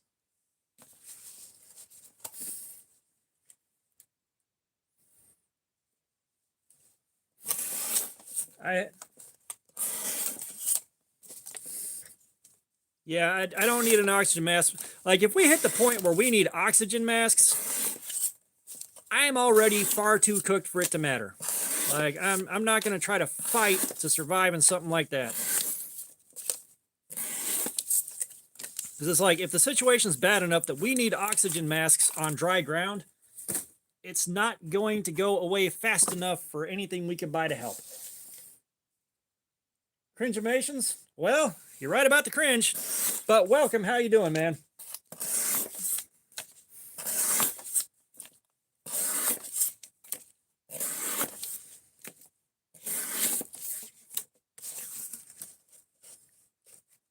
If you want to be cut, you'll have to do that at home yourself. That is a DIY project.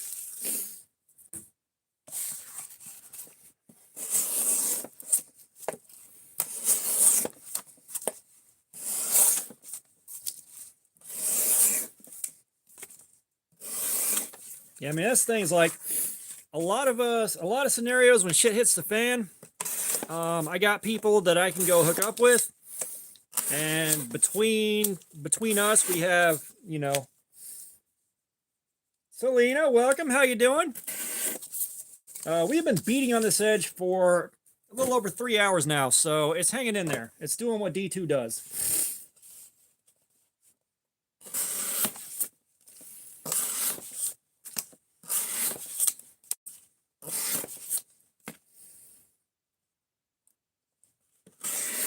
Yeah, when I was unmarried, my plan was to survive the apocalypse long enough to prolifically help repopulate.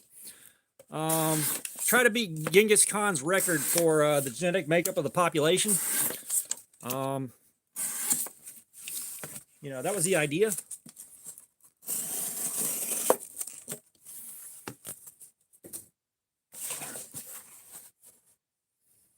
Oh, no, not hook up with.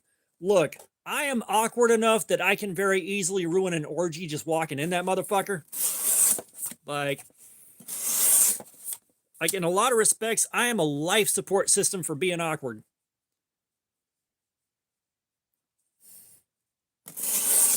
Like, sure, walk up in an orgy. Gentlemen, start your women. That's all it takes. It's done. Like, walk in there just being helpful. Like, hey, boo-boo, take you 20 minutes, man. You're pushing rope. Here's a bottle of water.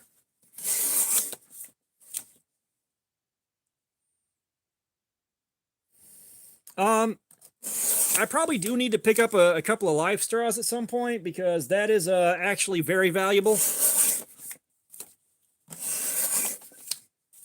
Mark Mack, what's going on?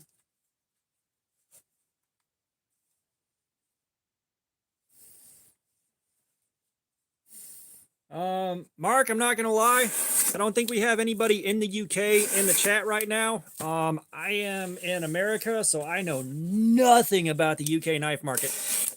I genuinely do not. My apologies.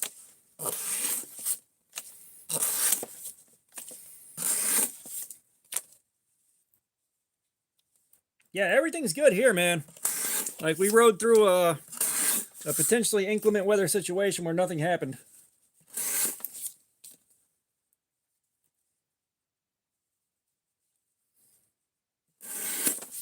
Yeah, like, I understand how to build a filtration system. It's not like I can't build a fire easily enough so I can boil water and filter it. Which, if you're doing larger quantities of water, that's going to be better for you than the life straw. But the life straw is definitely a get yourself out of trouble supply.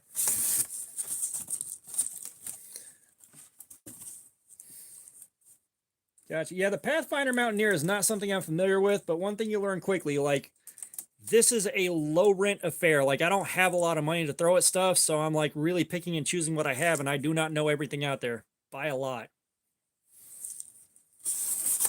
Well, the funny thing is this cut right here. This came from a machete while I was trying to get set up to build a fire. I was breaking down some stuff that I pulled out of the woods, and the blade just skipped off and swung around and caught me in the wrist. And I got it washed out. A friend of mine taped one of her maxi pads down on it to soak the blood up, and I went right back to building the fucking fire.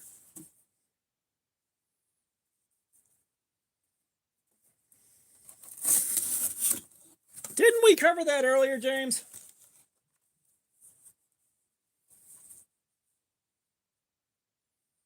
Twinkies do Choco Loco. I don't even know what that is, man.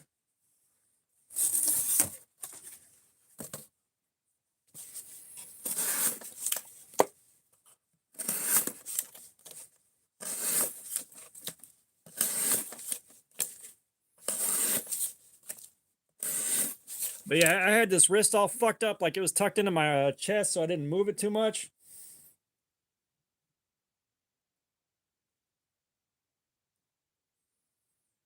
Oh, gotcha. Yeah, like, and that's the other thing, like, unfortunately, because I can't carry a fixed blade to do a fair review on it and actually use it for anything besides this, like, I don't do those. Oh, okay. I got you. You were going for Zombieland. Good looking out. Yeah, that went right past me. But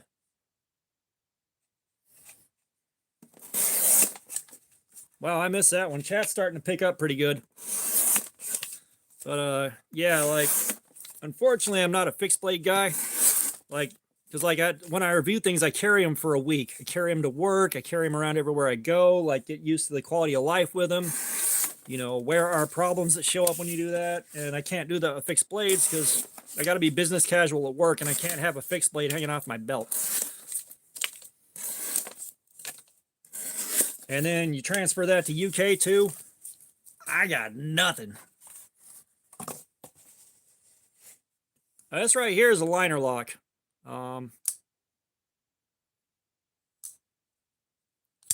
It's a very good liner lock, but it's a liner lock.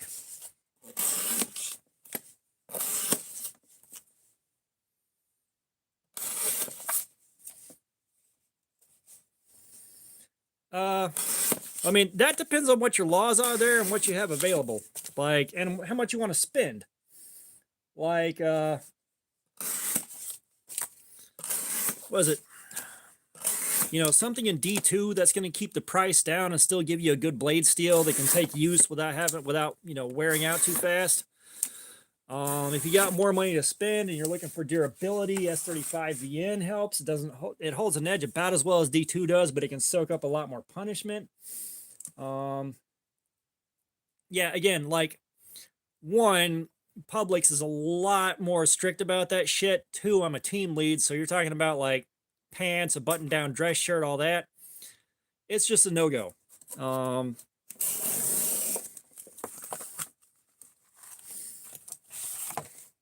Yeah, that's what I thought with the laws, but you know, apparently some parts of the UK are a little bit different. I'm not sure. Like I said, I'm not out there. I don't know. Like where I live, you can carry anything you want. If it's a folder, it's got to be under 12 inches, basically.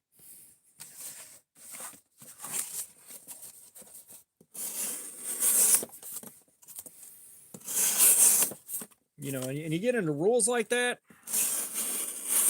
Like, I don't know shit about fuck once you hit rules like that.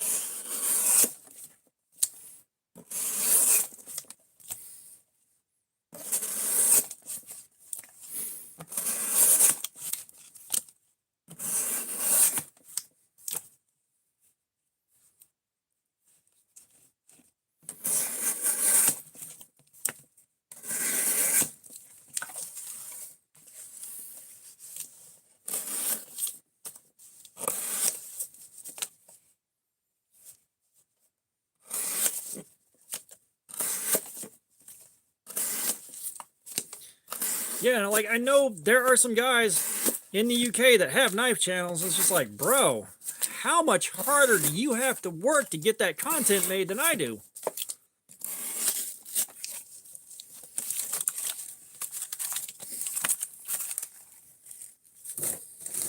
Like, I could not cope with being restricted that hard. I really couldn't. And the thing is very obviously, like, making those laws and restricting things that hard hasn't really helped the problem, you know?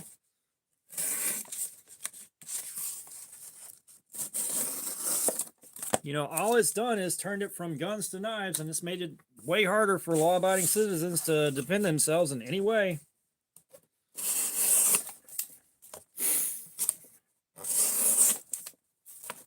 You know, at that point, I wouldn't even worry about a knife. I'd just be buying steel-toed boots. At least until those get outlawed. Well, here's the thing is laws build political careers. You know, like, I understand. We got a problem with shootings here in America right now, and there's not really a fix for that.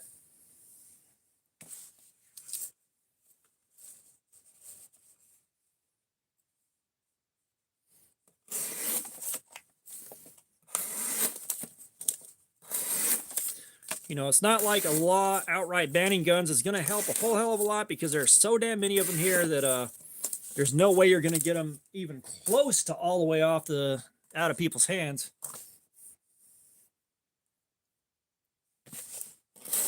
You know, and there would be such a mass uprising. It's not funny. Yeah, no, Orwell's being like, boy, did I call it or what?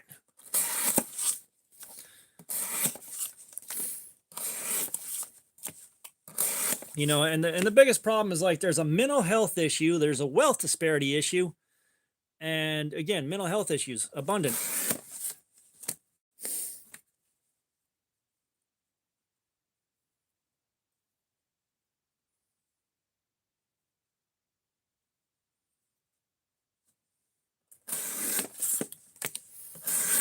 Yeah, it's just it's crazy, because, like, there's not really a simple solution. Like, if somebody's going to hurt people, they're gonna have a way to do it, you know?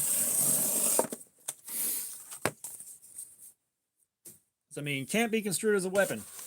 You know, all right, I'm just gonna wear steel-toed boots. I work in a warehouse. That's what I'll tell them. Yeah, we're not gonna get political on it. We're not. I have a grand total of 9 teeth left on the bottom and no dentures. Like, I gotta work for it.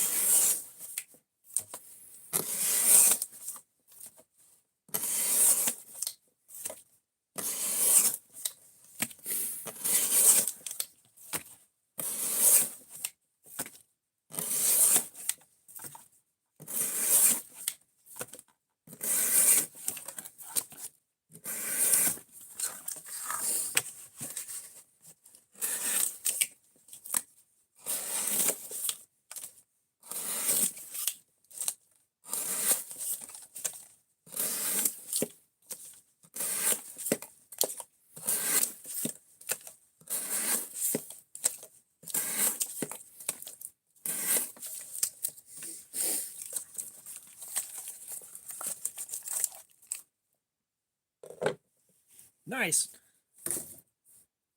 I think we did fantastic rectums and where to find them last time, didn't we?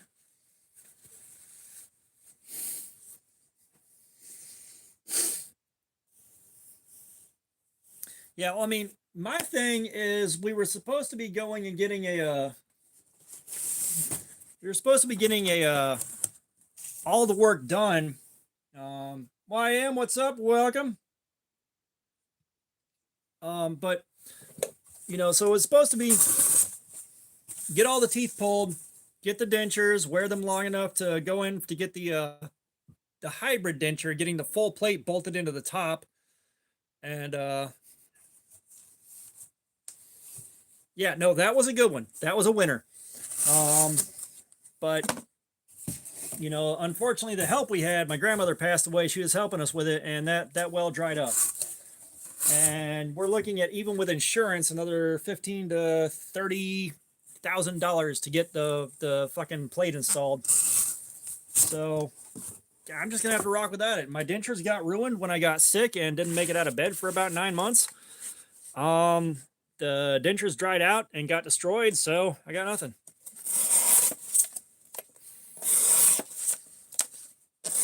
Yeah, you might not be in the right place for exclusively USA steel.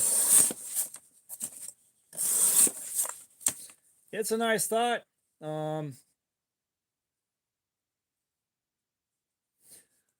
Like, that's a nice thought, but this channel does not have the budget to pull that shit off.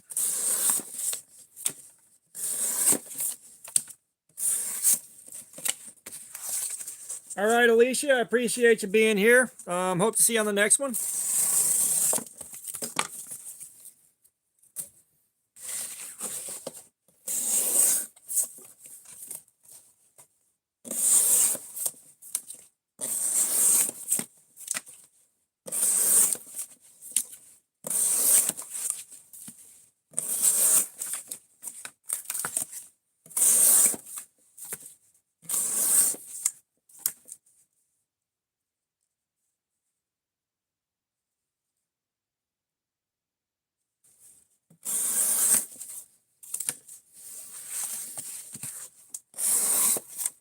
Yeah, so eventually it'll happen or it won't, and I'll just have to live with this, but I've gotten by so far.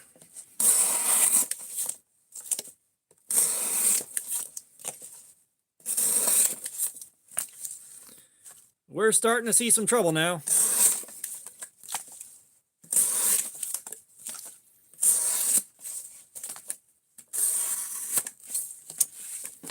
Don't tell me this is going to do what the Sentry L1 did and die at the 3.5 hour mark.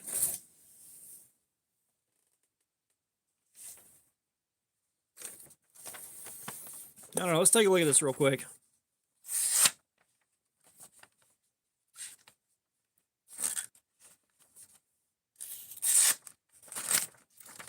All right, we got a bit of a snag there.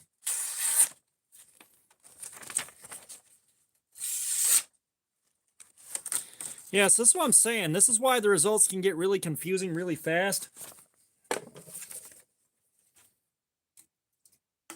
Yeah, dude, enjoy. Enjoy, man. Yeah, like, it's a nice thought. You know, I would love to be able to say, yeah, I buy a lot of US made stuff with United States made materials. All right. However, that runs the price up so high, so fast, I can't even begin to touch it except maybe in a special occasion. You know?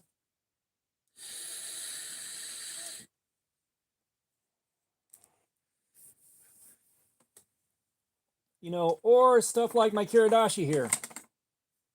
You know, I can say this is United States made with United States made Damascus because I made the fucking Damascus and I made the Kiradashi.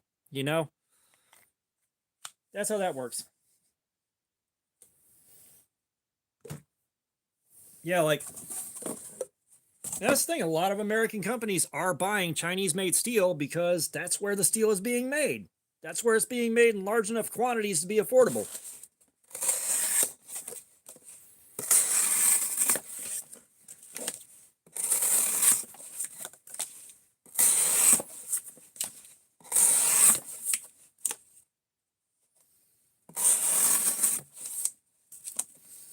Yeah, like, oh, dude, I have seen the Mora Robust and the Mora Carbon take so much damn abuse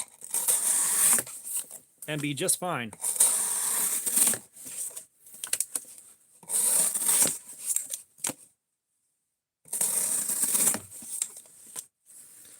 Guys, we are seeing problems, and it is about 3.5 hours again. O-Knife must be running softer D2.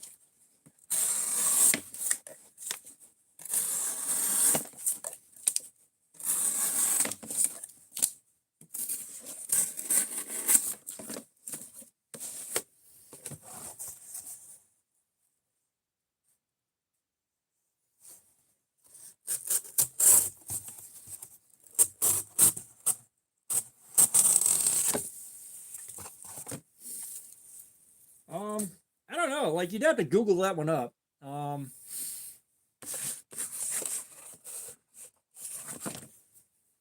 Because if your Pathfinder's got this kind of handle on it, it's got a very weird stick tane run through here that's overmolded. But they're still like way more durable than they have any right to be for that kind of a tang. Like, it is ridiculous.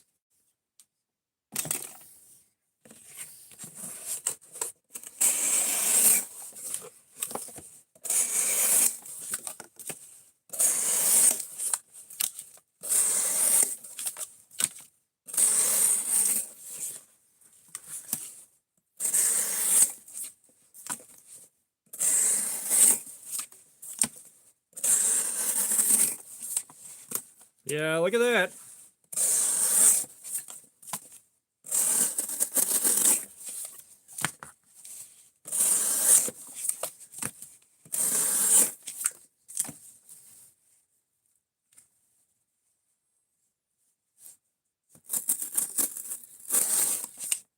God, everything is in donut now.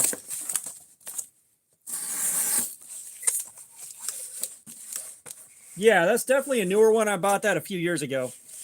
It is not an older one. And that's the Carbon too.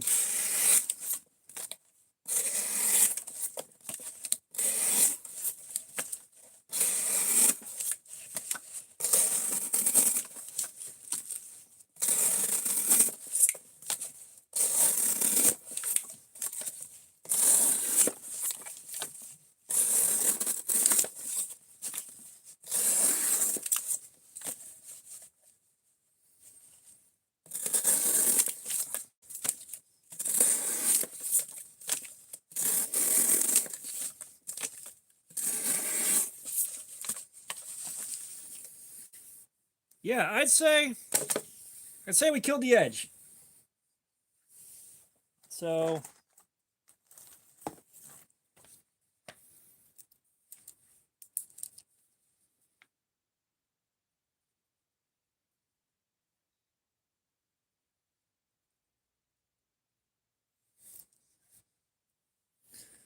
yeah, I mean, this is like the same thing that the Century L1 did. Like, it held on okay, and then just last 20-30 minutes, just right off the cliff.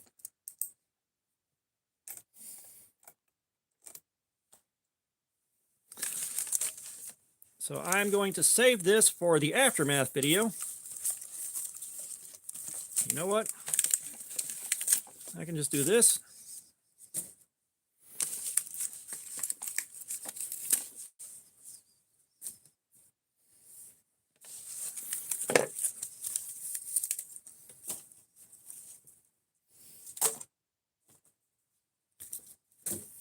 That is wild. Like, y'all saw that. It was going okay, and then just boom, down the toilet.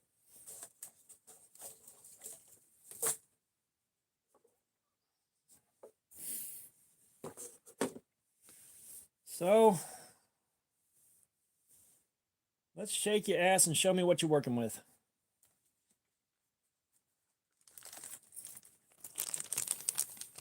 Yeah, we have burned through the better part of like 15 test clips or something like that tonight. Yeah. Definitely have to be ordering more of them fairly consistently.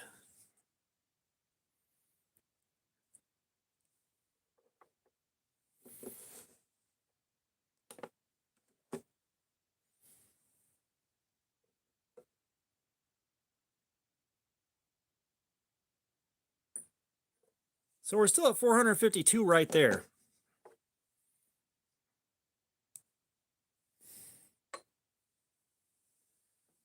So when I sharpen, I normally go for 17 degrees on stuff like D2. Like D2 tends to get chippy at around 15 degrees from what I understand.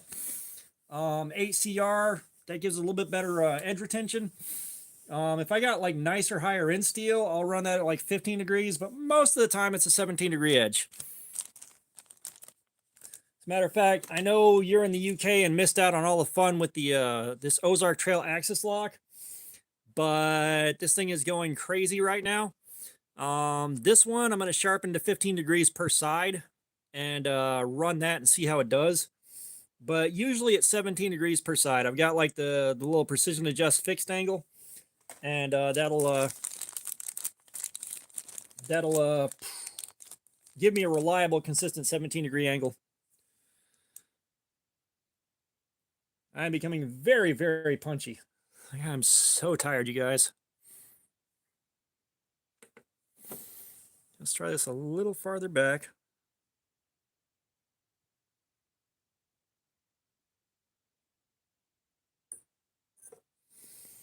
Yeah, it's staying around.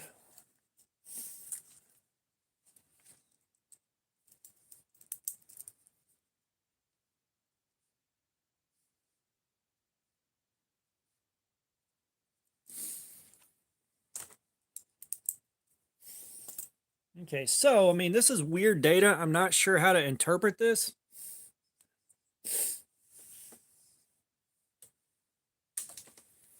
We're going to try one more time, see if we can find where that severe edge wear is causing the problem.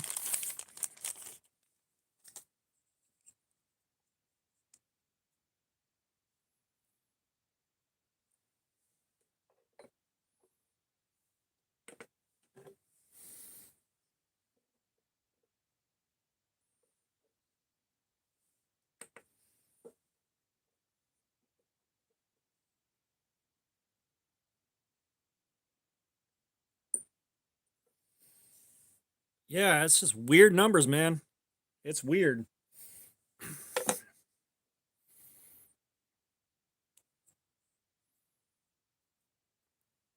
Yeah, I'm not sure what to do with this data yet, but you know, we got 384 on that. So it's definitely just a big old worn spot in one area that I'm not pinning down effectively, which is frustrating, but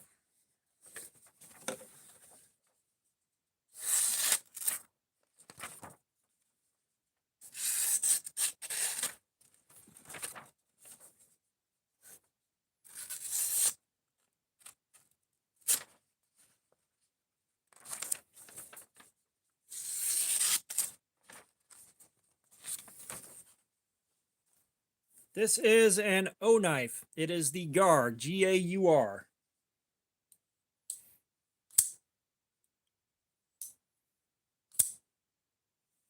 Yeah, we'll call that at 3.5 hours. God knows how many cuts that was. God knows how many linear feet of cardboard that was. So now we get the indescribable joy of sharpening it. I got mine on Amazon. Got mine on Amazon.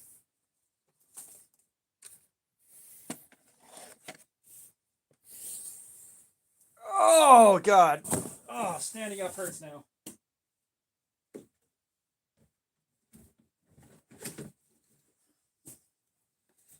So now we got to build the sharpening table out of garbage.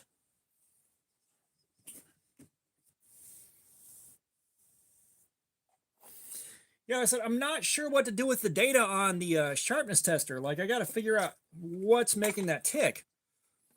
It's like we watched it deteriorate in real time and we watched it fall off a damn cliff. You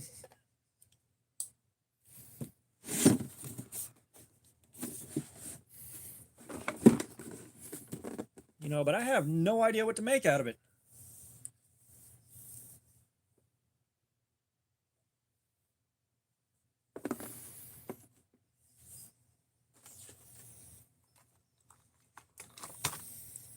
Yeah, the O-Knife Sentry L1 being referred to is this guy right here. This is a Sentry L1. And this is also O-Knife.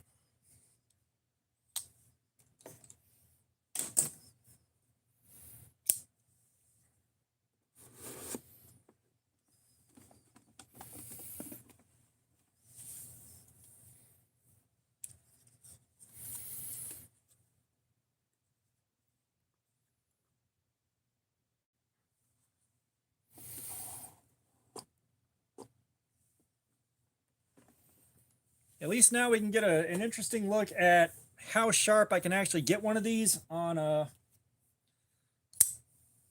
one of my edges.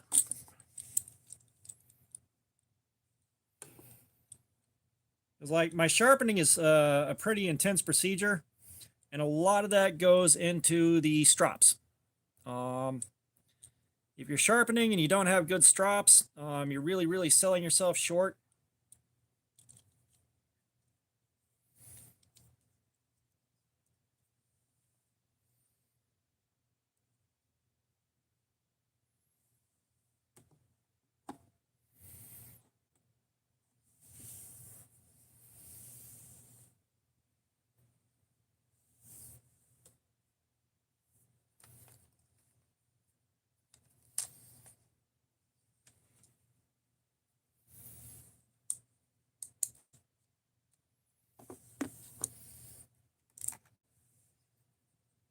Huh. Yeah, the Sentry L1 came with a lizard patch. Blind to Starflight, what's going on? Welcome. Yeah, we got lucky. We dodged it somehow. Like, every forecast said it was barreling straight for where I live, and then nothing but rain. 15-mile-an-hour wind.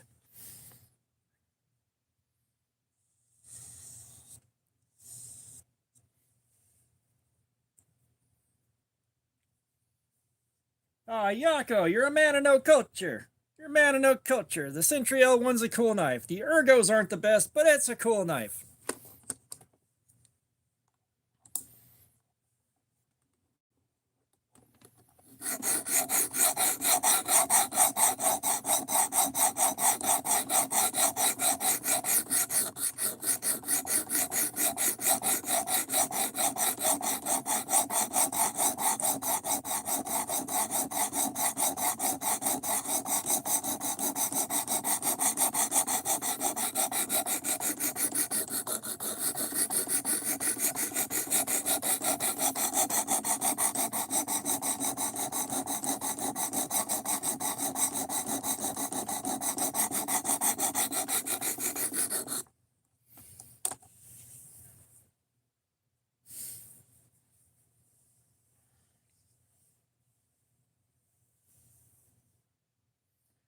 I'm not sure what you're asking here, Starflight.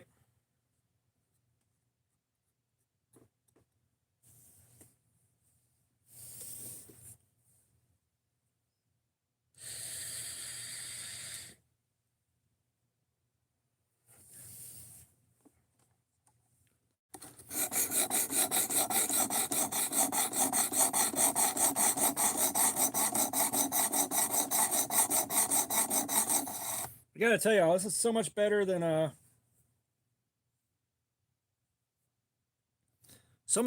that wood box that was putting this a half inch under the phone.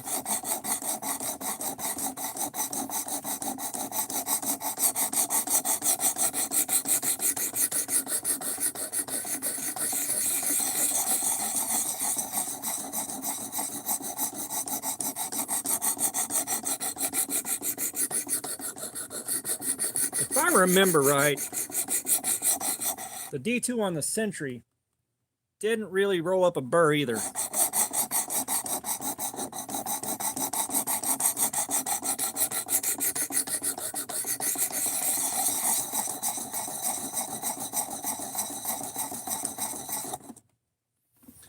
Right about now, I should be feeling a good burr, and I'm not.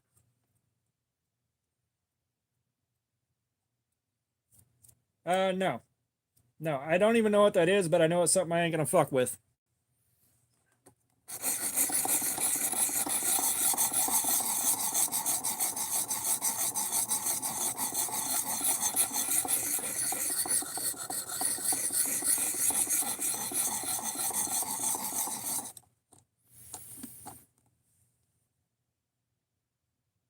I've removed all the material down to the edge. I've got a nice bevel here.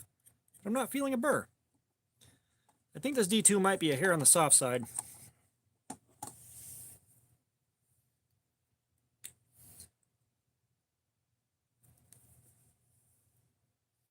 So this thing does fantastic work for me. It's just sometimes I can't really feel a good burr on the steel, especially if it's on the softer side. The steel just won't roll a good burr up, and sometimes it'll roll it up once I get past the 220 grit and get to the 320. You know, I'm still figuring some of this stuff out. Like I'm no knifeonomist, so I'm learning as I go.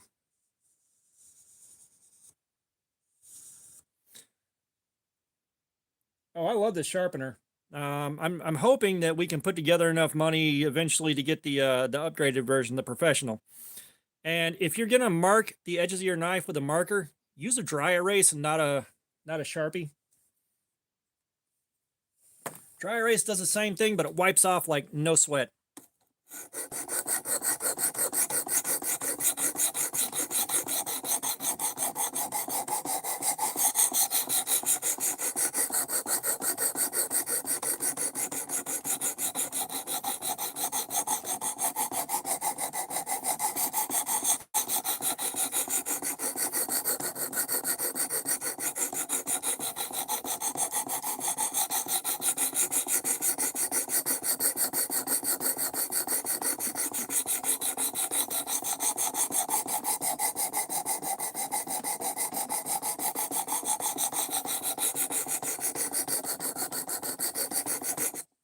It's like the dry erase, unlike the Sharpie.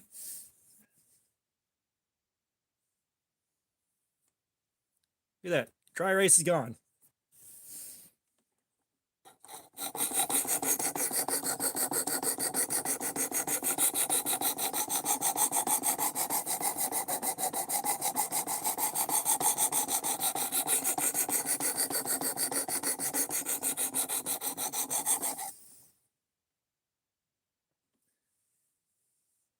So mine goes up to like 800 grit, and then it's got a ceramic side on it. Either that or I got two 600 grits, and I haven't really figured that one out yet. Okay, this edge is starting to get a little crispy, but there's still not a major burr, so...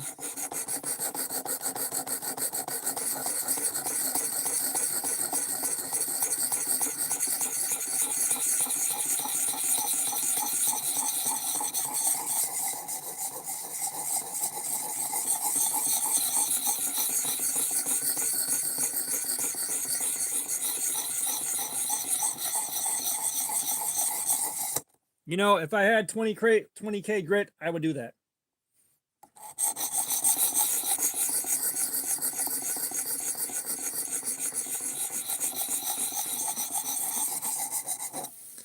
But let me get through the work sharp part, and you will see where some of the magic comes in.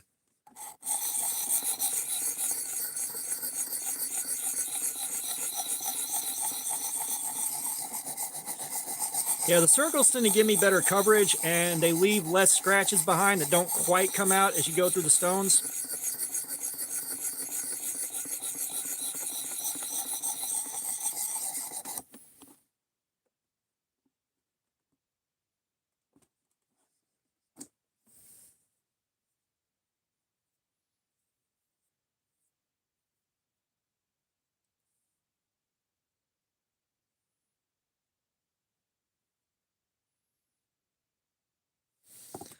I could use a little bit more removed. Oh yeah. Also, Lucas J. Font, welcome.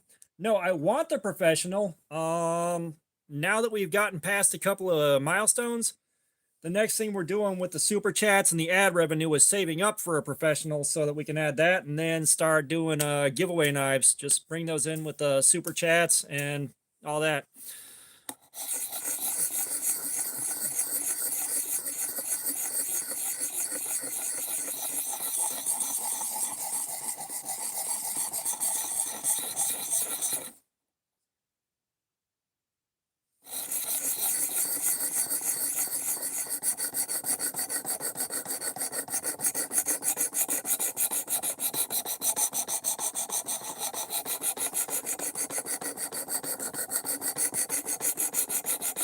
Yeah, I don't expect much is happening in Florida tomorrow, or at least a lot of Florida. Like, I know it's not realistic, but I was kind of hoping EDC and Lace would pop in with an update about her situation.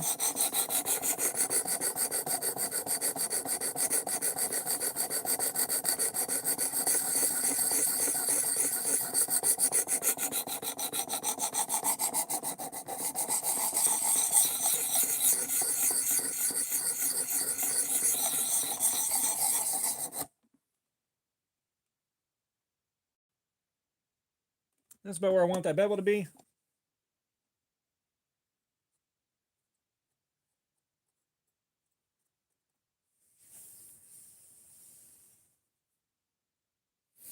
Yeah, so I've got the original Work Sharp, the old one. I wish I had speed control on it. That's the one thing that I don't have, but you know, other than that, it's really good.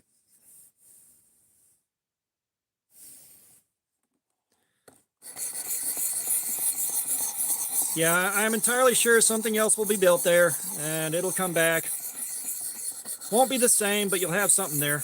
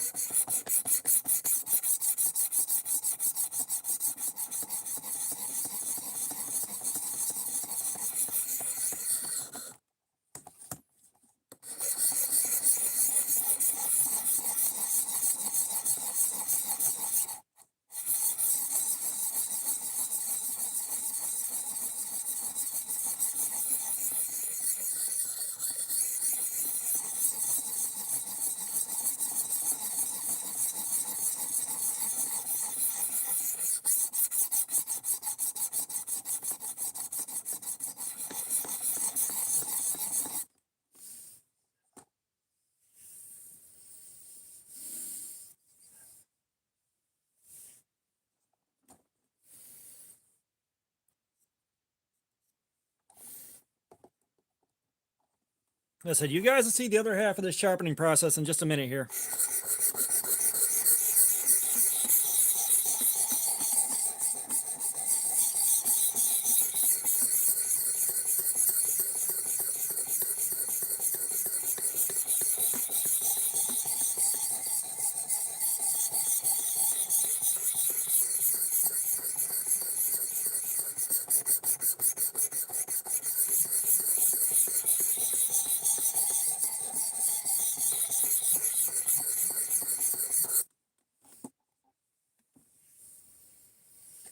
I do not have a clamp support for it. That being said, with the kind of setup that I have here, that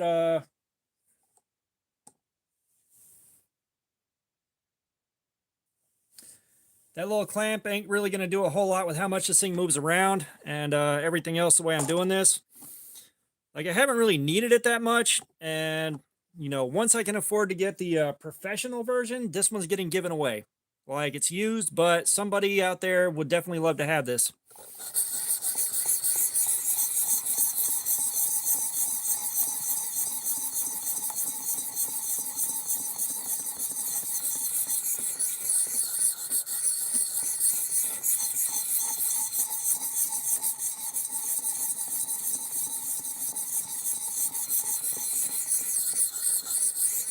Now, when we do the Cardboard Slayer run on the Mayhem,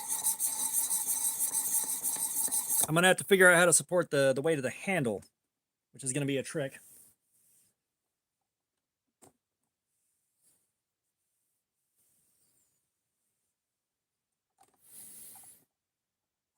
This hasn't been used that much. Like, these plates have still got a shit ton of life in them. Starflight, I know what I'm doing here. We've done this a few times now.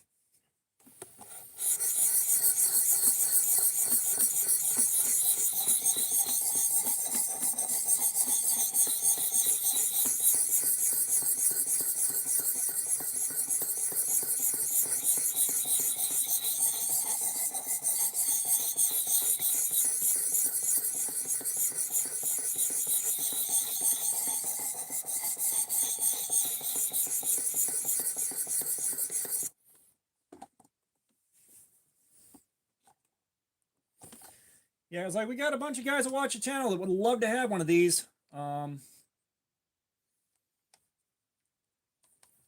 these are diamond plates. They're not stones. So this is steel with embedded diamond. All right, so we got 800 here. Yeah, so we got 600 and 800. All right, Zombie Man, thank you so much for the super chat, though. Would you like a figure? Would you like to pick a figure out before you go?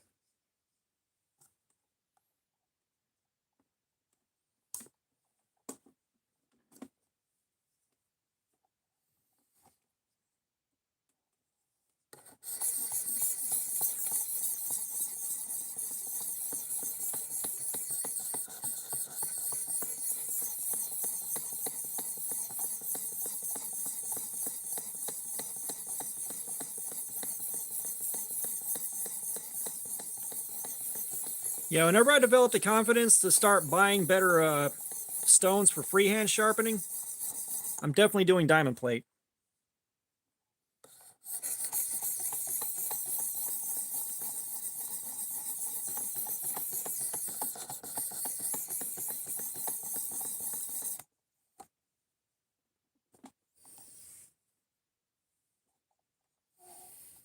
Boy, Blind as Starflight out here raw dogging it. Jesus Christ.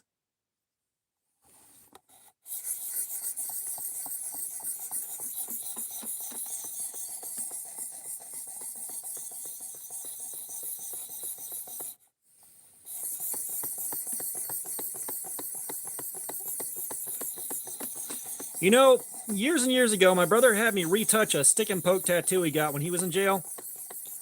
And I wound up taking a staple out of a magazine and using a Bic mechanical pencil. And I ran the staple down through there. We heated it up and sterilized it after we used the concrete on my porch to sharpen it down to a real fine point, and I did that.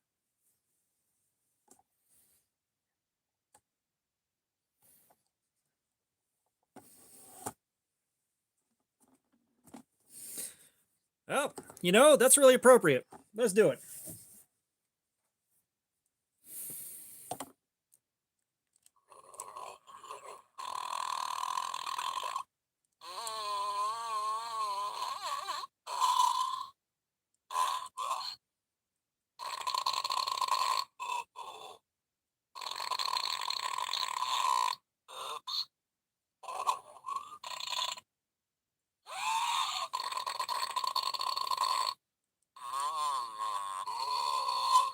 One more.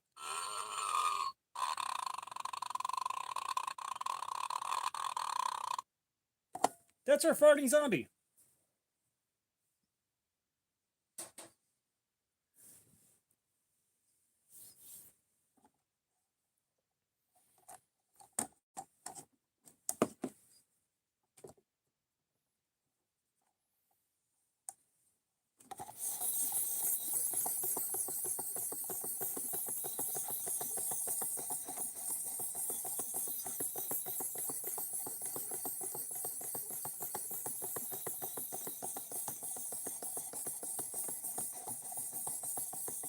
Damn, Starflight out here raw dogging this shit.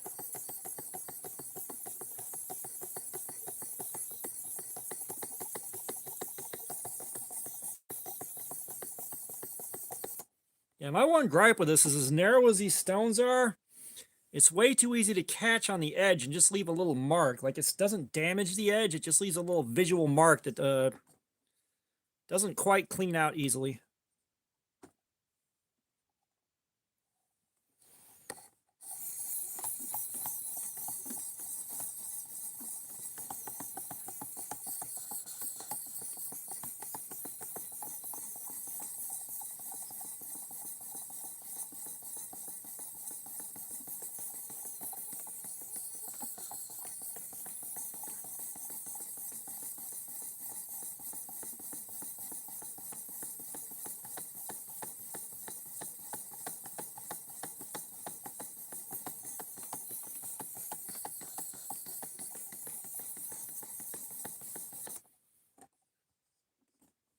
All right, Zombie Man, thank you again, dude. Thank you.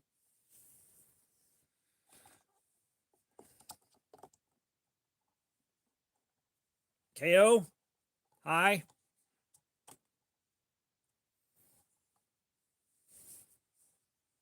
Priorities what?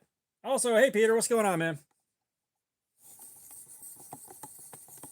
Well, we'll see how sharp it is in a minute here. We're not done with this thing yet.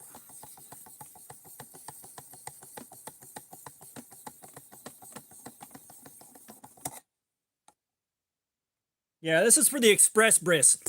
Whack! Just. All right, next. Next. Next.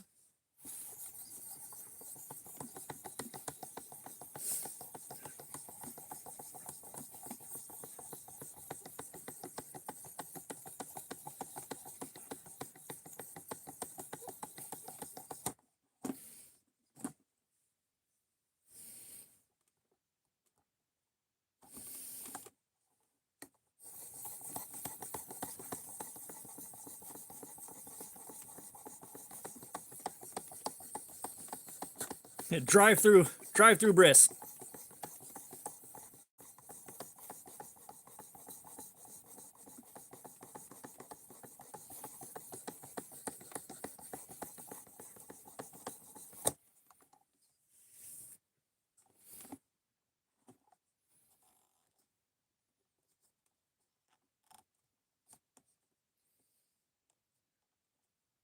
Welcome to let's see. Welcome to McMoyles. Your bris is our bliss. How can I help you?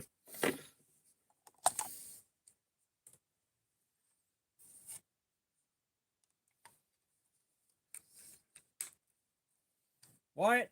Yeah, like the edge wore out in 3.5 hours, so we're sharpening it, and then we'll find something else to play with for a while. These streams are normally like 6 to 7 hours long. Actually, that's not a hard question right now, Starflight. Give me a second.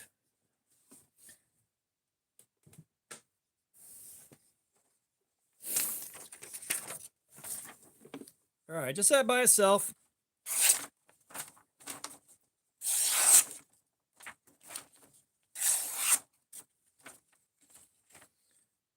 Still got a bit of weirdness at the tip, but we haven't gotten rid of the burr yet. That's our next step.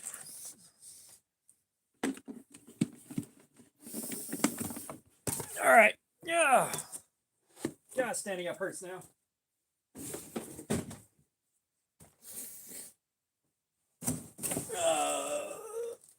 Almost fell over, guys.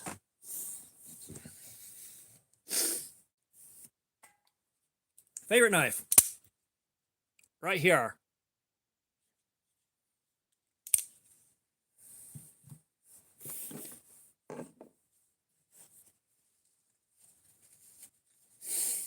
Okay, so y'all saw that. Let's check what we brought the number to.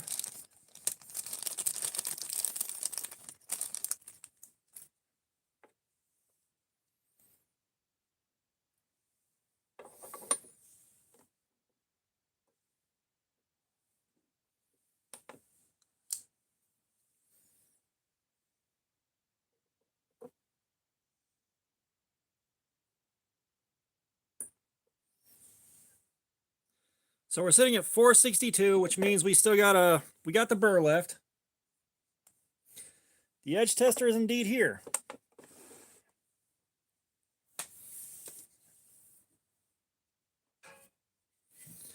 Now, my strops edge tester. I have not stropped it yet. That's what I'm doing. Some handsome fella. Oh, hell yeah, you foxy bastard. What's up? Now, my strops are loaded with diamond paste. It's not quite diamond emulsion spray, but it gets the job done.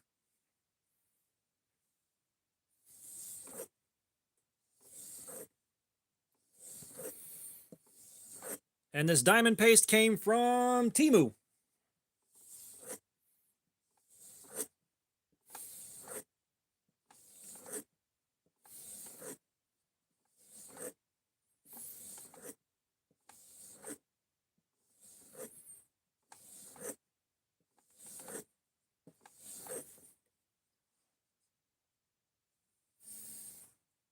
Now, I will at some point reach out to EDC and Lace and get some diamond emulsion when I've got a clean strop to compare.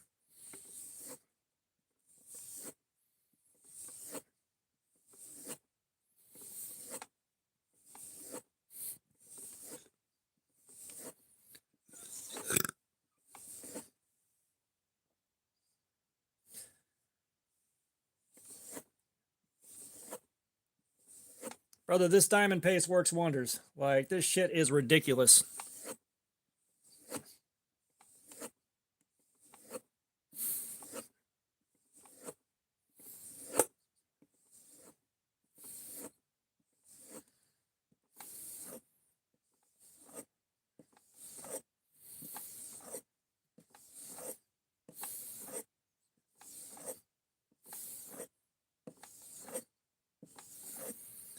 So right now we are on, I believe, 28 micron.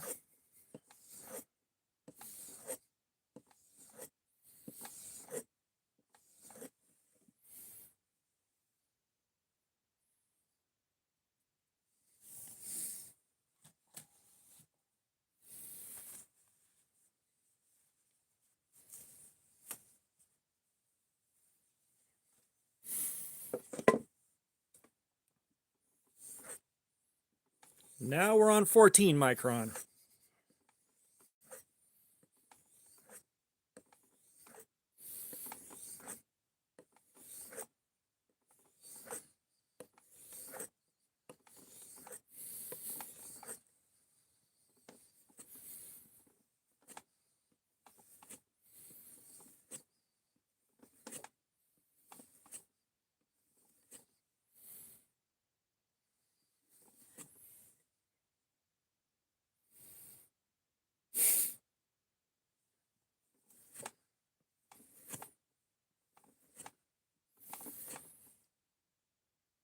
I don't think Spyderco is necessarily overrated, but I think they are overpriced, just like Benchmade. You got the Tic Tacs and you got the butterfly tax.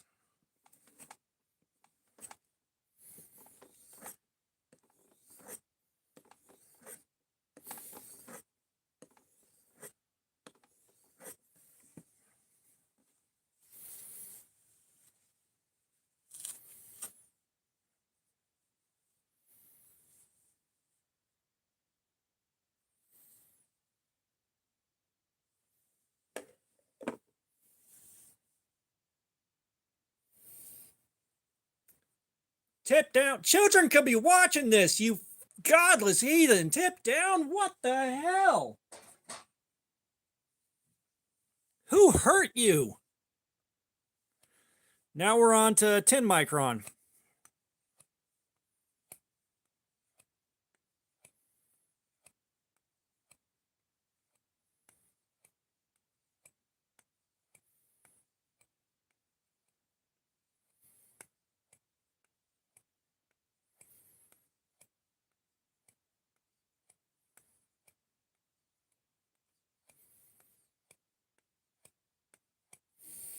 Yeah, this may just be a shorter live stream than usual. I am just too fucking tired to keep functioning. Monkey Man, what's going on, man? How you doing?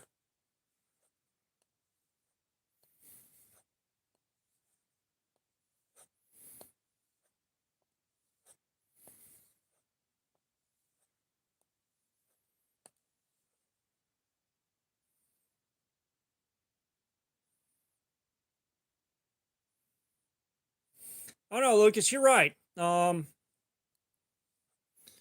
know. However, like I could have stopped on my first drop. I really could have.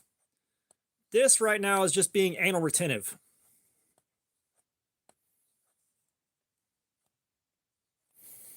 I said EDC and Lace sells a stropping compound, diamond emulsion. I'm supposed to reach out to her whenever I have new like a new strop. I of course can't throw diamond emulsion on here. Well, a tip up is the Lord's carry is the thing.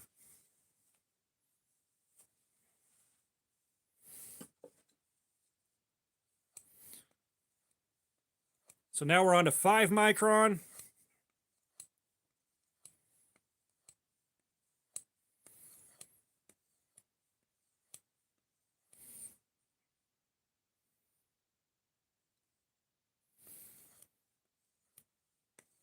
I carry just the tip. Yeah.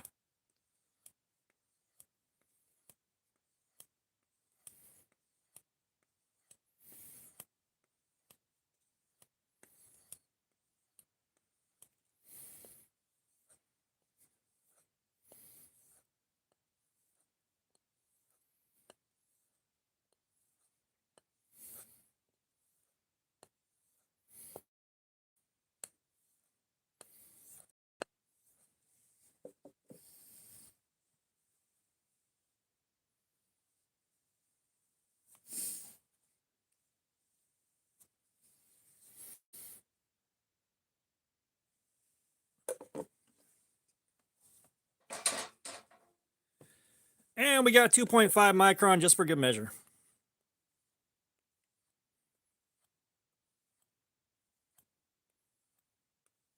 Like I said, this is just being anal retentive.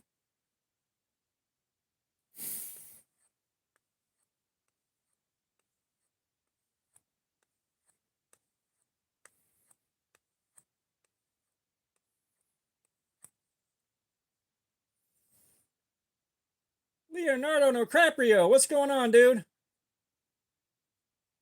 Also, this dude, did I say hey at some point to you? No, I think we had some dude in here. But this dude, what's up?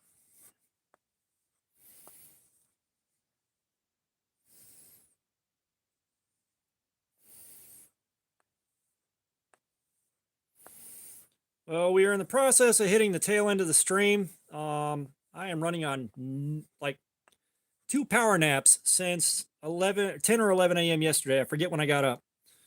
So this is kind of a short stream, but it's also an unexpected one.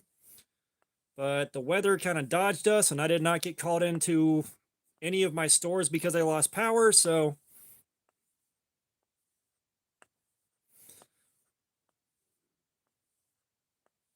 I did what I could for a live stream tonight.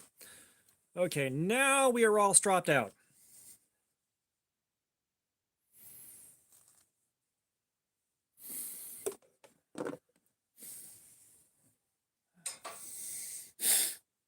Have you tried carrying under your testicles? Then nobody knows you have it until you need it.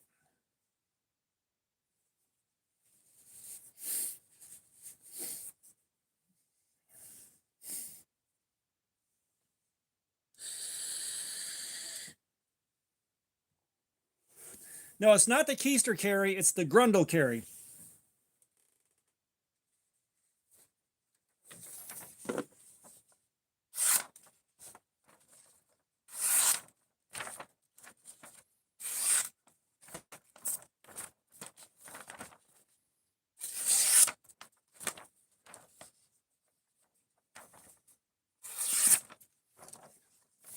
Now, let's see where we're at with the sharpness tester. So I should be at double-edged razor sharpness, give or take, if I did this right. And again, it's kind of hard to tell whether or not I'm in the butter zone because just softer steels like this, a burr does not come up. You know, it's irritating as piss. Oh yeah, the dingle carry. Yeah, that was funnier than I thought. Regeneration, what's going on? Welcome.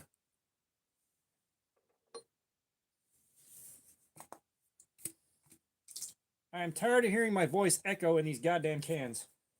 I've got empty emotional support caffeine cans, and I can hear my voice rattling, like ringing in those things whenever I say anything right now.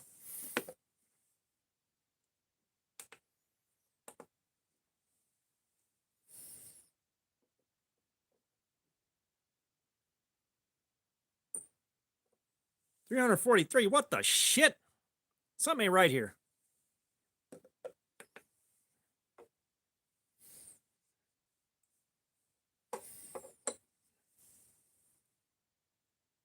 All right, Starflight. See you later. What the fuck? This ain't right. I broke it.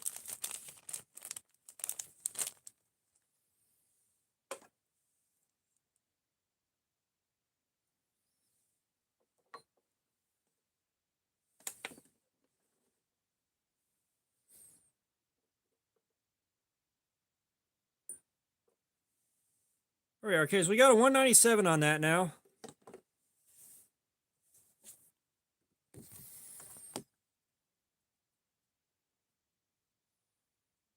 Which is kind of falling between double-edged razor and utility razor. Club and Beast, you trying to speed run getting banned?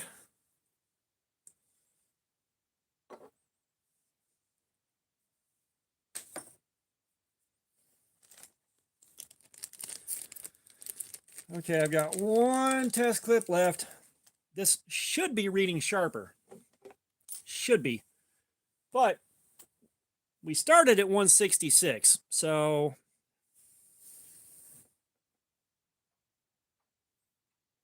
it's not too surprising. Let's give it some more time on the strop.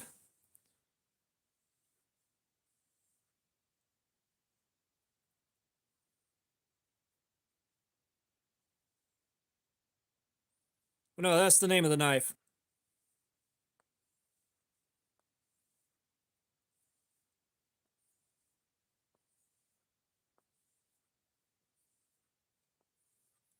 It's like this should be sharper than it was when we started.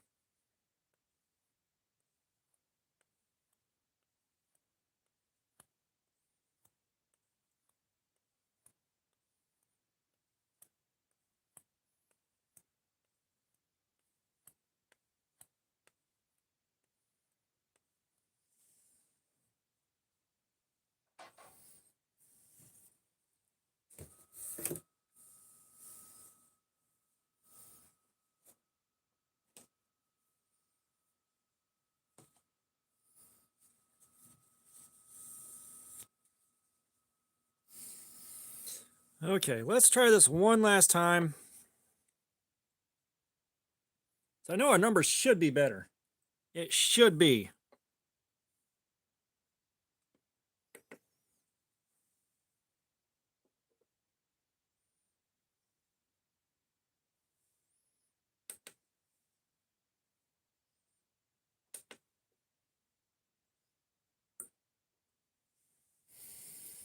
Okay, so we got 172. I guess we're close-ish to the factory edge again.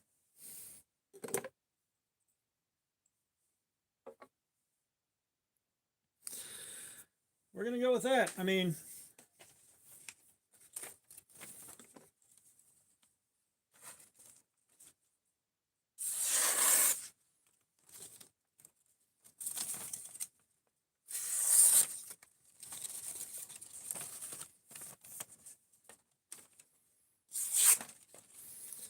you know, we also have a steel, like seems to be softer on the D2. So this measures how much weight you have to put right here in order to cut through a calibrated test strip. Also, Z-Posy, what's going on? Samet, how you doing? I'm going to guess Australia from Samet. So we spent 3.5 hours cutting with this thing to really jack the edge up. And I've just sharpened it back up, and I'm trying to figure out whether I'm just dealing with a softer steel that won't take as fine of an edge. So I think you can tell here, like we got an absolutely mirrored out edge on this thing. Like it is mirrored.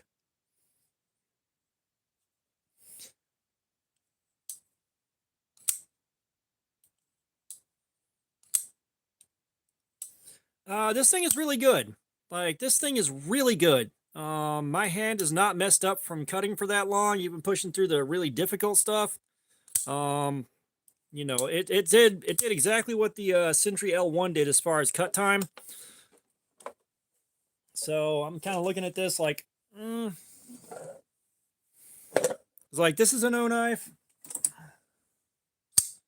This is also an O knife. They're D2, so they both did pretty much exactly 3.5 hours of cutting. Like, can't really complain too much about that. I wonder. Yeah. No, if they spent the kind of time I spend doing this with their knives while they're being designed, we would have much better knives. You're supposed to. Yeah, so you got these little test clips right here that have a calibrated wire, like it's under the right tension, and you press down until it cuts through. I have burned through like 15 test clips tonight. I'm gonna have to buy so many more of these.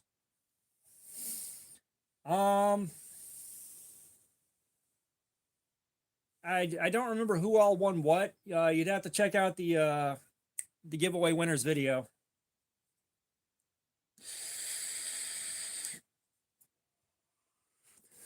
So I wonder if I power strop this thing.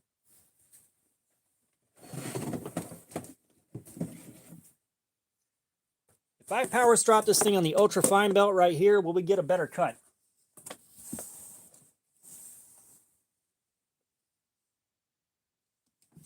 There's one way to find out.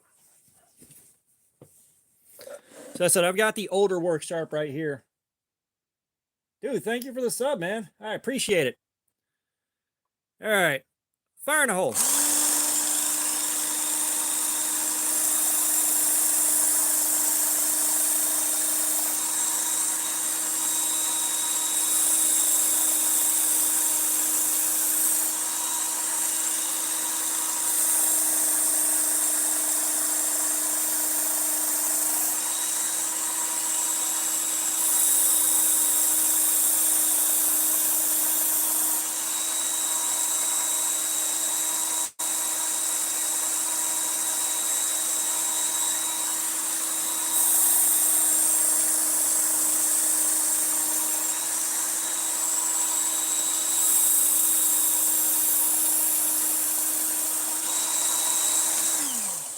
Well, I'm not really removing much material. All I'm doing is polishing this edge a bit more.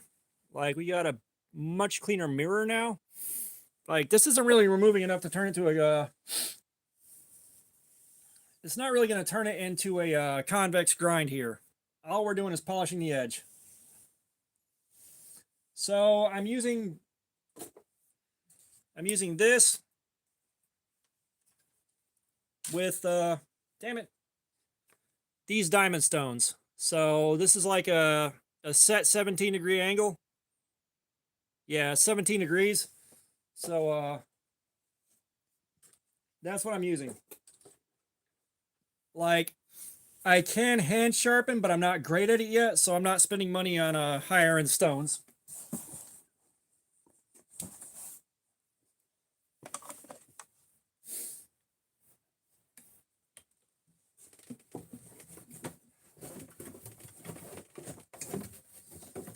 Yeah, I mean, personally, especially for the way I use knives and what I like to carry, I like to do these highly polished edges. They do what I want them to nicely. It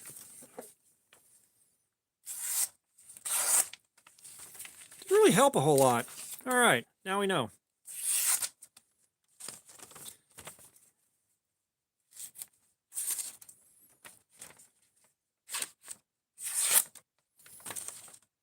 Like, it's cutting, it's doing the thing, but it's not really it's just not as sharp as I'd like it to be.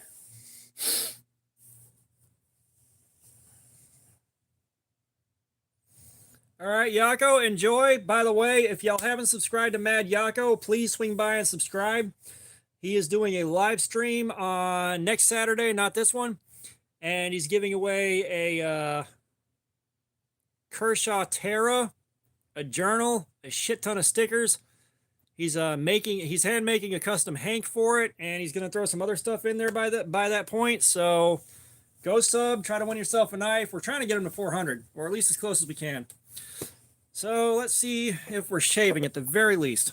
Tell me you shave.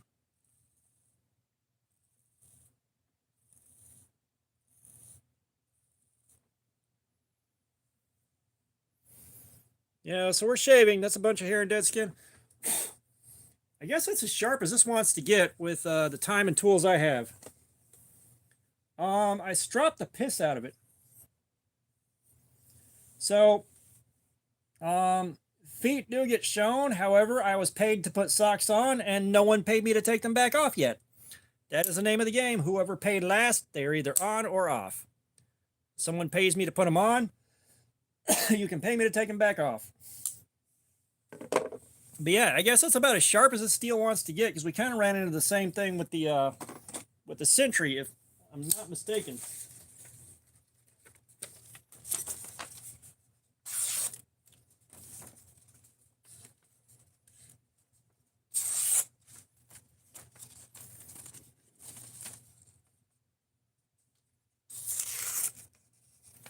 Yeah, Sentry kind of did the same thing. $2 minimum to take them back off. That's how we do things. Oh. Yakko doesn't show feats, but you get face instead. So pick your poison. I don't know. If someone set me up a WikiFeet page and that blew up and sent a shitload of people here, that'd be awesome.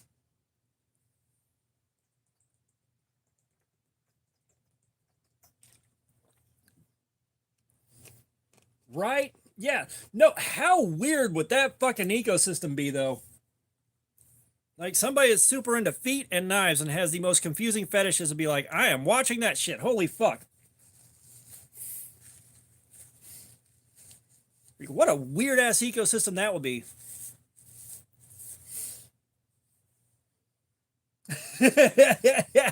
It's too much for one man to handle.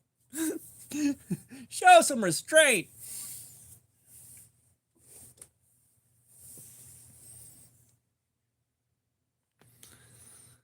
Oh, man.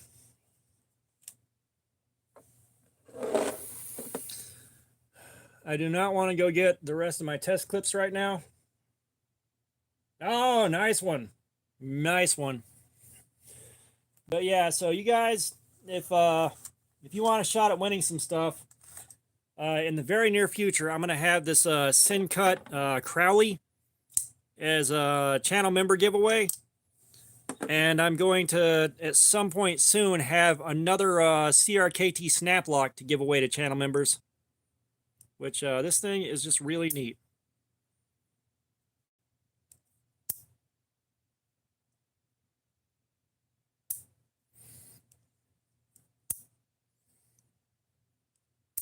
This is just one of my favorite oddball knives.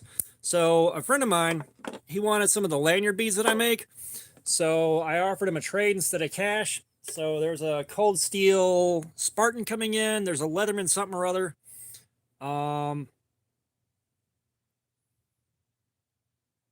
There's a, I think the Snaplocks are like 50 or 55 on Amazon. But there is a Kaiser Mini Conspirator in 3V, so we'll have that to play with. And then I asked for the other Snaplocks, so I'll have that one to give away.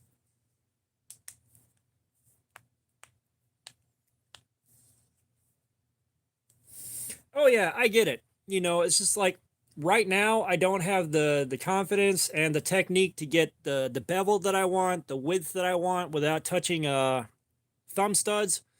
So I need to work on that so that when I buy stones, it's not a total waste of money, and I don't need something I'm not going to use that often that costs me money. Yeah.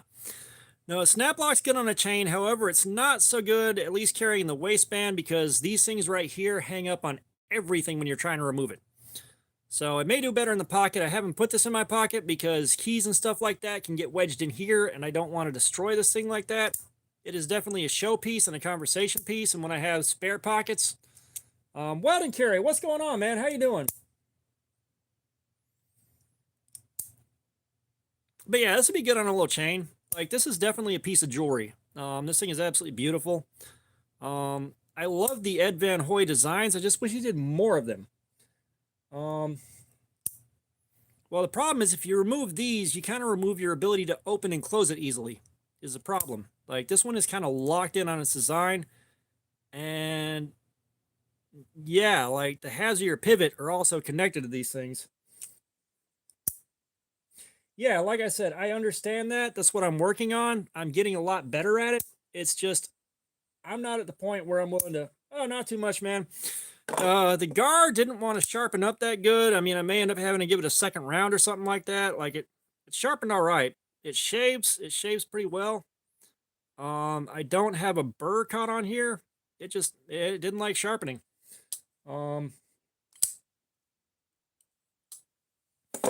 Like I sharpened this one. I hand sharpened this one on last week's stream, and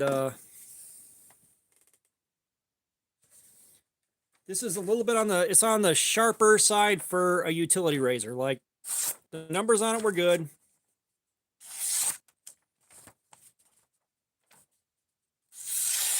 And that's just going to 600 grit and stropping.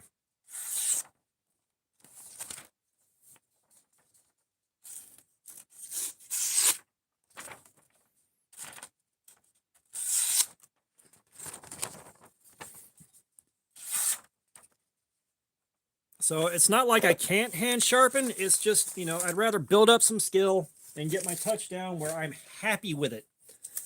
Like, full confidence. Mafia Bill, what's going on? How you doing, man?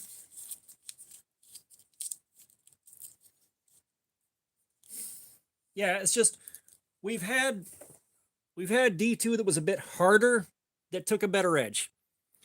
The O-Knife D2 seems to be a little soft. D2 should be a 4-hour steel. This was 3.5 hours. Seems to be a little on the soft side. But, I got a pretty good, pretty consistent bevel all the way up both sides. I think there was a little bit left to be desired right here at the tip on this side, but it's not much. Like, I got a good job done. It's just I touched the thumb studs on this side one good time.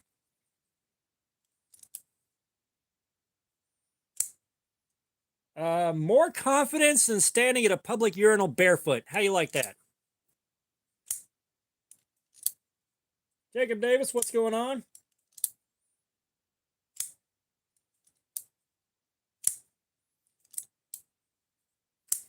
God, the bearings on this sound like shit.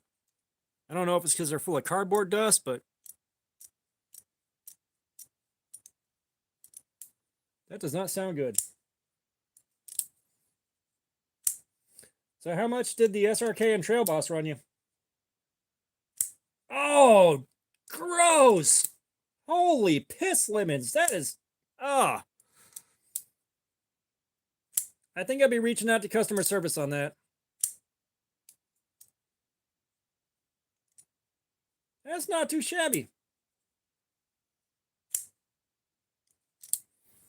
Oh, before I forget, we got to do the thing.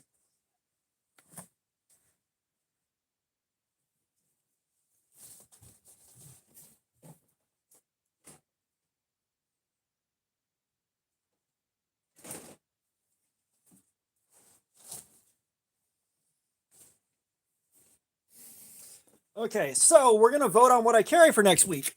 So let's put this off to the side. So, like, I'm getting better at my edges.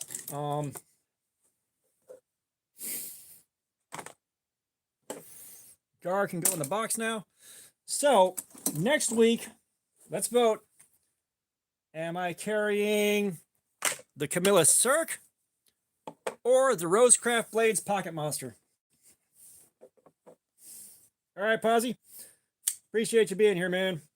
I got some knowledge, but I'm no expert. But are we doing the Camilla Cirque next week, or are we doing the Rosecraft Blades Pocket Monster?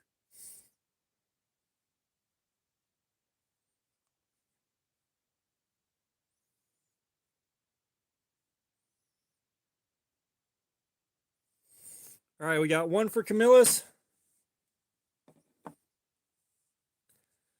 One here. Two here. 2, 3, 4. We're voting on which knife to carry. Got 4 to 2.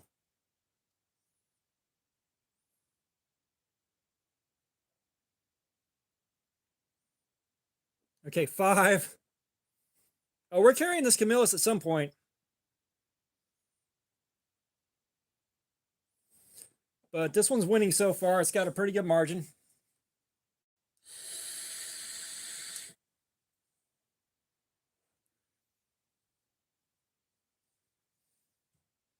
Oh no, I'm actually kind of excited to carry this when we get there because we got OS 8 on here. We got much better ergos already, depending on how the dingus end right here holds up. Like, this might actually be okay. Husky, you've been outvoted by quite a bit. I think we're up to 6 or 7 votes for this right now and 2 for this. You being the second vote.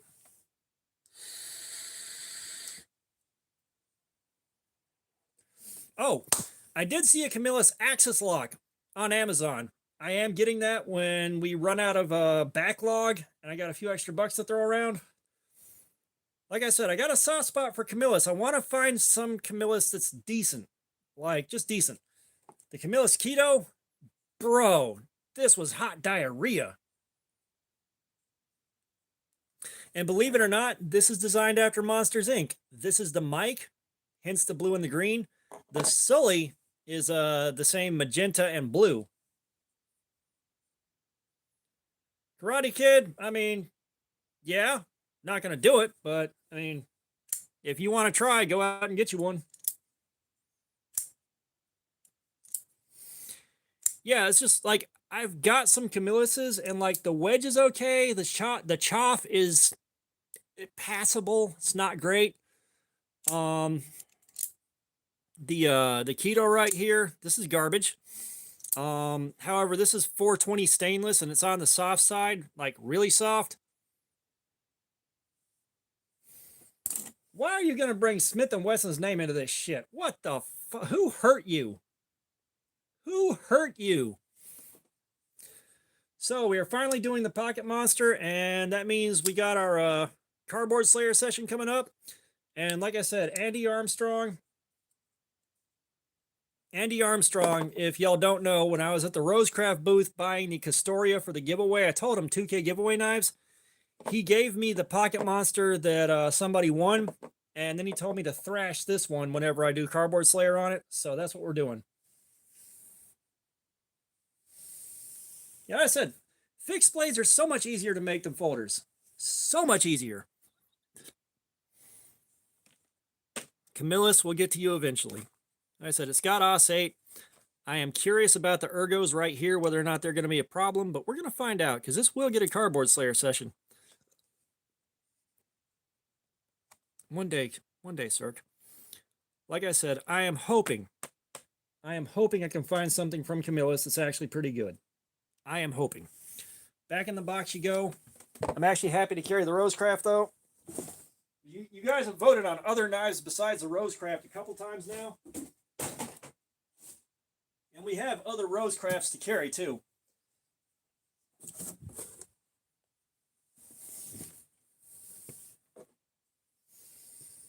This is not tipped down. I believe the mic is D2. I'll have to, let's crack open the Rosecraft website.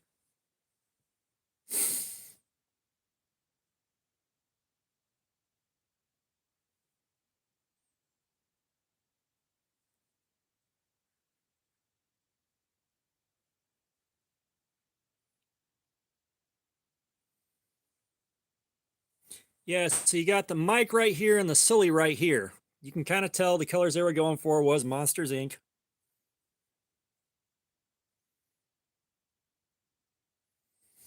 No! This is the RPM 9.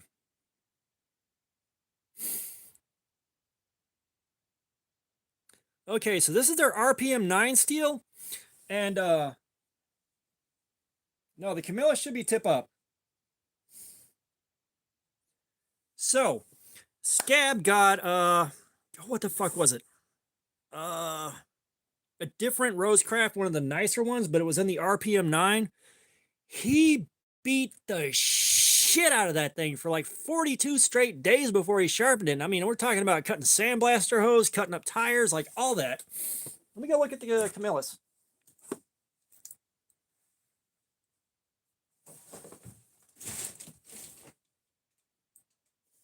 No, it's tip up.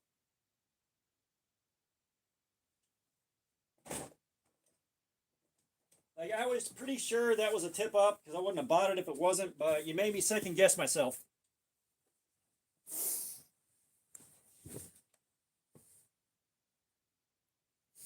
What was it? Let me pull Rosecraft back up.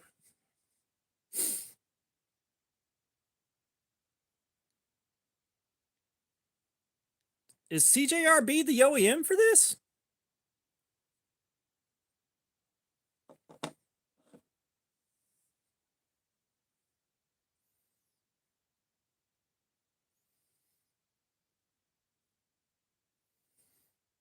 Okay, let's see if I can, this is like the Carnivora or something like that.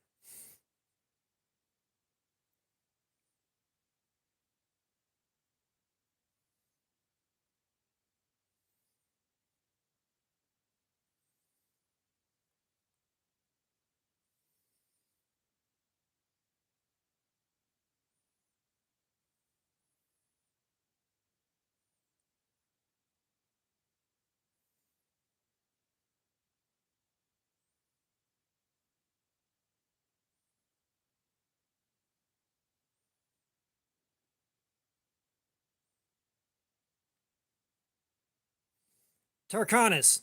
That's what it was. They gave Scab the Tarkanis.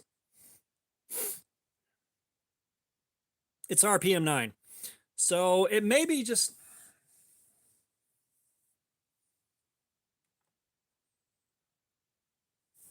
okay, Artisan is the OEM, like y'all know more than I do, but I've also got the little chonk right here to carry at some point. And then I've got the OG right here. And the OG is the most mainstream looking modern, but I really like the blade shape on this and could not argue with it. So looking forward to carrying this guy whenever we get around to it, for sure.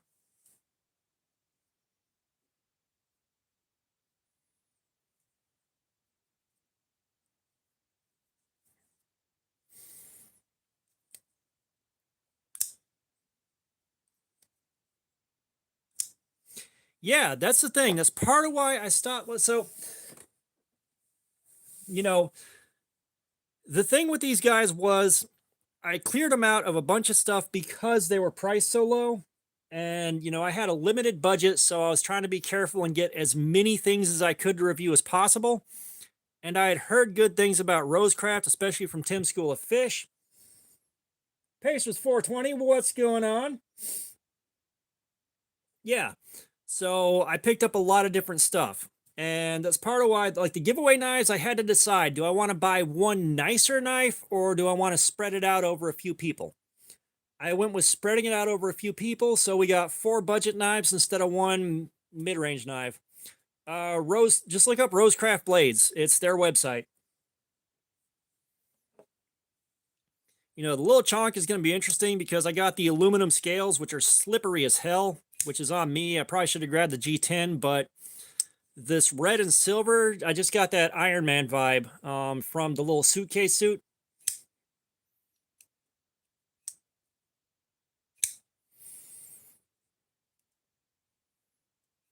Yeah, I was about to say, oh,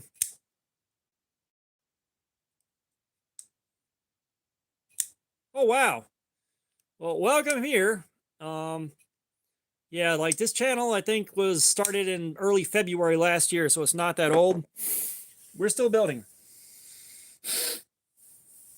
Oh, my luck is terrible, too. Like, there was a raffle, or not a raffle. Yeah, it was a raffle, and I had well over half of the fucking tickets in the raffle. I did not win shit for like 6 drawings in a row. All right, y'all go check out EDC 765. I will try to remember to catch that when the stream's over and I have access to one of my phones. What was I gonna say? I lost track of my train of thought. For those of you that don't know, I was supposed to be in the path of the shit that made it up through Georgia, like dead center. And so I was emergency personnel at work.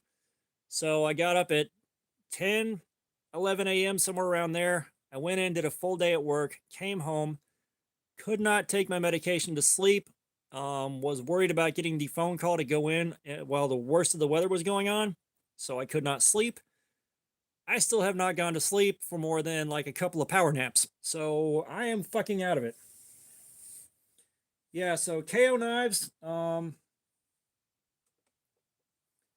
I don't know how I lost. All right, I didn't win shit until they were down to the worst fucking possible prizes at the very end of it. And like I got like a little bag with like a couple of pieces of gear that I could not have fucking used. It was like vape gear with god awful juice and like a couple of coils for something I didn't have. It was just fucking nuts. But yeah, so if you folks sharing the names of 2 channels. All right, KO Knives. He has got a giveaway that's live right now. Hit his page, subscribe, enter the giveaway. He's giving away a Gerber Affinity with a shipwreck patina on the scales. It looks so fucking nice. I want it so bad. Scalping your TP? That's fine. They don't have to be your taste. I like them and I'm looking forward to playing with them.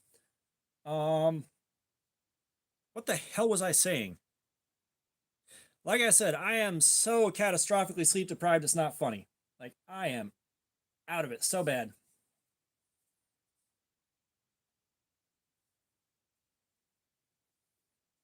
Yeah. But it's just my luck is terrible. Now, so you go to KO Knives, yeah, KO Knives, you got to go to his YouTube page, subscribe to his channel, and enter the giveaway on his giveaway video. Yeah, thank you. Thank you, Punisher. No, you're good, Pacers. I want to help you guys out. Joseph Garcia, what's up, brother? But go to his page, leave a comment on his giveaway video. That Gerber Affinity with the shipwreck patina, it looks badass. I want it. I want the damn thing. But Mad Yako, he also has a giveaway he's doing. He's doing a live stream next Saturday. There is going to be a Kershaw Terra. There's going to be a journal, a shit ton of stickers. He is making a custom Hank and apparently throwing a couple more things in there. So subscribe to his channel as well. Get yourself on that live stream. He's going to have an entry video tied to that thing that he'll share on the live stream, kind of like a lot of guys do. Someone's going to win a bunch of stuff in one go. And Mad Yako, he is building his channel right now. His production value is going up. He's checking out better and better knives. His videos are getting a lot better.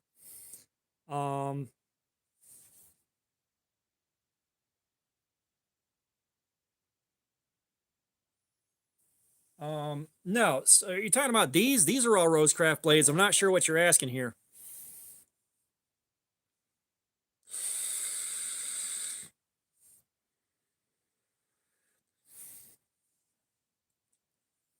So the website to buy these is Rosecraft Blades' website.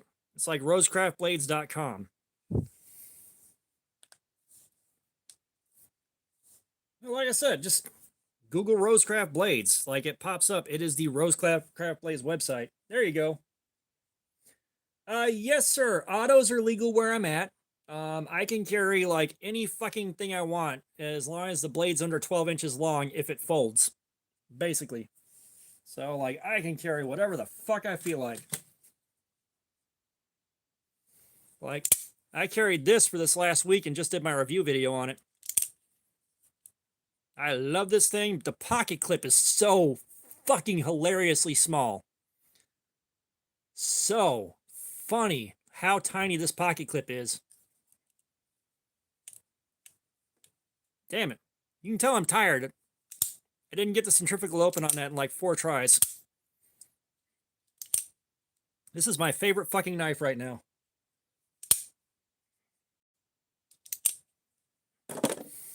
But yeah, like, I am definitely looking forward to this because, like I said, I've been wanting to carry this for a minute, but other knives have been getting the vote before it. But yeah, and now the factory edge, I'm going to imagine, is not the best. Nah, dude, the clip on this is too small. All right, too small for this. You know, this thing has the right clip on it. This would have been perfect on this or something very similar. This would have been perfect. This one, it's got its issues, but it's still a great cold steel. Yeah, like I said, it's not that the pocket clip doesn't hold, it's just too small, and the dingus in here is too flat, so it makes it hard to get it over the hip of a pocket sometimes. This would have been the right clip for this. Something very similar. I'm not sure why they didn't do that. Weird ass decision. They may be expecting you to just take the pocket clip off entirely. I have looked online. How long is the blade on the Raja 2? Because that's a 6-inch blade right there.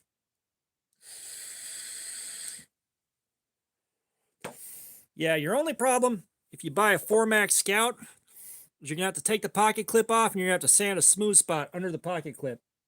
Or you're not getting it into your pocket or back out. This is skateboard grip tape.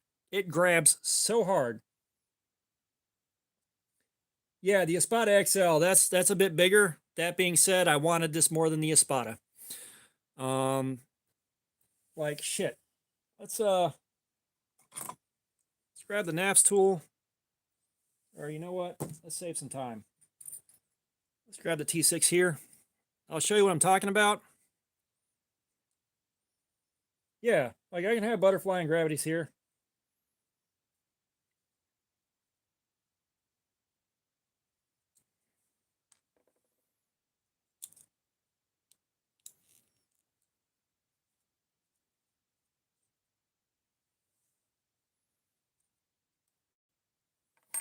So right here, you've got to sand you a smooth spot, or this will grab onto whatever cloth it's clipped onto. And a lot of guys have had it tear the cloth. All right. That's the only problem with this thing, really. And the edge bevel I got, the edge, one side was like 21, 22 degrees, and the other side was 17 degrees. And this thing would not cooperate with the precision adjust. And the Kin Onion grinder wasn't taking enough steel off, so I had to go to my 2x72 and hog a ton of material off, and then go to that Kin Onion belt grinder to get the edge right. And even then, like I touched the blade with the that wheel on the Kin Onion grinder, dinged it up here, and the tip got rounded a little bit like they do on that Kin Onion grinder.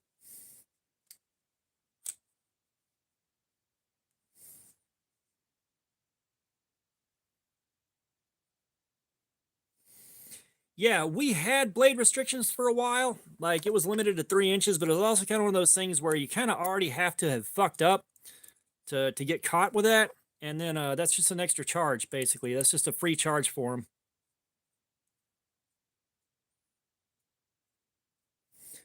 OJ, yeah, if I'm still alive, or if I'm still alive too. I don't know how much longer I can stay up and do this, but we're going to try.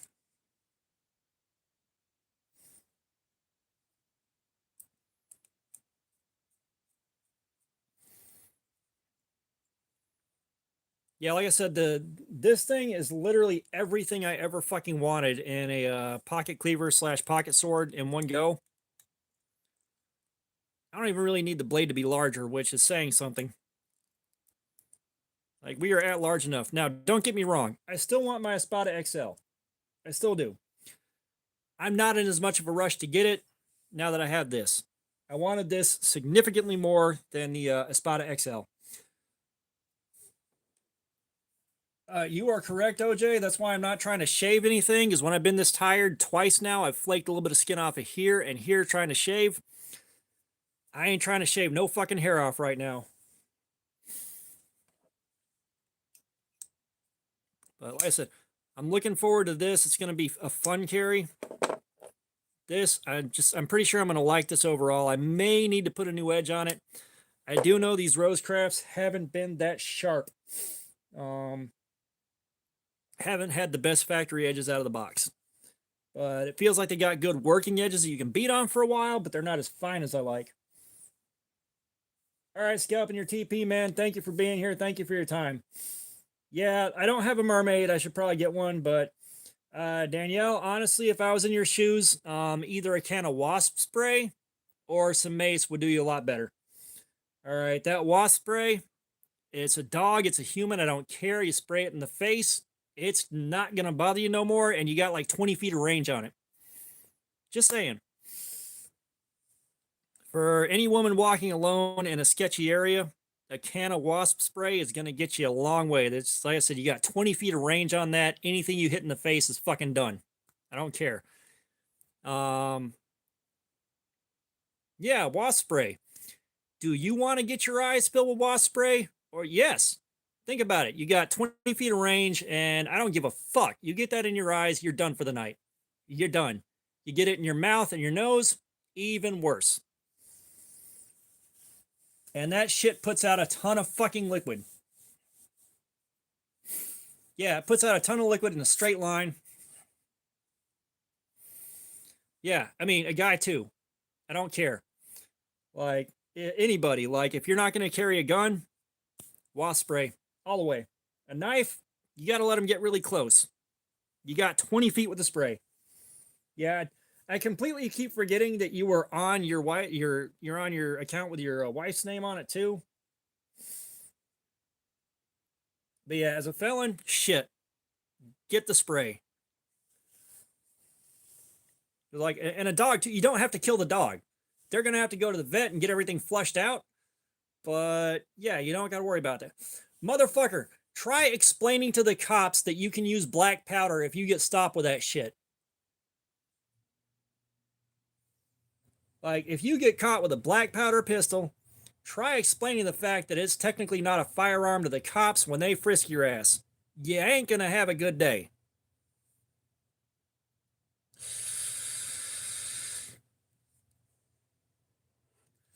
Like, taking it to the range or something like that, sure. But even then, it's not worth dealing with. You know, even keeping it in the house for home defense, yes, technically legal. You're going to have a bad fucking day trying to explain it. Yeah, no, like I said, according to the law, it's not a firearm. But you got like a fucking cap and ball revolver that takes black powder. Again, you're going to have a really fucking bad day trying to straighten that out.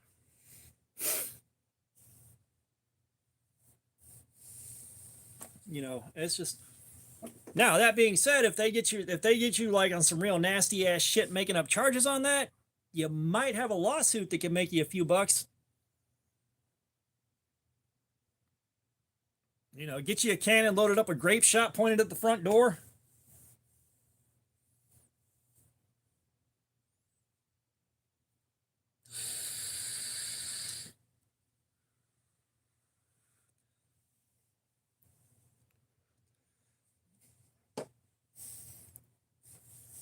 Yeah. You know, like I said, it's one. If you're gonna be a felon playing around with a black powder pistol, man, whoo, you are assuming some responsibility.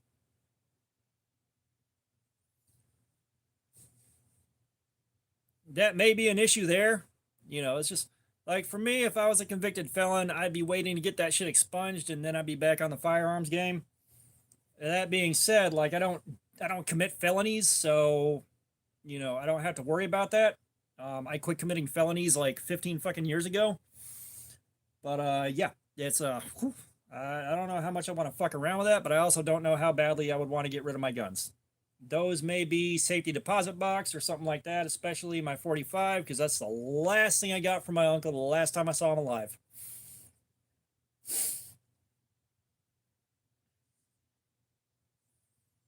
Yeah, I mean, shit. You got like a bright flashlight and some wasp spray. Fuck, you're set.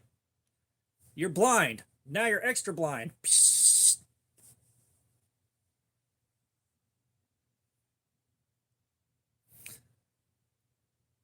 Dave Persona, I do not have the Bear Grylls knife. I don't play with fixed blades because I can't carry them and do a fair review on them. So, like, there's not a lot I can do with that. Um, and I haven't really been impressed by the Bear Grylls knife from what I've seen from other YouTubers doing reviews on them either.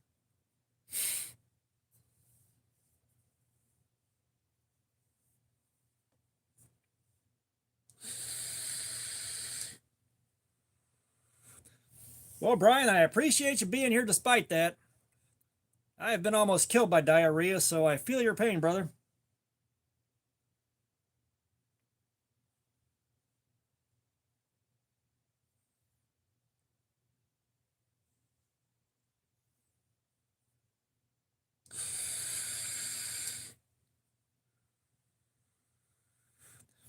It's like, at one point we had our neighbors had a German Shepherd. Button lock knives, yeah, I got some of those. I'm not huge on them just because they annoy me trying to close them, but I got these guys. I do have some of the Boker Kalashnikov push button automatics.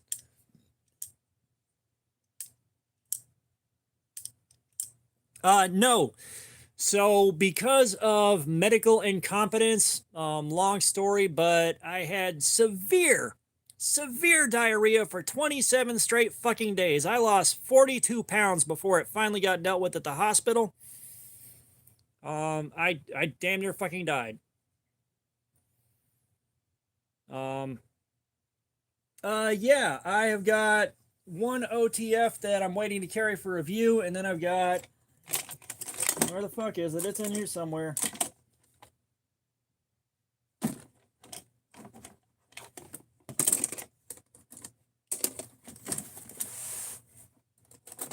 And I don't have the Smith & Wesson OTF, if that's what you're asking. I got one Smith & Wesson knife that I fucking hate. I don't buy Smith & Wesson knives. They're pieces of shit. But I do have the Schrade Viper with an easy reach, and it's a single action OTF, and I don't like those that much.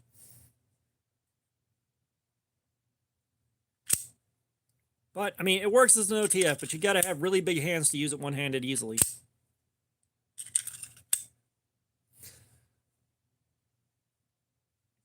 No. So what happened was, there's an anti-inflammatory NSAID pain reliever, diclofenac sodium. I wasn't supposed to take it for that long, but it was the only thing that helped back pain, so I was taking it for like 2 years, and I annihilated my stomach lining, so now I have ulcerative colitis. That's what happened. I went to a gastroenterologist after, I went to urgent care after 7 days. That was an embarrassing visit. They sent me to a gastroenterologist in the same building, and instead of doing anything, like they listened to me what was going on, and all they did was give me one of the 3 antibiotics I told them I was allergic to on the paperwork and on my intake. And then I got the prescription, and I got home, like, I couldn't read the motherfucker. And I got home and I called them. I'm like, hey, I'm allergic to this, man. You got to call something else in. They're like, just try it for a couple of days. Let us know what happens. So, not only was I pushing the tip of my heart outside of my body every time I went to the bathroom, but I was also throwing up. If I would have laid on the floor, I could have made a really gross spin art. They stopped answering the phone or returning calls after about 2 days of trying to get it resolved. So we had to find another gastroenterologist. That took about 2 more weeks to get the initial consultation. Then I had to go in for a colonoscopy, which was another week or so. And after the colonoscopy, they said, all right, just go straight to the hospital. We stopped by the house and I got something to eat before we went, but I wound up in the hospital for like 3 days.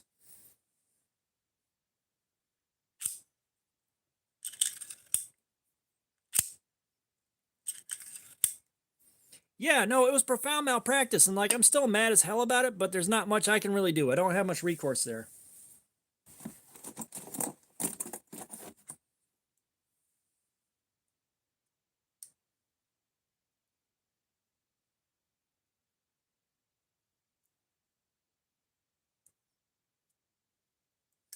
wasn't the packed food, dude. Like I said, it was the diclofenac sodium, and I was told it would fuck my stomach up, but I was like, you know what? This is the only thing that helps with back pain right now, so I'm just gonna risk it. Shouldn't have risked it. The back pain was from some spinal curvature sitting on a nerve. It was nerve pain, and pain management. Because that back pain has been around me since like 1996 is when it really started, and it was 2017 when I finally got a doctor that didn't assume I was drug shopping, and he went in. He dealt with me for a while, worked with me on it, and he finally decided we're going to do a radio frequency ablation. They go in with a needle with an electrode and just burn through the nerve ending. That's it. Done. End of story. 20 some odd fucking years of back pain gone overnight.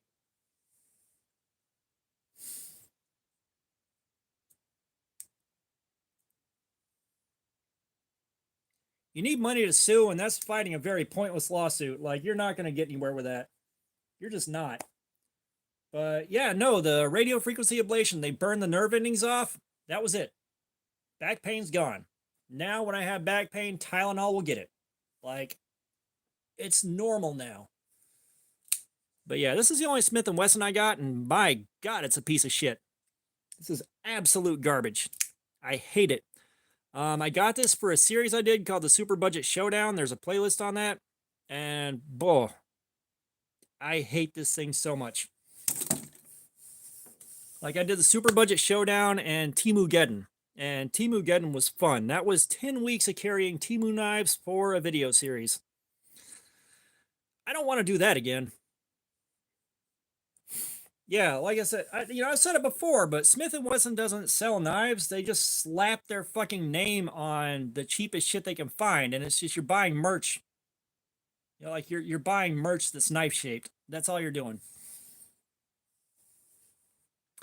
Yeah, there's never buy knives from gun companies, but Hogue is apparently a gun company that started making knives and they got it right. I don't think I've seen a Walther knife.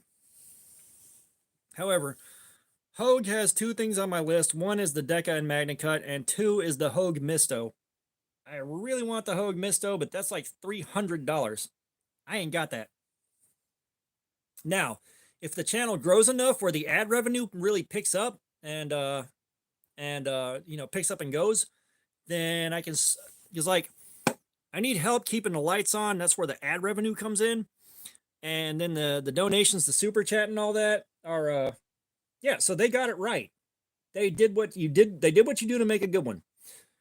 But, the super chats, the donations and all that will go to buying knives to review and give away. We got two more things to do first. One is the guys are getting me a Devo / Stassa 23 Calibration Fireball. They're doing that for me, and we're going to review that. We're going to do Cardboard Slayer with S90V, and then we're looking at probably trying to save up for the Precision Adjust Professional and get that. And yeah, we get the Professional. I give the Elite away. Someone can get my Elite and do their own sharpening and get some joy and use out of that. And yeah, then it's going to be basically ad revenue gets the ad revenue I want to be split between saving up for Blade Show next year and helping keep the lights on. That's what I want to split it up with. Now, somewhere I've got the Gerber Guardian Mark II from the early 1980s, like pre-1983. I don't know if it's down here or not, and I'm not going to go crazy trying to find it because I'm too tired to care.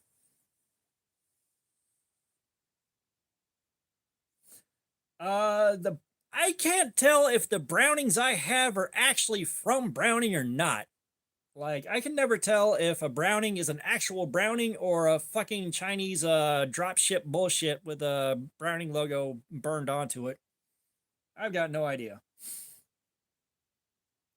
I don't make any money off Feet Finder. I just make money off of whether or not y'all want me to wear socks. That is it.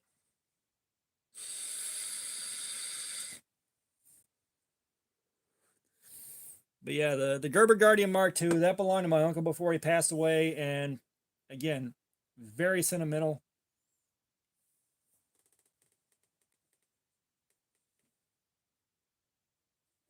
I know I had it here at one point. I don't know if I took it back upstairs or it's somewhere in this mess here. I'm not sure. The war room is a fucking disaster, man. It is a giant ass mess. Cleaning this area up is gonna take fucking days. And no, I will not be finding the fucking missing wee hobbits.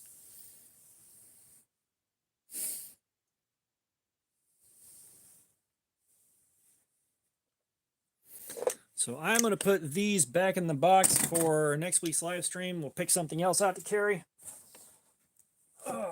Tomorrow I get to do the video for the first real look at the, what do you call it? The Pocket Monster. I've got my Cardboard Slayer Aftermath video to do. So there is more content coming. I'm going to put this back up so I don't lose it. Oh my god. You guys, I am so fucking tired.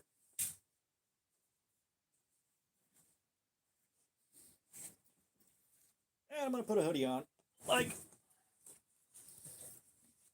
trying to keep the stream going for a bit longer. Try to get my view count up. We're at just shy of 6 hours.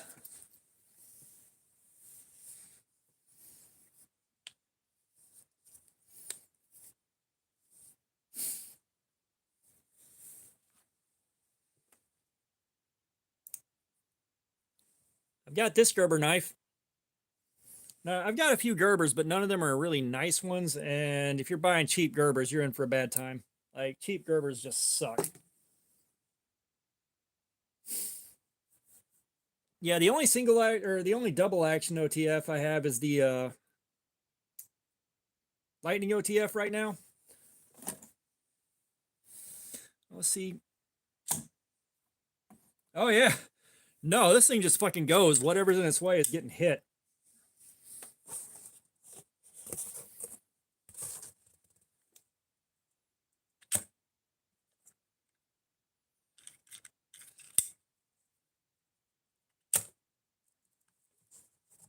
Oh yeah. That thing, no derailleur.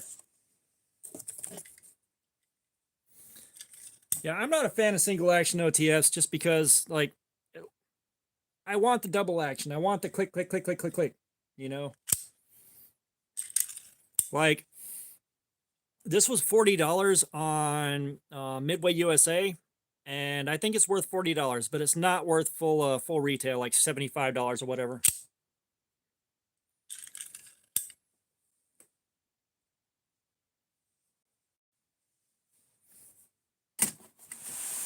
So if y'all remember when I was talking about the air conditioning going off, or losing the air conditioning and stuff starting to corrode, like, this happened to this, and still none of my D2 corroded. And this is a shitty Temu knockoff of a Strider. And like I was saying, this has got the Browning logo right there. Chef Rocky, what's going on, man? Welcome back. How are you doing? We got our very first channel member here. So yeah, Chef Rocky, we did the O-Knife Gar. And yeah, but still, like, it was indoors and it rusted. I got shoes that got mold on them over here that I didn't know were molded until I went to look for them. But yeah, we did the O-Knife Gar. The D2 lasted 3.5 hours, just like the O-Knife Sentry L1. It didn't take that as nice of an edge as I would have liked. But yeah, like, that's about all you missed. And of course, Chef Rocky, if you didn't see, look what I got finally.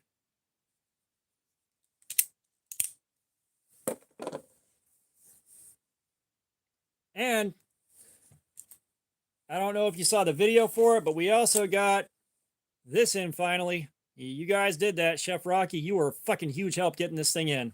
Like, you were a huge help. You and Full Fire.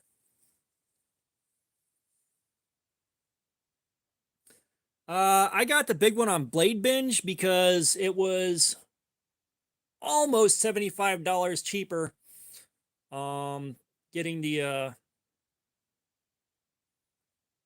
like it was $175 opened and maybe cut some paper on Blade Binge, but retail would have been $248, I think, 238, 248, and then buying it off of Cold Steel's website would have been like $350.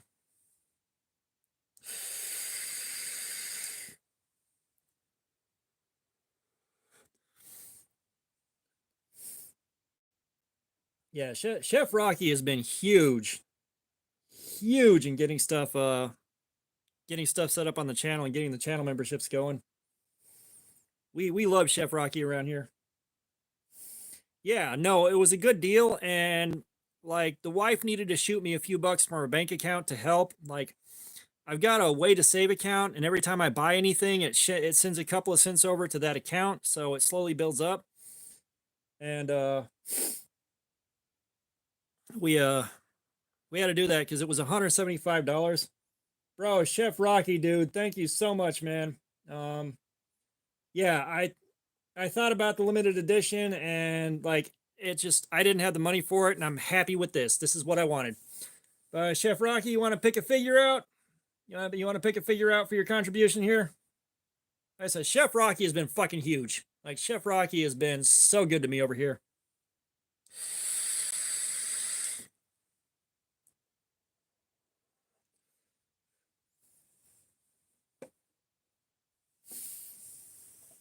Yeah, the sharpness tester, like I'm trying to figure out how to read the data off of that too, because it got kind of weird. Like we started on the Gar, and the edge started off at 166. After an hour, it went to 295. 2 hours, it went to 513. 3 hour and 3.5 hour, it stayed around 430 to 450, and it just crapped out on the cardboard. Like it just crapped out on the cardboard. It wasn't cutting it anymore. All right, Scuba Steve, it is. Chef Rocky, this is for you, buddy.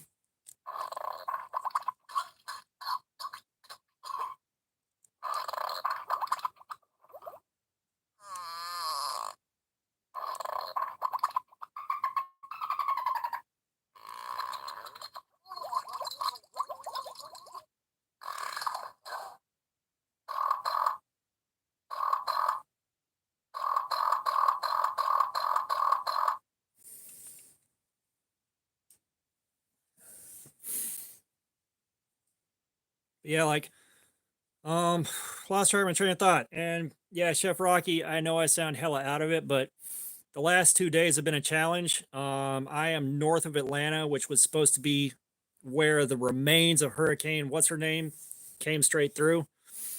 So like I woke up 10 or 11 a.m. I went to work. I was told I was emergency response personnel, so I was probably getting a call to get up and go in. And so I couldn't sleep when I got home. I couldn't take medication either because if I had to get up and drive, I couldn't do that slam full of Seroquel. And I'm running on 2 power naps since about 10 or 11 a.m. yesterday. Now, all we got was rain, no wind, and I didn't get called in to go anywhere. But yeah, I'm so out of it. But you know, we're still having fun with the live stream, so we're still here. Yeah, so I think my favorite has got to be the either the Knight or the Ninja. I love those guys. Yeah, like we got a lot of rain, we got no wind, and like I actually did prep work. Like I said, I mentioned earlier, but I dumped a bunch of weight in the very back of the bed of the truck to get more weight on the back wheels. Um, so I got I did what I needed to, and then I got to take all that shit out of the back of the truck and put it back in the garage, and I don't really want to fuck with it. If I don't get it though, it's going to spend the next 6 months sitting in the back of the truck and never get pulled out.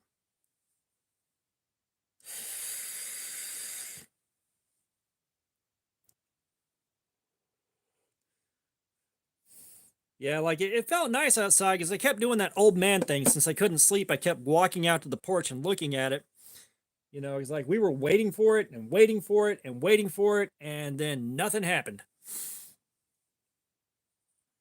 So I got like So I've got a couple of cases of bottled water now, which I don't mind because, for some reason lately I've just wanted water fucking nonstop. I will like, it's just been mostly water, and I'm not sure what the hell happened, but my taste changed overnight for no reason. And then I got a bunch of cans of Chef Boyardee that I was gonna cook in front of my forge if we had to. So yeah, like I am thoroughly surprised. None of our stores lost power, so I didn't get called in to go anywhere. And we got no wind, and we were expecting like 50-mile-an-hour gusts, somewhere between 50 and 80 miles an hour, depending on which forecast you looked at. Oh, cool. Really cool.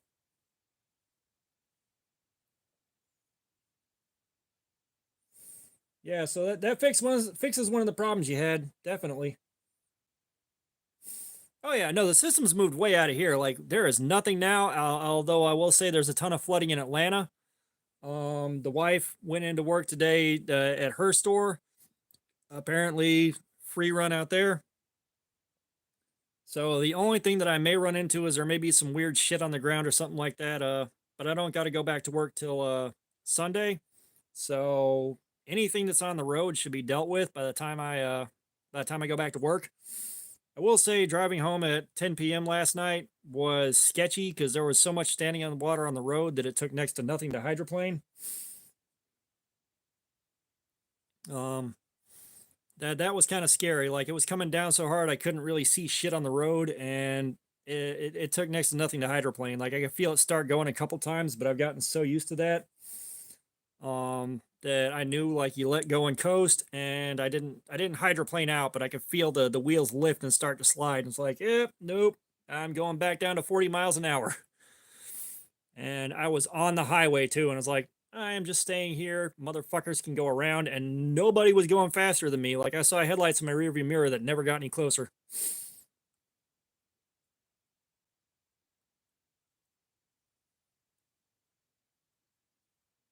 Yeah, and I mean, I felt so bad. Like I was watching coverage and like the flooding in Atlanta. Jesus Christ, man, some people got really fucking shit mixed.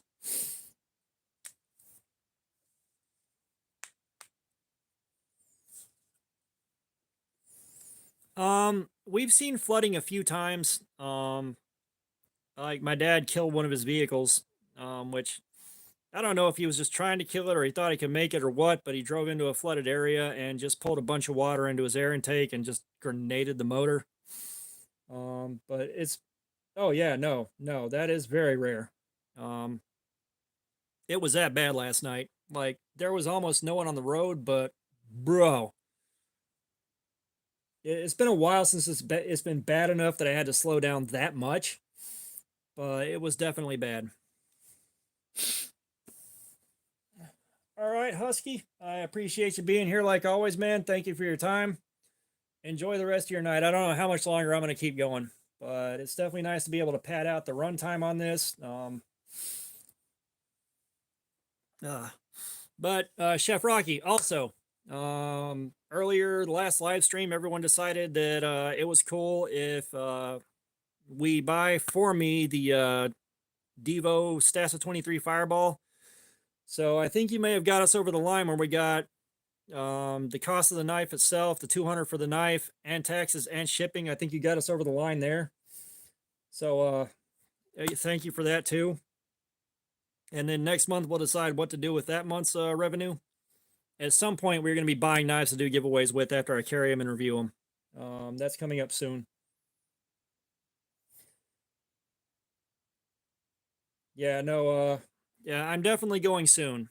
Like I am probably about 20 minutes here. About 15, 20 minutes. We'll probably wrap it up unless we have something interesting we're talking about.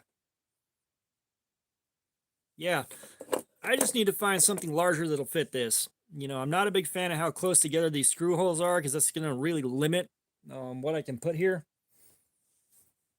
Oh yeah, it is fucking sweet, dude. I've got the prototype. I've got an older prototype, and I've got it in colors nobody else is gonna have.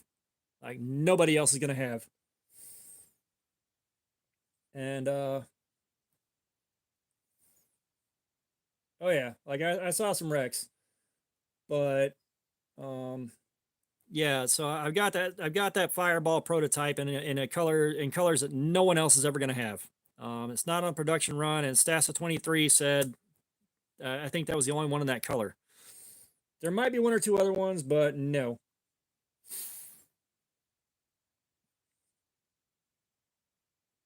Yeah, like I said, that proto is sweet, man. That proto is fantastic.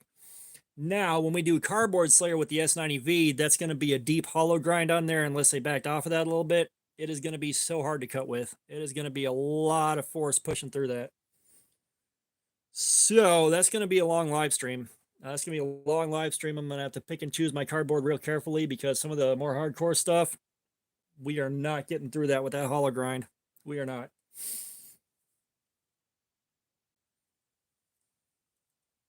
Oh, Christ almighty. I will say, you know what, dude? Shoot me an email. Shoot me an email. We'll work something out. I know you've been trying for a while. I have no idea what you want to send me, but fuck it.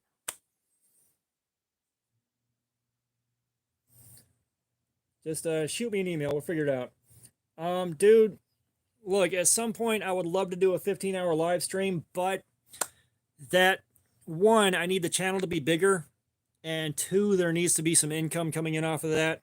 And one of two things is going to happen. Either that's going to be a help keep the lights on stream, or more likely, that's going to happen in April. Barring any changes, a friend of mine named Akil, one of the best people I know. Like, I aspire to be like him. He streams on Twitch under the name BrownLove010, and so April, he does a drive. The whole month he raises money for Make-A-Wish Georgia. This year, I really pushed to try to help him. We didn't get as much done as I would have hoped, but the live streams are still really small, like under 1,000 views. And, you know, of course, the guys that are watching these are like me. They don't have a lot of cash to throw around. Hopefully next year when we do this, much larger channel, much larger audience, and we can really funnel a lot of money that way. Looking forward to that. Chill, what's going on, man? Welcome. You a new face here? Oh yeah, that S90V, that steel's probably gonna beat me, but guys have been asking to do stuff like that. I don't. 3V. Does anyone know anything about like that? Like, how tough is that gonna be to wear down? Because I've got a trade up in the works right now, and one of the knives in there is gonna be in 3V. I believe it's the Kaiser Mini Conspirator. But I don't know anything about 3V. I don't know if that's supposed to be one of the edge retention nuts or if it's just some basic steel that I think sounds cooler than it is.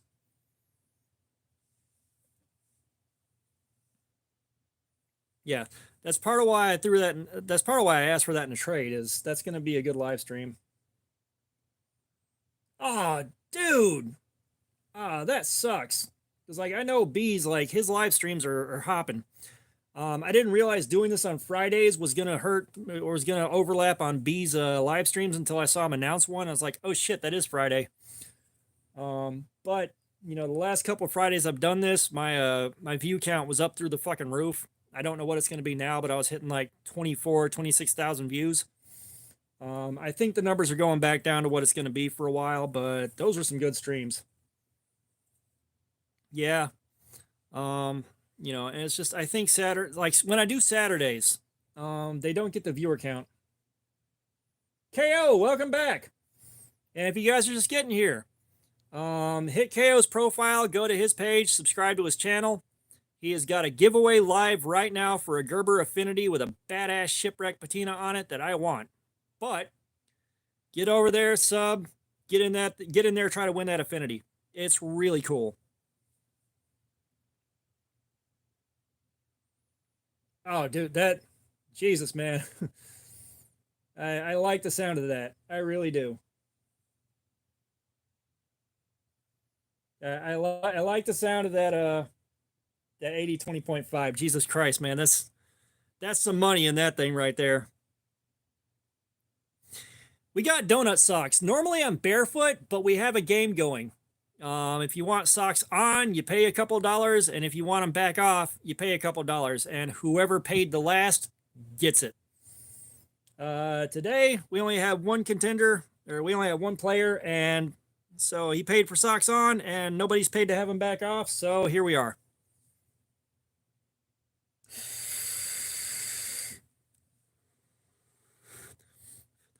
We only got a few guys that well, why are cops around your place? Who's selling crack? But yeah, normally the guys that play the game aren't here, or the guys that normally play the game aren't here. So we only got one. We only got through round one.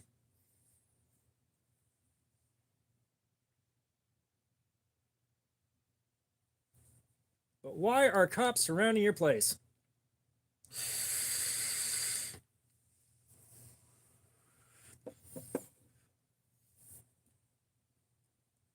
Oh, geez. There's a reason I don't live in apartments. However, if shit goes too much farther south for us, we may wind up in one. Although, I don't think we can find a decent apartment for less than our mortgages. Oh no. There are constant foot jokes. There's constant wiki feet jokes. There's constant everything. You're good, dude. Those jokes are constant. They're baked into the channel now. The awkwardness of seeing bare feet on the channel is just baked in. You have no idea how much jank I bake into this channel. The fucking lights right there. They're just Five Below lights, and they're taped down to a piece of cardboard. Tons of joke. Tons of jank. But yeah, it's like, we burned through the knife that we were gonna tear up tonight. Which, I mean, if you haven't been here before, we do edge retention testing. We just go in on a knife and dice up cardboard until the edge totally craps out. And we got 3.5 hours out of the O knife, which was the same 3.5 hours we got out of the other O knife on the D2. So we've been kind of just hanging out after that. We sharpened it back up, and we just been hanging out.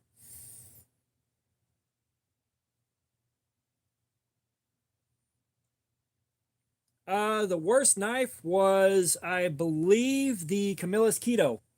That lasted 45 minutes on the factory edge, so we sharpened it and put an 18-degree per side bevel on there, mirror polished, and it lasted 45 minutes again.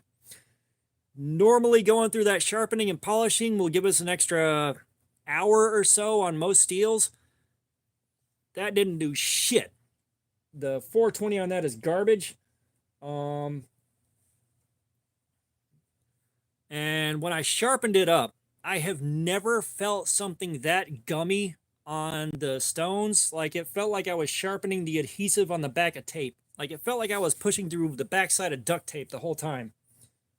It was so bad.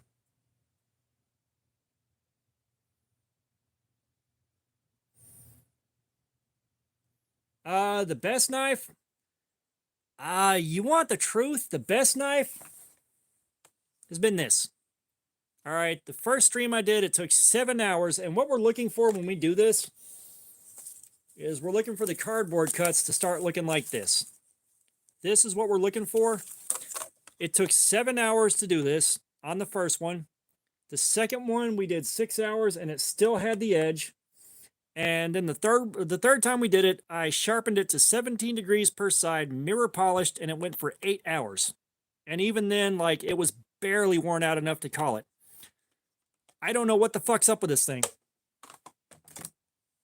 No, we had the Camillus Cirque out to vote. We voted between the Cirque and the Rosecraft Pocket Monster. The Rosecraft Pocket Monster finally got a win, so I'm going to carry this. And we got a cardboard slayer coming up on this because I promised Andy Armstrong that I was going to flog the hell out of it.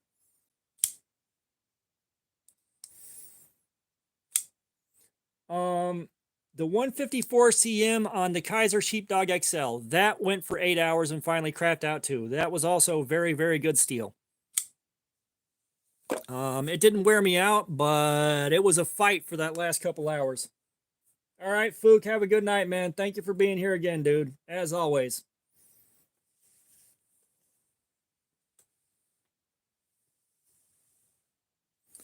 Actually, this one's the mic. The Sully is in the blue and magenta. But yeah, there's the Mike and the Sully, and they are Monsters Inc. colors because Pocket Monster. Oh, that's not a bad price at all, man. That's like half off.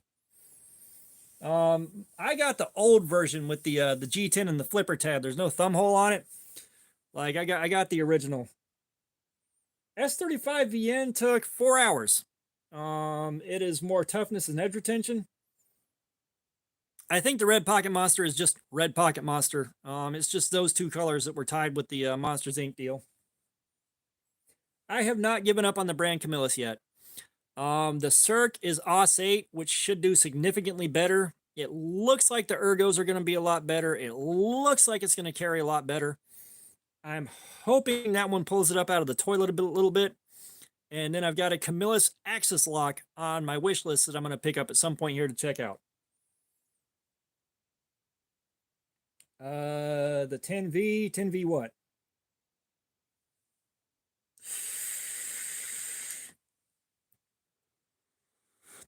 Oh, the Sheepdog XL.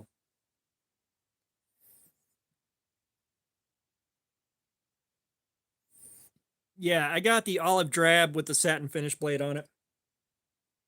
But that 154 cm, Jesus Christ, that held up. Holy shit.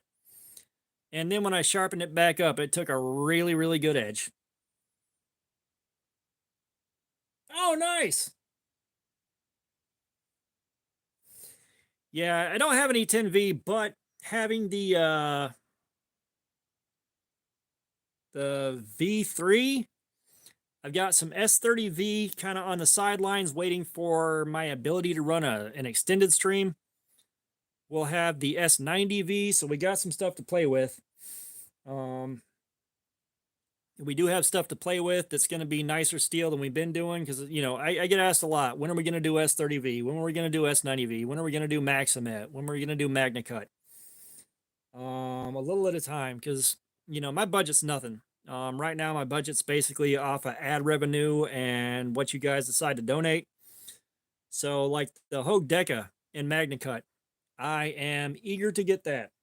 That being said, yeah, like if we do LMAX or Maximet or Rex 121, something like that, it's going to be separate sessions. You know, it's going to be separate sessions going as long as I possibly can and writing down the results. You know, that may be like a 3 or 4 week series. Just every live stream, we go back in on that thing until it's dead. Or again, like start in the early morning and do the only Spyderco I've got is a Tenacious and 8CR. No, it's not the titanium version. It's just the regular G10. And that was a gift from Ason Knives and his channel before he stopped really doing regular videos. But yeah. Or, you know, it may be I just start an early morning stream and marathon that. And again, that's going to be with the goal of raising money. Like, that's going to be the goal. Like, these are just to have fun, get some information. Maybe a few pucks come in, maybe they don't. No pressure, no hard feelings. But if I'm doing that to myself, it's going to be for fundraising. It's going to be. You know, it's like getting the $130 for the Deca and MagnaCut. That would be saving for a while. Like this, it took the whole month to round up $200 with the ad revenue and the super chat and the memberships and all that. To reach the Fireball. And even then, that's not going to show up in my account until the end of the month, so I'm going to have to pay out of the bank to get it on October 17th. And then hope to God it does deposit on time the way it's supposed to, or we're just going to have a weird week or two.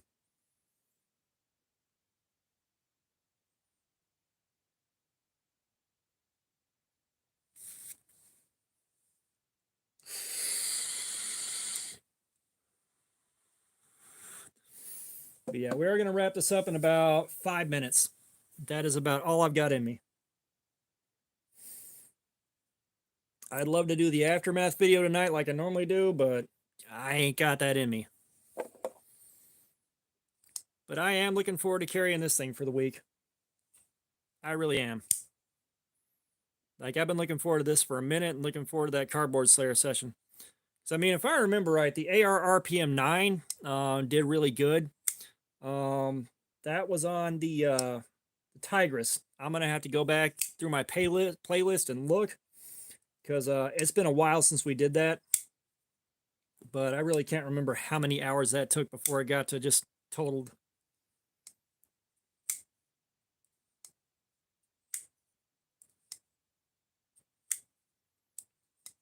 And, you know, normally I don't like front flippers because, like, the ones I have are just too damn big, but this is actually the right size for a front flipper. Like, I've got a couple of front flippers that I like. They are the right size. This is one of them. You know, like, the worst front flipper on the planet's got to be the Sativian ST155.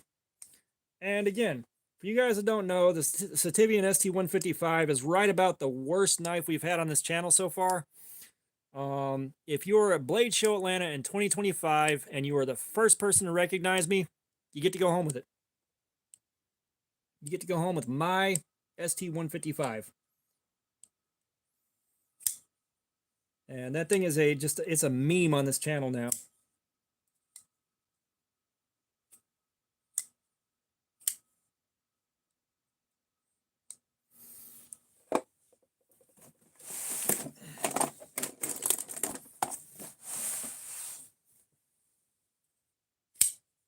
This paragon of terrible. Like, at some point, someone needs to find a way to wipe your ass with a knife because this thing needs to know its place.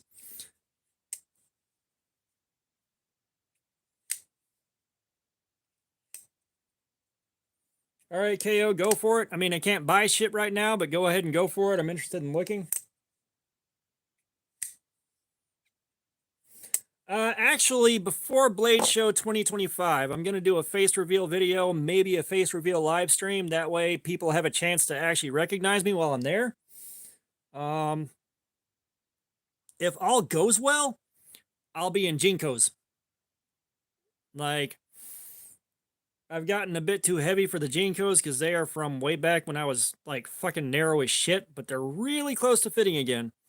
And I'm not actively trying to lose weight. It's just I'm power walking like 7-8 miles a day at work. Like, just it's been going away. So if I can get away with that, I might have some big ass fucking Jinkos. It's not gonna be hard to spot me.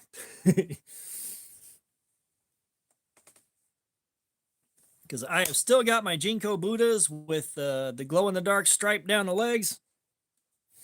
I still got them bastards. All right, let's see what the hell KO is sending me here, if it's already been sent.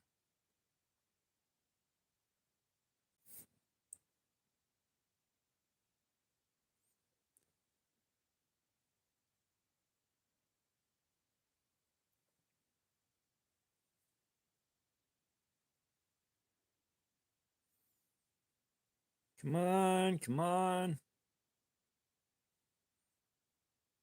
Oh yeah, no, I've seen that thing. It looks like absolute garbage, so at some point we're gonna have to play with it.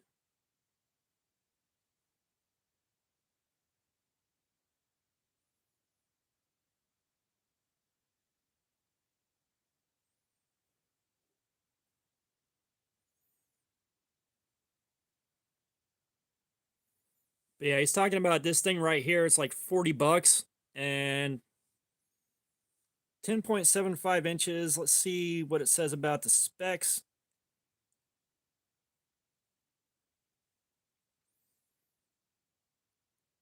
.75 inch overall. Doesn't say what the blade length is.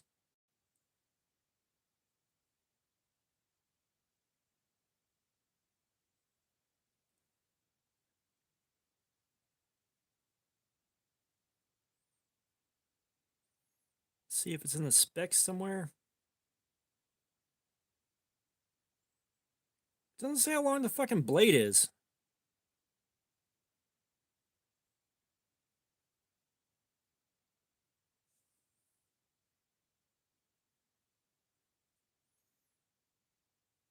But yeah, that's something that we'll probably get to eventually. 4.5. Yeah, no. It's going to be absolute trash. I don't know if I'm going to be able to carry it for more than a day at that kind of weight, because like 1.2 pounds. Yeah, you know what? If it's done right, it's done right. That's the only thing the ST-155 has going for it. I like the blade shape. I wish this was on a better knife. Like, this thing looks like a dragon's head. But this thing is so riddled with problems that, like I said, it's the worst thing I've ever bought that I had good hopes for. All right. Like, I spent 10 weeks carrying knives from Temu. All right. Down in the trenches. But I knew those were going to be bad. Super Budget Showdown. It was all knives under $15. And I tell you right now, the worst of that batch, I would, oh God, awful. It's a fucking Smith & Wesson. That's not the issue so much. So you can Spidey flick this, which is good, but if you do the flipper tab thing, right here, if you can't get your fingy out of the way in time, and this is a heavy blade with a strong detent, swings open, and you get smashed. I can't tell you how painful that is. The thumb hole is a bit too small to flick easily. You can do it, but it ain't easy. You can flick off of the fuller. All right, the front flipper, again, good luck.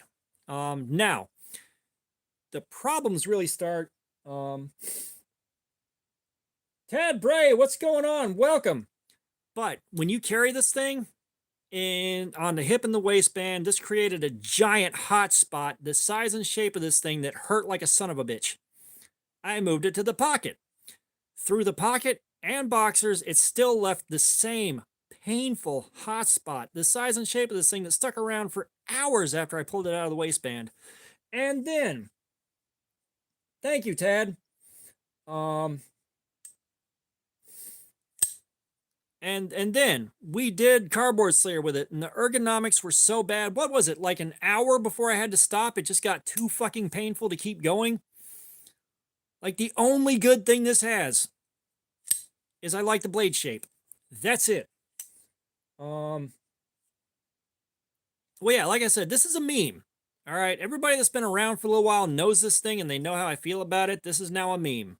All right, this is the king of the Hall of Shame. That's why. It's the channel meme. You know, every channel's got to have that villain knife. This is it. And if I can get a silver Sharpie, I will write KIG on here for somebody. We're talking about how much I hate this thing and how terrible it is right now. You've missed about 6.5 hours of live stream. What we do is we go in and we dice up cardboard with a knife until the edge is completely wrecked. And we did that with the O-Knife Gar. It took 3.5 hours, which is a little short for D2. We sharpened it back up. It is off to the side to do my Cardboard Slayer Aftermath video. And, you know, I'll do that tomorrow. I hate this more than any other knife that I've bought. And this thing cost, I think, around $55 when I bought it. But I hate this more than anything I've ever bought. It is, you know, I've bought lower quality knives through Temu for a video series I did, stuff like that, but this is objectively the worst thing I've ever carried.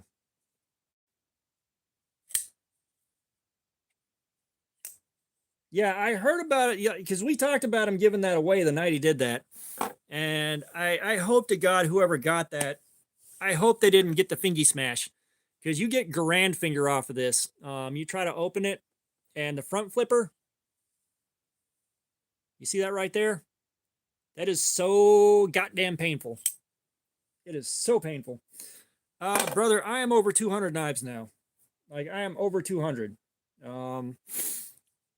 I've been at this a bit over a year, and having stuff coming in constantly to review, carry, and play with, it's piled up. It's piled up a lot. Like, the last time I did a State of the Collection video, I was at 163, and quite a few more have come in since then. And more are coming. I have worked out a trade for another 4 pieces for some lanyard beads that I made. So those will be here. And then, yeah, blue collar emo nails. That is exactly right, man. That is a good one. So like the channel's not that big yet, but I've been putting a lot of work into this. And right now, outside of the knives from Jen, I have paid out of pocket for just about everything. Yeah, it is fucking awful. Like, it is fucking awful. Like, anyone that's been here for a while knows this is the channel's meme knife. This is the villain knife of the channel. And again, if you're at Blade Show Atlanta 2025 and you're the first person to spot me and recognize me, you're going home with it unless I absolutely forget to bring it with me, and then we'll have to arrange shipping.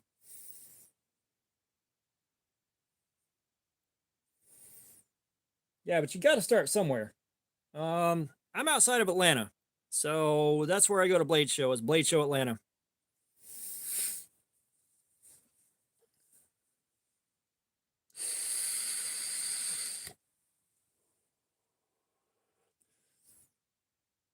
Yeah, before Blade Show, I'll do a face reveal. We'll do a face reveal live stream or something like that, so you guys know who you're looking for. I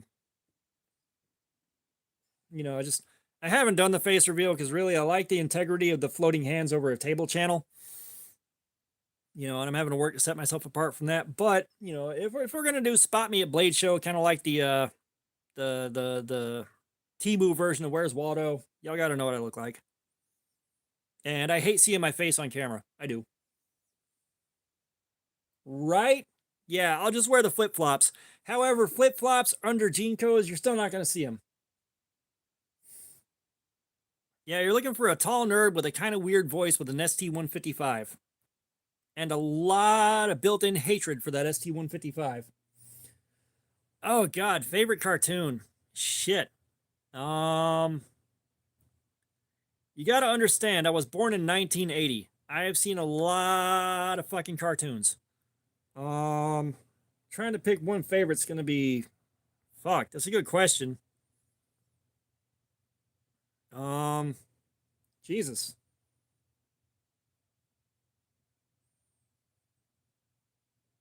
Favorite cartoon. What the hell?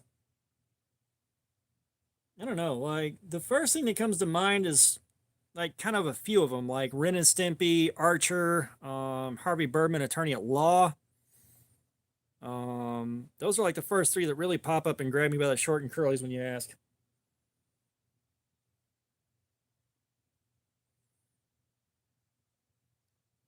What, the Black Blade? Also, Macario Cordero. Welcome.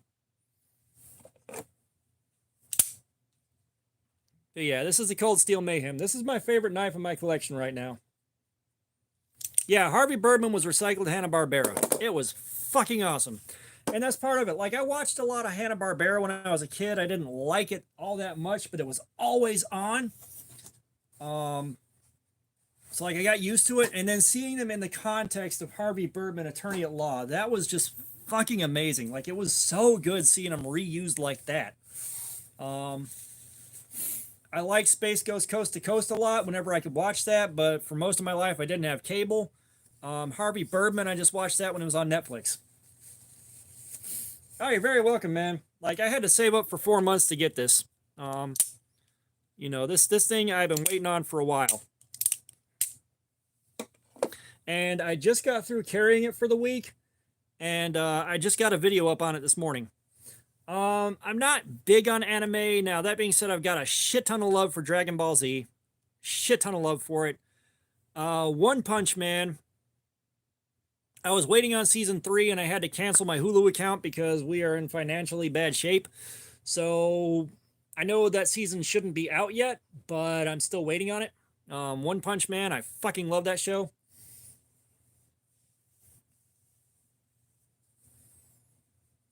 Yeah, my kids love anime. They're into all kinds of stuff. It's just a lot of it never really clicked with me. I'm sure if I sat down and watched a lot of it, I'd find more stuff that I liked. Gundam Wing, I enjoyed that when it was happening, but that was also, I would be baked out of my gourd and fall asleep halfway through. So what I remember is just the animation and the music more than anything else. I remember not shit about the plot, but the last time I tried to watch it, I'm like, this is moving really slow.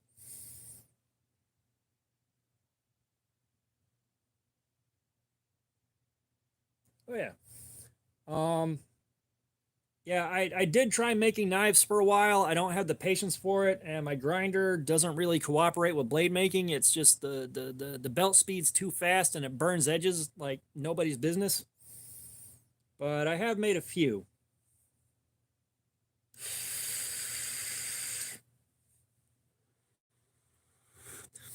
Um, I did start watching One Piece again on Hulu, and like my ability to sit there and watch TV for a long time, like it's not there. My headspace ain't there. Like I'll watch stuff on YouTube, and even then, it's getting hard to sit there and watch YouTube. I just scroll and I don't see anything I want to watch. Um, well, here's the thing: my belt grinder, the Grizzly 2x72, one, it's not set up for attachments. It's not set up for grinding attachments at all. All you get is the flat platen, and you get access to the grinding wheel if you tilt that thing back and you have no rest on it. If you put anything to regulate the speed on it, you burn the motor out in about 30 seconds. Oh god, Speed Racer, yes. Now you go far enough back in the day, you got Transformers and Voltron. I fucking love those shits. I do. The old Transformers from way back when. Oh my god, I love that shit so much. Um, Voltron, fucking love that shit growing up. Um, I watched the Fist of the North Star movie one time. I loved that. I'd love to watch it again. Like Transformers was from Japan. Like that was brought in from Japan, if I remember right. 40K. You talking about Warhammer? I never got a chance to move that. Oh, dude, I made my kids sit down and watch that movie just so they know that Michael Bay fucked up.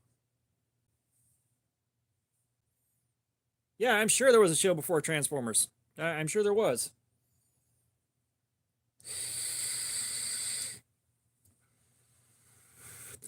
But Transformers is the one that we got on broadcast TV when I was a kid.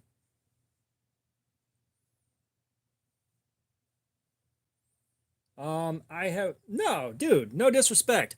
I have not burned my motor out trying to regulate it.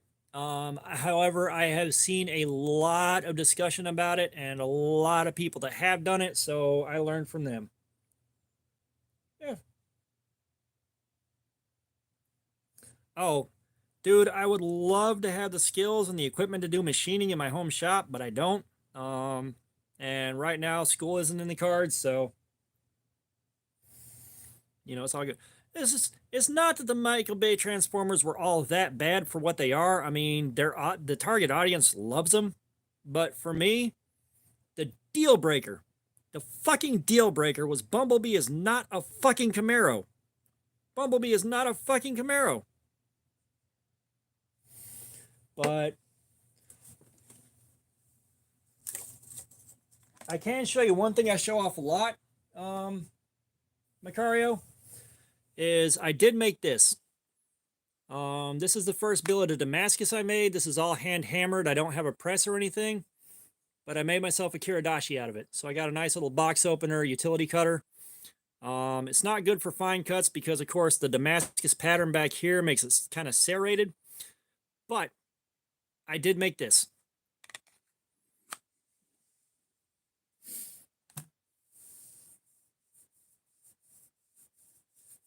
Yeah. Bumblebee is a VW Beetle. That's what he should have been the whole time. Dude, GoBots, I love the toys. I don't remember enjoying the show that much. Like, I was looking at that. GoBots was the fucking ripoff to me. Oh, yeah. Because I remember, like, we got Transformers on broadcast TV ages before we got GoBots. GoBots popped up way later. And then for me as a kid, it's like, well, GoBots is just a fucking ripoff. What the hell? Yeah, I know. Like, I remember someone clearing that up for me a long time ago. Um, yeah, Bumblebee was a Beetle. Indeed, Bumblebee was a Beetle. But yeah, I remember that discussion a long time ago. Like, that just brought up a core memory I hadn't thought about in years. Look at Beetleborgs. No rapper, what's going on? Welcome. Fucking, oh my God, Beetleborgs. Oh, Jesus Christ. I loved watching that because it was so bad. Oh my God, it was so bad. It was so bad, it was good. Fucking Jay Leno is a ghost. Dude, thank you, Macario. All right, chill, man. I appreciate you being here, man. Thank you for your time. No, but if you wanted to get a step lower down the food chain than Beetleborgs, remember VR Troopers? That was so fucking bad.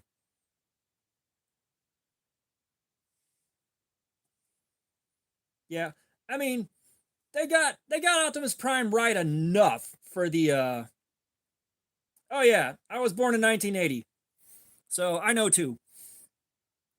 But they got Optimus Prime close enough for the Michael Bay Transformers. I'm not deeply offended by that. I would have preferred the cab forward truck. It would have looked better. I never saw that one. Whoever Does anybody else here remember Lancelot Link Secret Chimp? Oh god, I love Thundercats so much. Like that was my fucking like Thundercats and Transformers. Like that was me as a kid. Thundercats, Transformers, and WWF. Like I didn't stick with wrestling. God, Silverhawks was I remember that, but I don't remember being a huge fan. Um fucking what is it? But yeah, Lancelot Link Secret Chimp. Yeah, oh G.I. Joe. Oh god, He-Man, fucking shit. Hadn't even thought about that, but yeah, the original He-Man, holy shit. Oh god, Underdog, that's going way back.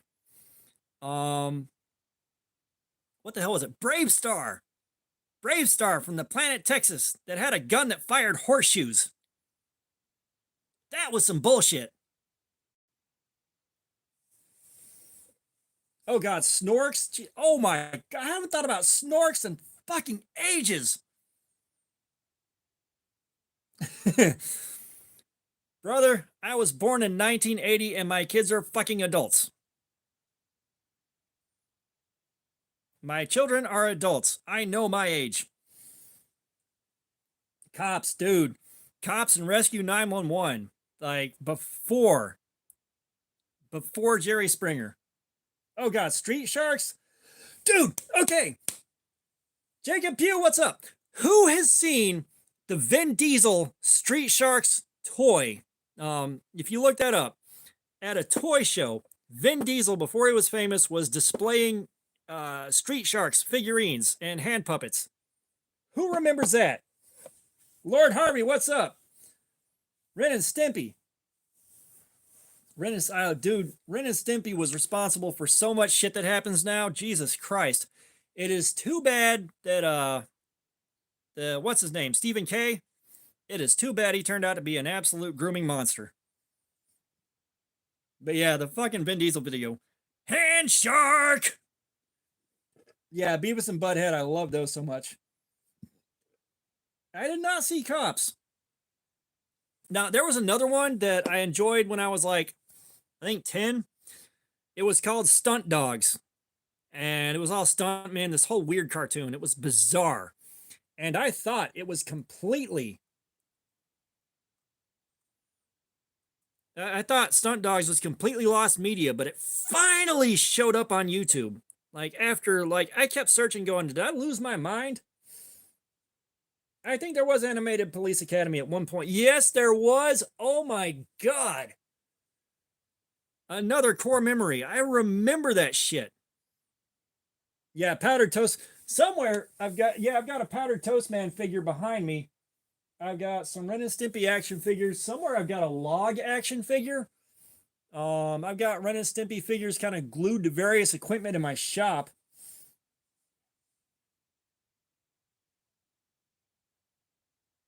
Yeah, Fat Albert. That is going way old school. Yeah, oh, I watched a lot of Scooby Doo. Like, I kind of had a love hate relationship with it. Sometimes I was like, yes, this is my jam. And then there are times where, like, I'm tired of seeing this shit. It's always on. Make it go away.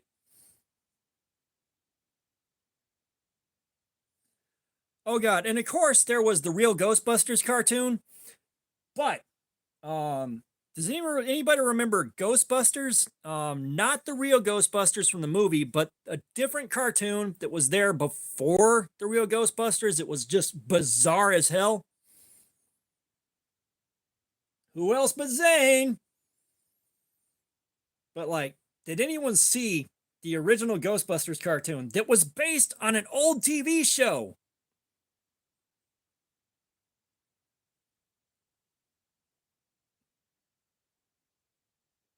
Apparently, that just destroyed everyone's desire to chat. Okay. Dude, like, I want to watch that cartoon again because, like, I saw an episode a long time ago. Like, a long time ago, I saw another episode. I'm like, holy shit, this is out there.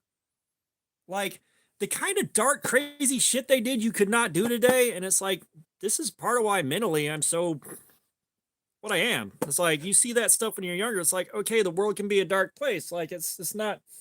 Oh my God, gummy bears. Holy shit. Oh my Jesus Christ. Why? Didn't see Sigmund. Um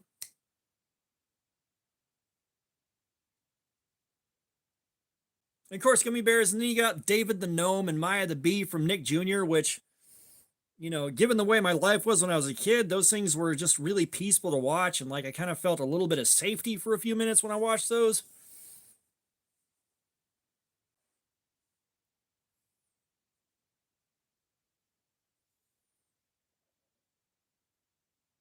Yeah, David the Gnome, man. Like, that was just a really peaceful, safe thing to watch. I felt safe watching that, which was a rare thing for me when I was a kid. Like, feeling safe was very rare.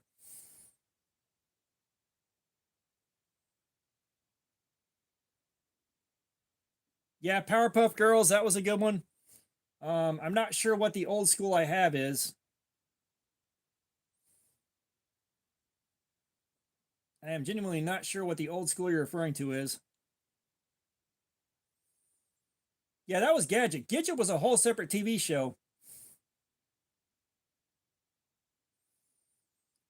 Yeah, like, when your childhood's super fucked up, like, shows where you kind of feel some peace and safety while you're watching them are so valuable. Like Mr. Rogers' Neighborhood, that was one of them, man. Like, it's peaceful. It was safe for a few minutes. I loved it. Yeah, there was David the Gnome, there was Maya the Bee, there was Gummy Bears, fucking Fraggle Rock. Like, how did we not mention Fraggle Rock yet?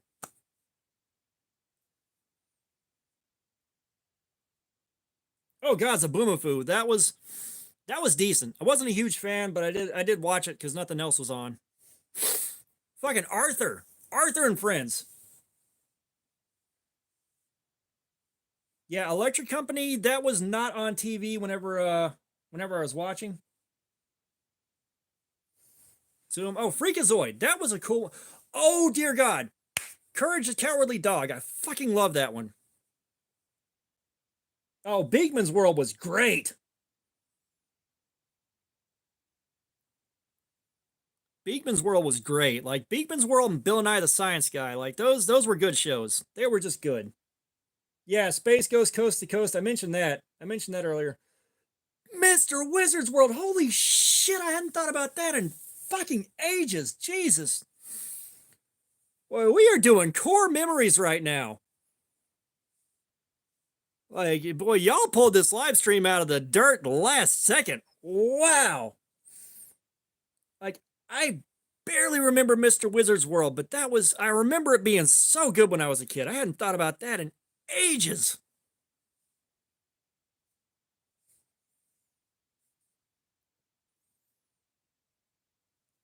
Yeah, it's like the collaboration we need. Beakman's World and Bill Nye the Science Guy. They got to do something together. They owe it to us. Nah, Courage was a fantastic show. Like, and the thing is during my hardcore stoner days, I I didn't really have a TV. We just had a PlayStation and an N64, and we didn't get any TV in hardly. So like, I missed a lot of that stuff. Like, I didn't get to watch it baked, so I had to appreciate it stone cold sober. Um, I know Regular Show and Adventure Time, those are two that I enjoyed, but I didn't want to get caught watching it by my kids or they would have never left me the fuck alone about it, so I had to steer clear. Yeah, Dexter's Lab was good.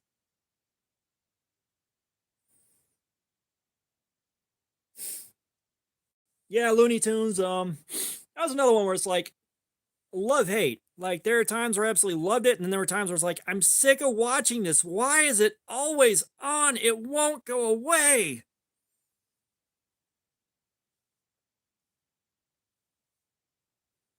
No, like my hardcore stoner days were from 1998 to about 2001. And then my body chemistry backfired and it was smoking a 7 hour panic attack. And then shit kind of went sideways from there.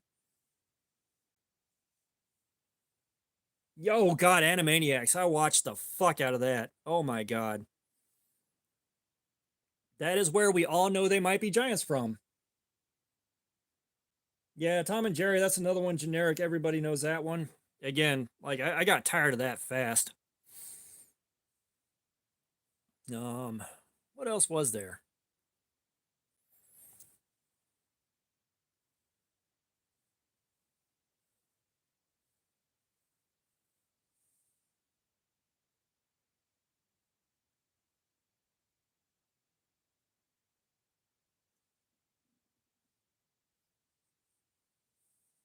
Oh God, Tailspin. Holy, that was an old favorite. Biker Mice from Mars. I watched the fuck out of that. SWAT Cats. Oh yeah, Pinky and the Brain. That is just fantastic.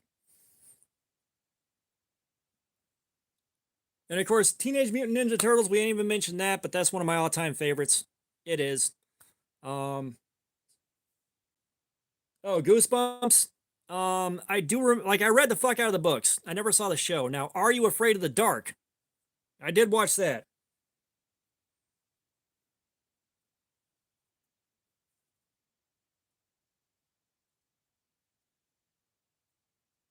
Yeah, Danger Mouse. Um, a Duckula. That was an oddball. Um, shit. Does anyone remember You Can't Do That on Television? Just the just the intro for that one by itself was nuts.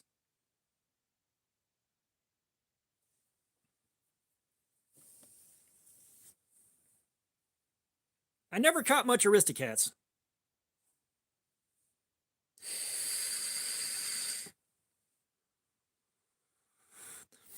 Yeah, the Jets, like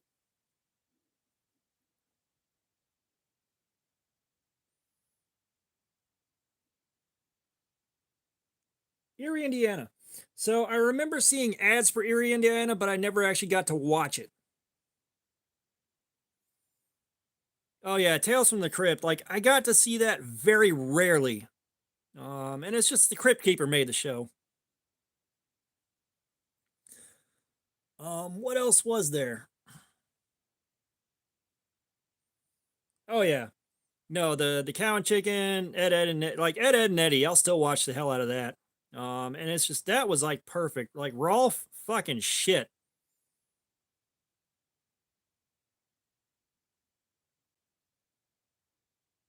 Tip. No, Lily, you missed the feet. Someone paid me to put socks on, so they're not out right now. Yeah, SpongeBob. Early SpongeBob was good. Ian, welcome. How you doing, man? Oh, Real Monsters. I watch the hell out of that. I don't know where you can watch it now. I'm sure there is some streaming service that has all that, but I'm not sure where.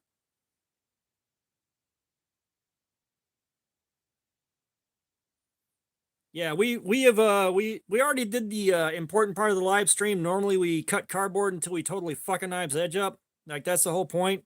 I was about to wind down and we got on this tear for cartoons and unlocking core memories. So we are here for it now. I don't know what it's on. Like I don't have satellite right now. The only streaming service I got is Netflix and Amazon Prime, and I haven't gone looking.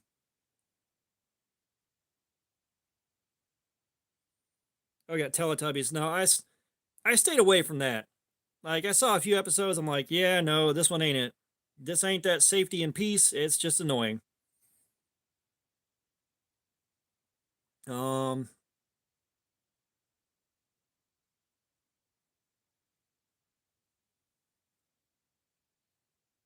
okay, so, um, if you're over a certain age, I think we all remember the ending of every episode of Lamb Chop.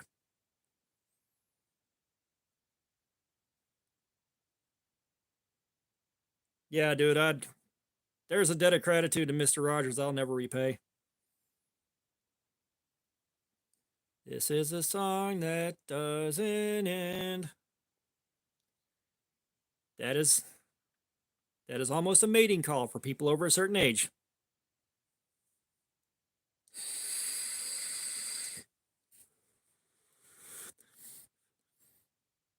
There was a show that I guess it was kind of,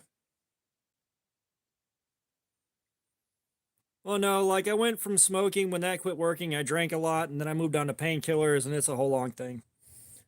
Um,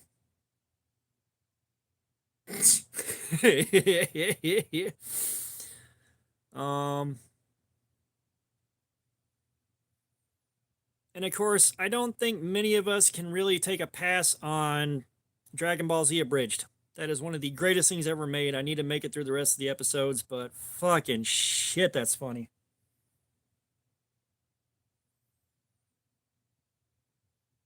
Shit, what the hell else is there?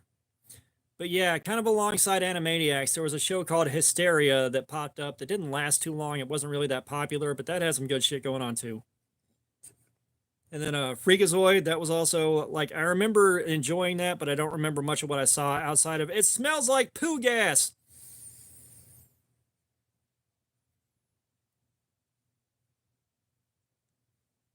Oh god, Mike Tyson Mysteries. Oh my god, that was fucking hilarious.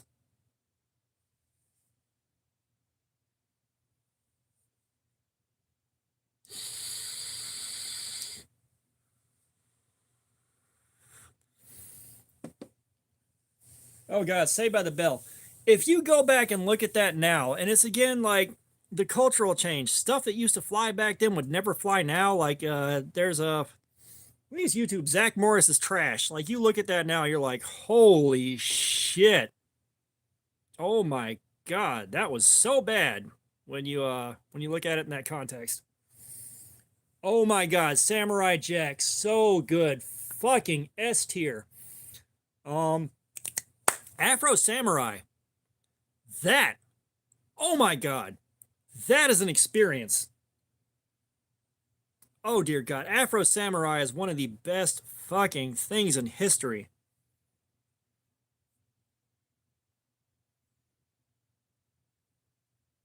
Yeah, I was more of a Kelly Kapowski guy.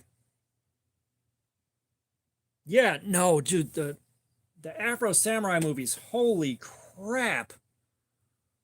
Oh my, like that show was amazing. The movies were amazing. Oh, that was so good. Like,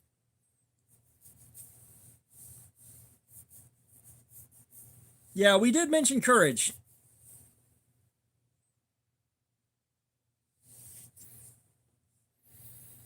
Um, no, I always enjoyed Courage. I really did. That was such a good one. Oh, by the way, yeah, yes, Afro Samurai dude, Samuel L. Jackson, the whole thing, just so damn good.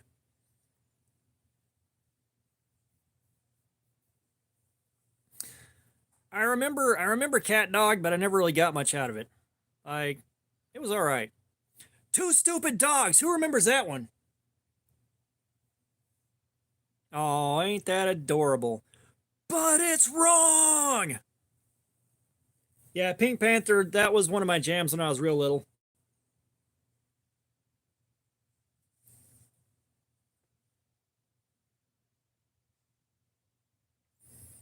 Yeah, Two Angry Beavers. My kids got me a shirt from that one time. But yeah, like SpongeBob, they talked him back down into a children's show when they were pitching it, and it went to Nickelodeon. Now, Adult SpongeBob, that could have been really good, especially with the way it was done the first couple of years. Because, like, Happy Tree Friends, hell yeah, that was good back in the day. But, like, you know, Ren and Stimpy is directly responsible for a lot of what made SpongeBob work that first few years. It really was. You know, especially with like those still frames that were like so over the top and all that. Like, that's straight up Ren and Stimpy right there. And again, it's so sad that John Kay turned out to be such a fucking monster. Like, he tarnished the reputation of that show so bad. Oh god, I love Johnny Bravo. Oh god, I love that so much. That was so good. And like the show, there's someone talking about how that evolved into what it was, and it started off as something so damn different until you kept just slapping different elements in there to see what would work. Let's see, what else was there? Gargoyles. Oh my god, Gargoyles was so fucking good. Like, Gargoyles was so good. That and Batman the Animated Series. Oh, S tier. And of course, X-Men and Spider-Man. Oh, Jesus Christ. Boy, you get that X-Men theme going, man, some people are going to get turned.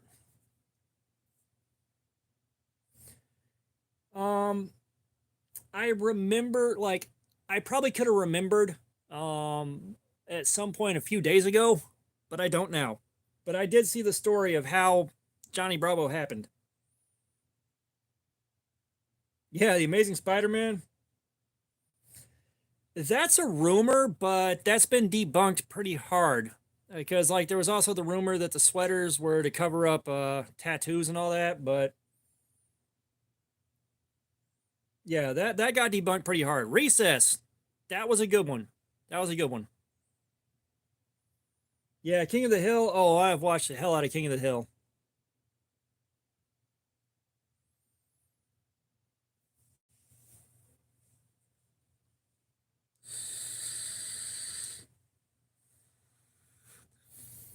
But yeah, the Mr. Rogers sniper and sweater tattoo cover up, that got debunked a long time ago.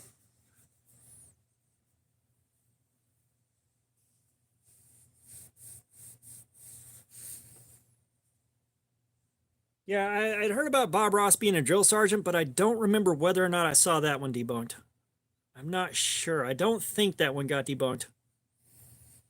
Yeah, the Magic School Bus. Jesus Christ. Man.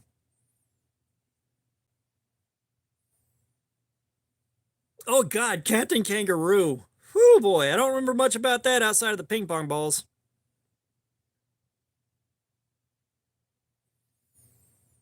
And of course, Pee Wee's Playhouse, but God, like that show, oh my God, the reputation is so badly tarnished with and it's not Pee Wee Herman, it's not Paul Rubens getting caught in that theater, it's the stuff involving minors. Welcome back. Oh God, Darkwing Duck. Oh yes. Darkwing Duck was good. Yeah, we did hit Dexter's Lab. South Park, there is some good South Park. There's some South Park I don't care for. I didn't see as much as I would have liked. However, the Brown Note episode is one of the funniest things I have ever seen. Yeah, Lawrence Fishburne. He was a cowboy. What's his name on Pee Wee's Playhouse? Like Cowboy Cal or something like that.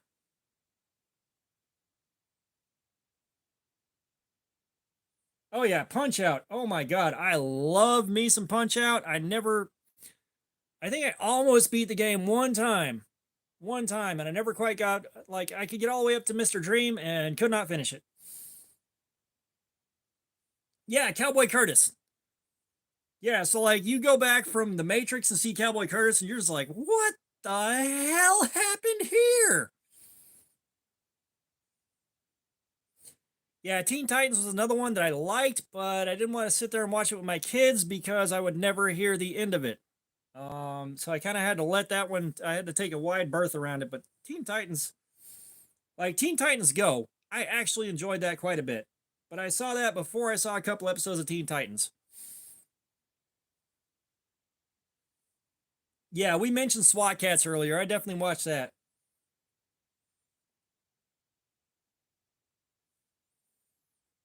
Now, I said I didn't see much of the Teen Titans, but Teen Titans Go, I actually enjoyed that quite a bit. But I like stuff that's kind of silly like that. You know, that's just like the 1960s Adam West Batman. Love that one.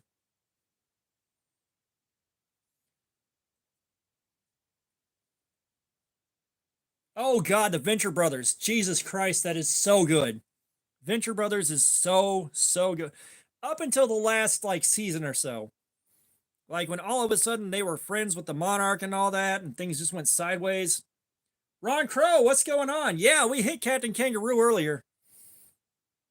Like the only thing I remember on that is the ping pong balls. But yeah, regular show, that was one. We mentioned that earlier, and I kind of gave that a wide berth because my kids loved it and I liked it, but I didn't really want to get caught by them because I would never hear the end of it. But God, the good seasons of Venture Brothers are amazing. They are amazing. Like I will never forget. What was it? Dean had pitched a tent and he's running around going, "Oh my God, haunted pants!" Like it's one of the best things. Oh, I remember both of those, man. Those were on. They might have been Nickelodeon when they were kind of starved for content. Not gonna lie.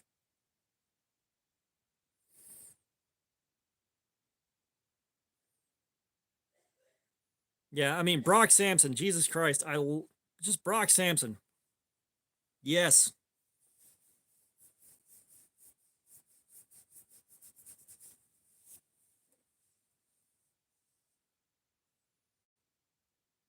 Arthur, what's going on, man? Yeah, we hit Kids Next Door. George of the Jungle. I did see a lot of that, but that was again content starved Nickelodeon. Ron Crow, new channel member, dude. Thank you so much. You have no idea how much you're helping us out right now. Like that is a big deal, man. I appreciate it so much. Yeah, Aqua Teen Hunger Force. That's another good one. Oh my God, I love Aqua Teen Hunger Force a lot. And again, that's one of the ones where it's both hilarious and so damn weird. Yeah. Oh my God, Eat the Cat. Oh God, old favorite. As a matter of fact, I looked up the theme song not too long ago just to send it to my kids. I'm like, this theme song had no business going this damn hard. Yeah, Robot Chicken, that was brilliant. Um, so Ron Crow, you get to pick a figure out. Um, do me a favor, pick out between the robot, the ninja, Frankenstein, the Grim Reaper, the mummy, the knight, the scuba guy, or the alien. But yeah, like oh God, Robot Chicken was so good. And for the same reason Harvey Birdman, Attorney at Law, was.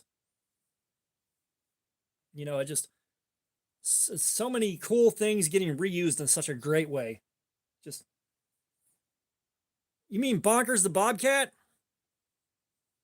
Yeah, I remember that. I remember that a lot. Taco Bell worker, what's up? How you doing, man? No, this is for Ron Crow to pick out. I caught a couple episodes of Total Drama Island. I missed that. Oh no, what was it? Drawn Together. Drawn Together was hilarious. Drawn Together was hilarious. All right, so we got Robot. It is. What did I knock over? I knocked over you. All right, welcome to the property value getting lowered.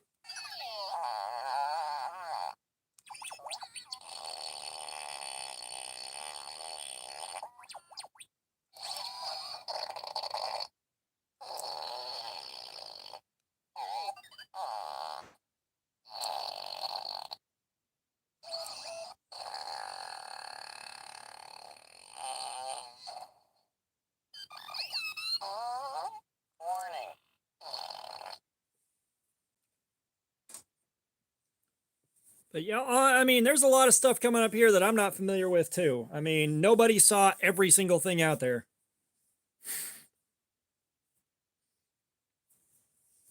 Let's see, what else was there that was really good that I just can't remember right now? We're getting core memories unlocked here. We're having fun. We're having fun.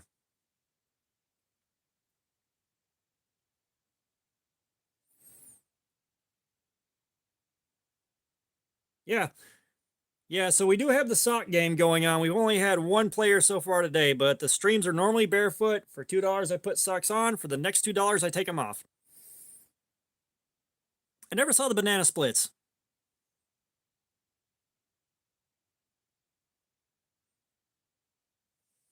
KO, you want to get this one? No, KO, that's a ban.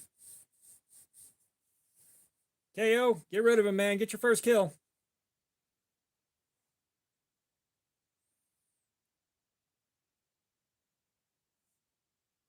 Bro, that's not a timeout. That's hide from channel.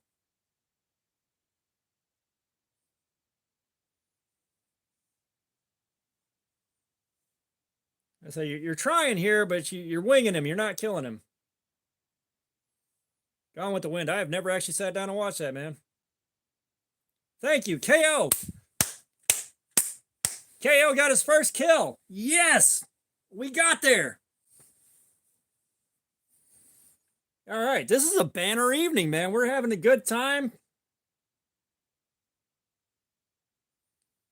Oh, yeah. No, he's gone. Yeah, we had mentioned Batman the Animated Series, man. That was so good. Stelio Contos, I hadn't seen you in a while, man. Knives and Pizza, what's going on? Welcome. Socks. That's what gets taken off. Like, there's nothing else I'm willing to take off. I'm not gonna lie. I ain't that sexy, and I don't feel like getting banned.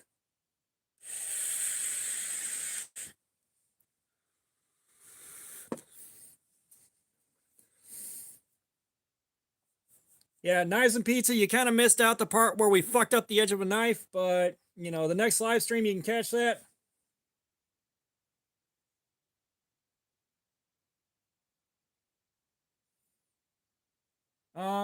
Yes, I can open the Mayhem. I just got this thing. I spent 4 months saving up for it, so this is my favorite knife right now that I own. And that centrifugal open. I love a centrifugal opener, but I am so tired I'm messing this up.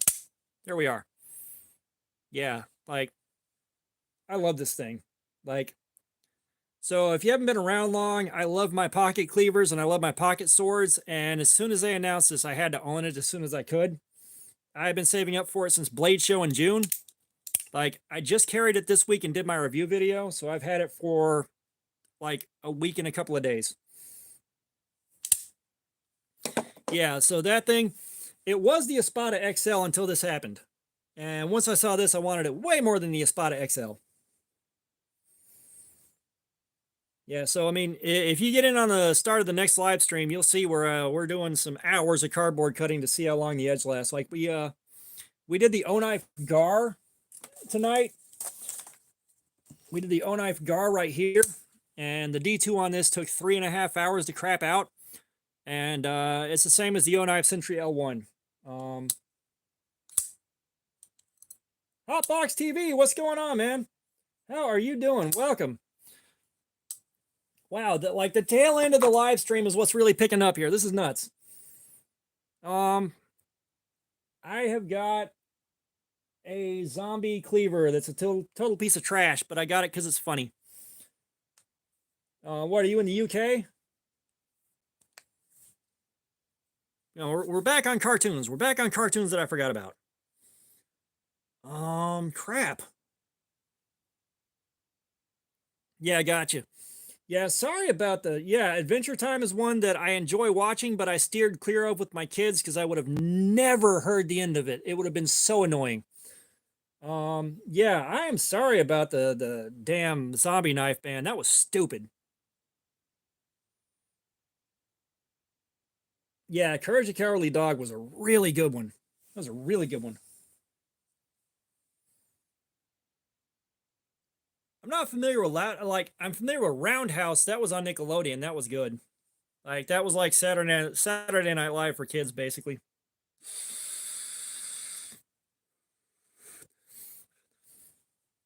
Well, I've been carrying it at work, and you know, thankfully the store I'm at is cool. Oh my God, Foster's! Holy shit, I love that one so much. But I'd crack this thing out to cut plastic off of pallets, and the reaction I got there was great. Like the guys at my store are cool, so they're just like, yeah, that is entertaining as hell. But they know what to do. Phineas and Ferb, I like that one all right. It was okay. But yeah, this was so much fun to carry. It took up so much real estate in my pocket, but it was so much fun. Yeah, like old Transformers, we had talked about that one. I absolutely love that. That's one of my favorites when I was a kid. Yeah, and that Transformers movie, the Transformers, the animated movie. Oh, God, that was a cultural experience. Like, I made my kids watch that to make sure they knew it existed. It's like, I also made my kids watch The Last Unicorn. Who remembers that? That was, whoo boy. The Last Unicorn was one hell of a thing for a kid to watch. Yeah, we had talked about that. Yeah, SpongeBob was supposed to be an adult show, and when it started to get pitched, it made it to Nickelodeon. They're like, "We'll give you enough money to make it a kids show." Yeah, Tim Curry. Oh, dude. Yeah, where you know Tim Curry from will tell you a lot about a person.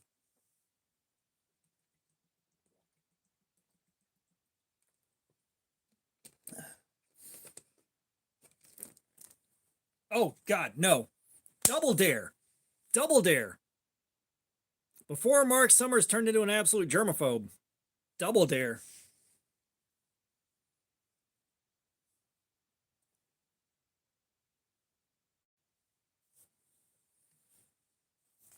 Yeah, right now we're focusing on cartoons. Yeah, Invader Zim, I saw a couple episodes and I was like, this is okay, but I didn't see enough to really get into it. Yeah, Ben 10, I missed that one too. No, no. My first real This Is Tim Curry was Rocky Horror Picture Show. Oh, God. Oh, God. Where in the world is Carmen Sandiego? So, Rockapella actually had a CD that was pretty fucking good. Like, I listen to that thing all the time. Macario, thank you for being here, man. I appreciate your time. And have a good night. What was I saying? Something I just remembered. Yeah, Dragon Tales. That was another one where it was like a little bit of peace and safety. Like I valued it for that. Like, it's just one. It was peaceful. I felt safe. I enjoyed that one.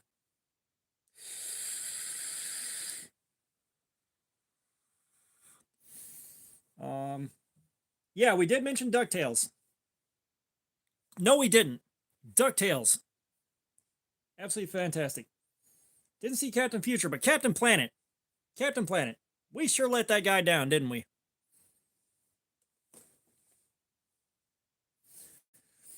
Yeah, I caught Jackie Chan. I caught the Jackie Chan a few times. That was actually not too bad. Oh no, what was it? What was it?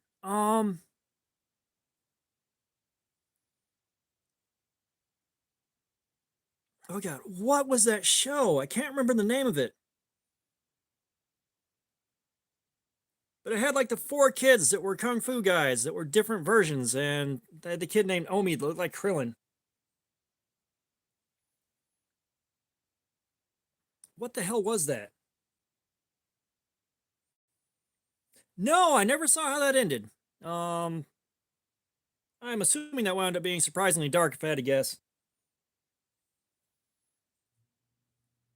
God, I wish I could remember the name of that show, but that was pretty funny.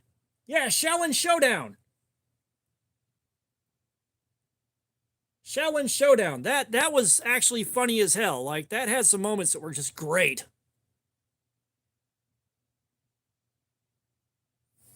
Yeah, Mr. T had a cartoon. Everyone had one though back then. He's like Hulk Hogan had his cartoon. Mr. T had one. Um, yeah, Between Two Lions. I remember I watched that, but I don't remember it. And then there was one Ghost Rider. Which when I heard it, I thought, cool, Ghost Rider. But no, it was like this invisible guy that wrote things on a typewriter that the kids had to figure out.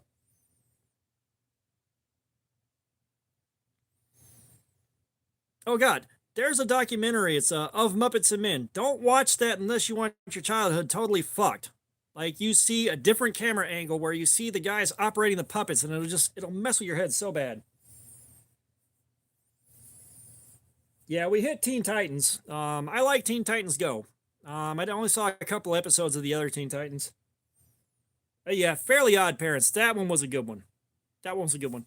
Oh Jesus, you remember when Macaulay Culkin was like the hot thing, and he had a show called Wishmaster that was fucking awful? Like it was terrible. Like just straight garbage. Because like Macaulay Culkin, like Home Alone was the only time he could act. Any other time, like, no, I take that back. He had some other movies that I didn't see, but the ones I saw him in, like Pagemaster, that voice was awful to hear in there. Yeah, Wish Kid, that's what it was. Yeah, G.I. Joe. I tell you what, if you watch G.I. Joe and you wait till the battle at the end of the thing starts and you play the Team America World Police song, one, it fits perfectly, and two, it's fucking hilarious. Because like I sat there and did that for a while when G.I. Joe was on Netflix. Is I would queue up the Team America theme and wait till they started the battle at the end and rip that. And I was like, this is so fucking funny. Yeah, Robin Williams, that was again a love-hate. Some of the stuff was great, and some of it was just like, dude, calm down. Because like when he got all coked up and out of control, it's like, you were funny for the first 30 seconds. Now, Mork and Mindy, that was one of my favorites when I was little. Like Mork and Mindy, Alf, stuff like that. Oh God, remember Alf? He's back in Pog form.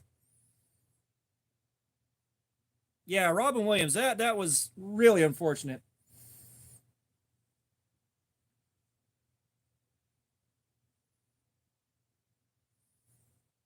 Which actually I still have a bunch of Pogs.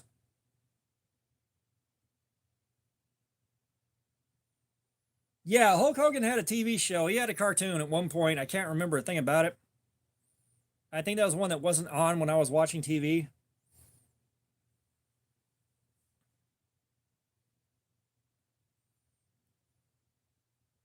And then, of course, if you want your head messed with, he's got a song. It's like one of his WWF songs.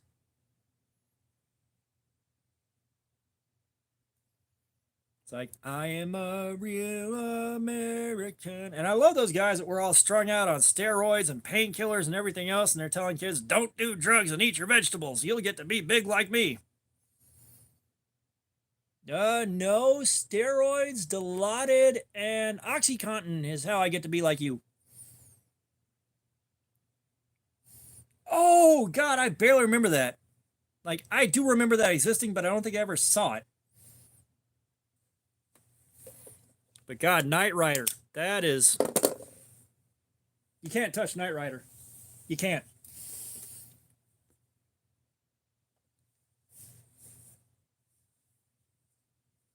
Now, that being said, David Hasselhoff turned into an absolute fucking clown. Like, Jesus Christ. Oh my God, I saw Viper and I remember none of it. But that was a great showcase for that car. I'm not going to lie. But Fairly Odd Parents? Oh God. So did anyone see Knight Rider 2000 when it was like a Ford Mustang that turned into a pickup truck? It was so stupid. No, Inspector Gadget. Fucking shit, I want that car. Like, Inspector Gadget, like, that car was essentially a 280Z that could turn into a minivan. Like, it's two of my favorite fucking things. God, Knight Rider was so good, though. It was so good. I don't want to hear it. Like, I love a good station wagon. I love a good minivan. Sorry. Like, there's a level of comfort with those things. And like, I'm 6'4". All right. It's fucking hard to find a car I fit in comfortably. Minivans fit me very well. And I don't give a shit. They're good. I saw a couple episodes of Flapjack. It's kind of like Chowder. I saw a few episodes. I was like, this is pretty cool, but I never got a chance to sit down and watch them.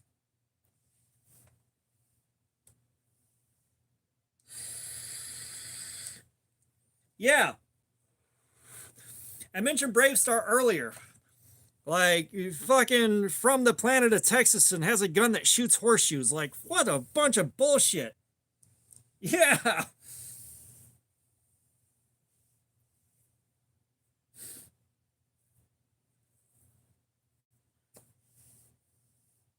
Let's see, what else was there?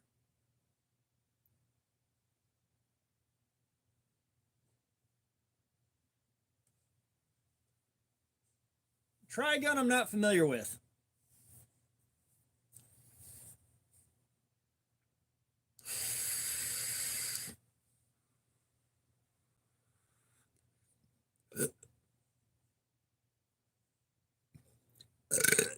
Yeah, I didn't catch a whole lot of Brave Star.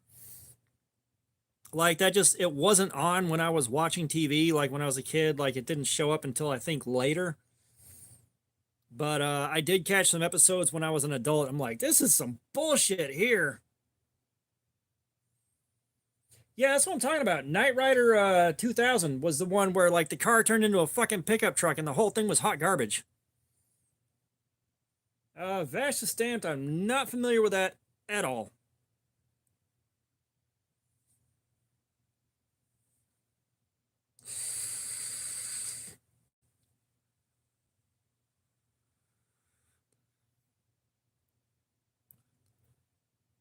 Um, like stuff is almost coming to the surface, but it's not quite getting there.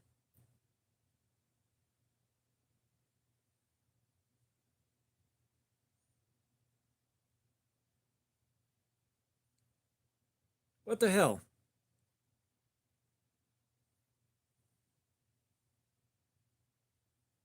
Blame, I'm not familiar with either.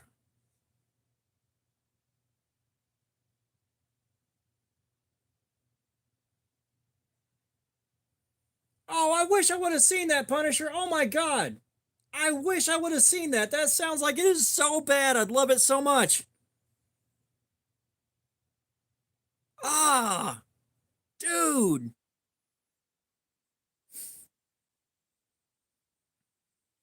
Damn it.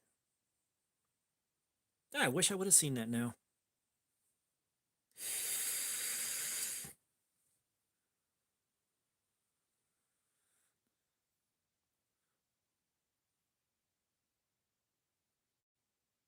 I'm drawing so many blanks, but dear God, I'm tired. Yeah, I think we're going to give it about 10 more minutes and we're going to wrap it up. Yeah, She-Ra. That book ended with He-Man really nicely. Oh, wow. That is cool as hell. That is cool as hell.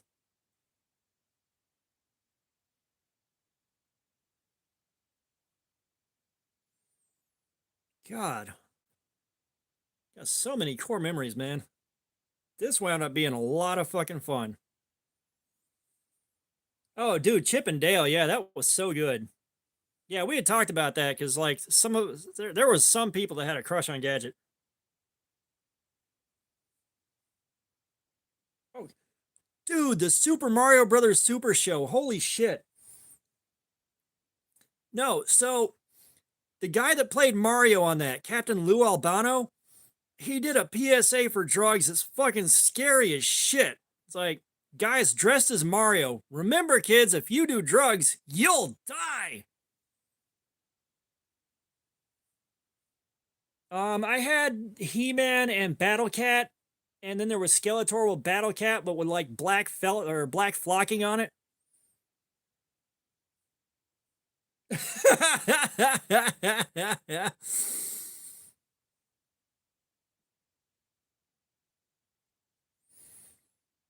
But yeah, like, and that was one of those things. Super Mario Brothers Super Show, like, just that rap at the beginning was so uncomfortable to sit through. Like, it was so hard to sit through. I'm not gonna lie. Like, that's one thing. When everything had to be rap and it wasn't done good, Jesus Christ, that cringe is so hard to sit through. It is so hard. You know, like a lot of theme shows had to, like, the theme song had to be a rap, but it had to be friendly for kids, and it wasn't done well. Oh my God.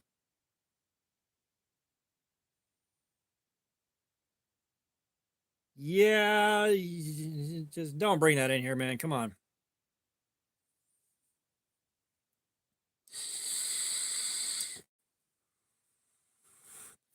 You ain't on the right live stream for that bullshit.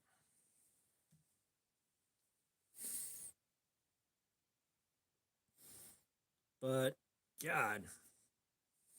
And then, like, the Legend of Zelda cartoon. That was actually pretty damn decent. I like that one. Oh, Jesus. Yeah, we got about 5 minutes left and I gotta go. Christ, this has been a long, long day. Oh my God. Come on, we gotta have some more stuff. We gotta have some more core memories unlock here. We gotta have a couple more before we go. Yeah, Nintendo Power. Oh my God. And like, there was a Nintendo Power magazine, and then there was a VHS that came with it that had numbers you could call, and it had the weird Nintendo Power song that I can't ever get out of my head. Yeah. Hey, look, I'll take a 30-minute commercial for Nintendo. Like, I still got two OG NESs. I got the NES Mini. Like, I am all about that shit. Mafia Bill, what's going on? Yeah, you came in at like the last 4 minutes of the stream. Like, we've been having so damn much fun here, though. Yeah, it's like what was it? There was one run. They did was it Captain N, and they were doing like going after Mother Brain, and they dropped Holding Out for a Hero, and that shit just went off. Yes, there was a Mighty Max show to go with the toys, of course. I remember the theme song, and that's about it. Yeah, anything you were watching in the 80s, if Holding Out for a Hero came on, shit was fixing to pop off.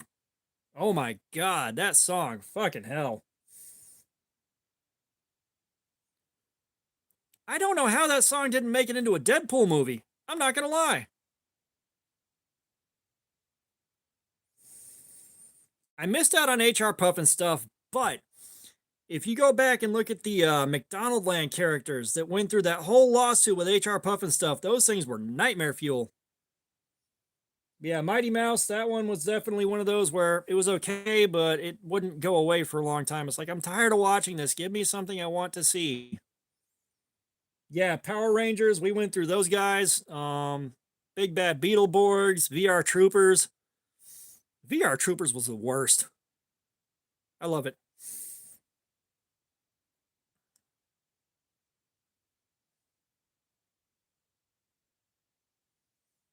Yeah, like, that's going to be the thing. Like, we hear there's going to be no Deadpool 4, but yeah, see, that needs to be the opening for a Deadpool movie right there. Either the opening or the climax. I'll take either one. Oh, nice. Yeah, I wound up having to watch a lot of that against my will. Yeah, that old Nick at Night was something else. Mr. Ed, My Three Sons, the many loves of Dobie Gillis, Car 54, Where Are You? Like, all that shit. All right, we got 2 minutes and we're winding it down, guys. Like, I can't do any more. I am shot. Yeah, Buffy was good. Buffy was good. That's where you decided that you were either in love with Allison Hannigan or you were wrong. Yeah, the monsters. Oh, love that. Love that so much.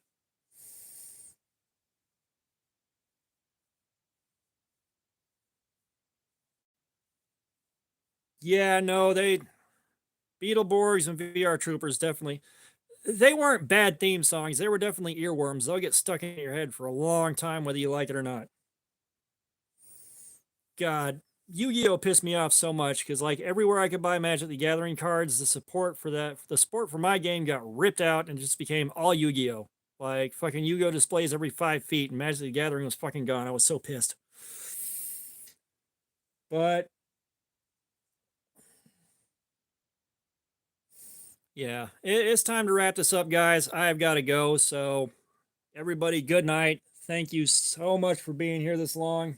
Like, I appreciate you guys so much. You got no idea. This has been one hell of a live stream, and it took a wild, hard left, and I love it so much.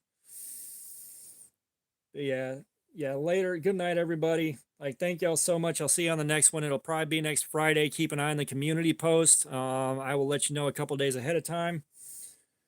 But yeah, y'all have a great night. Like, we had a really good live stream. So yeah, I am signing out. I am going upstairs, and I am going to crash.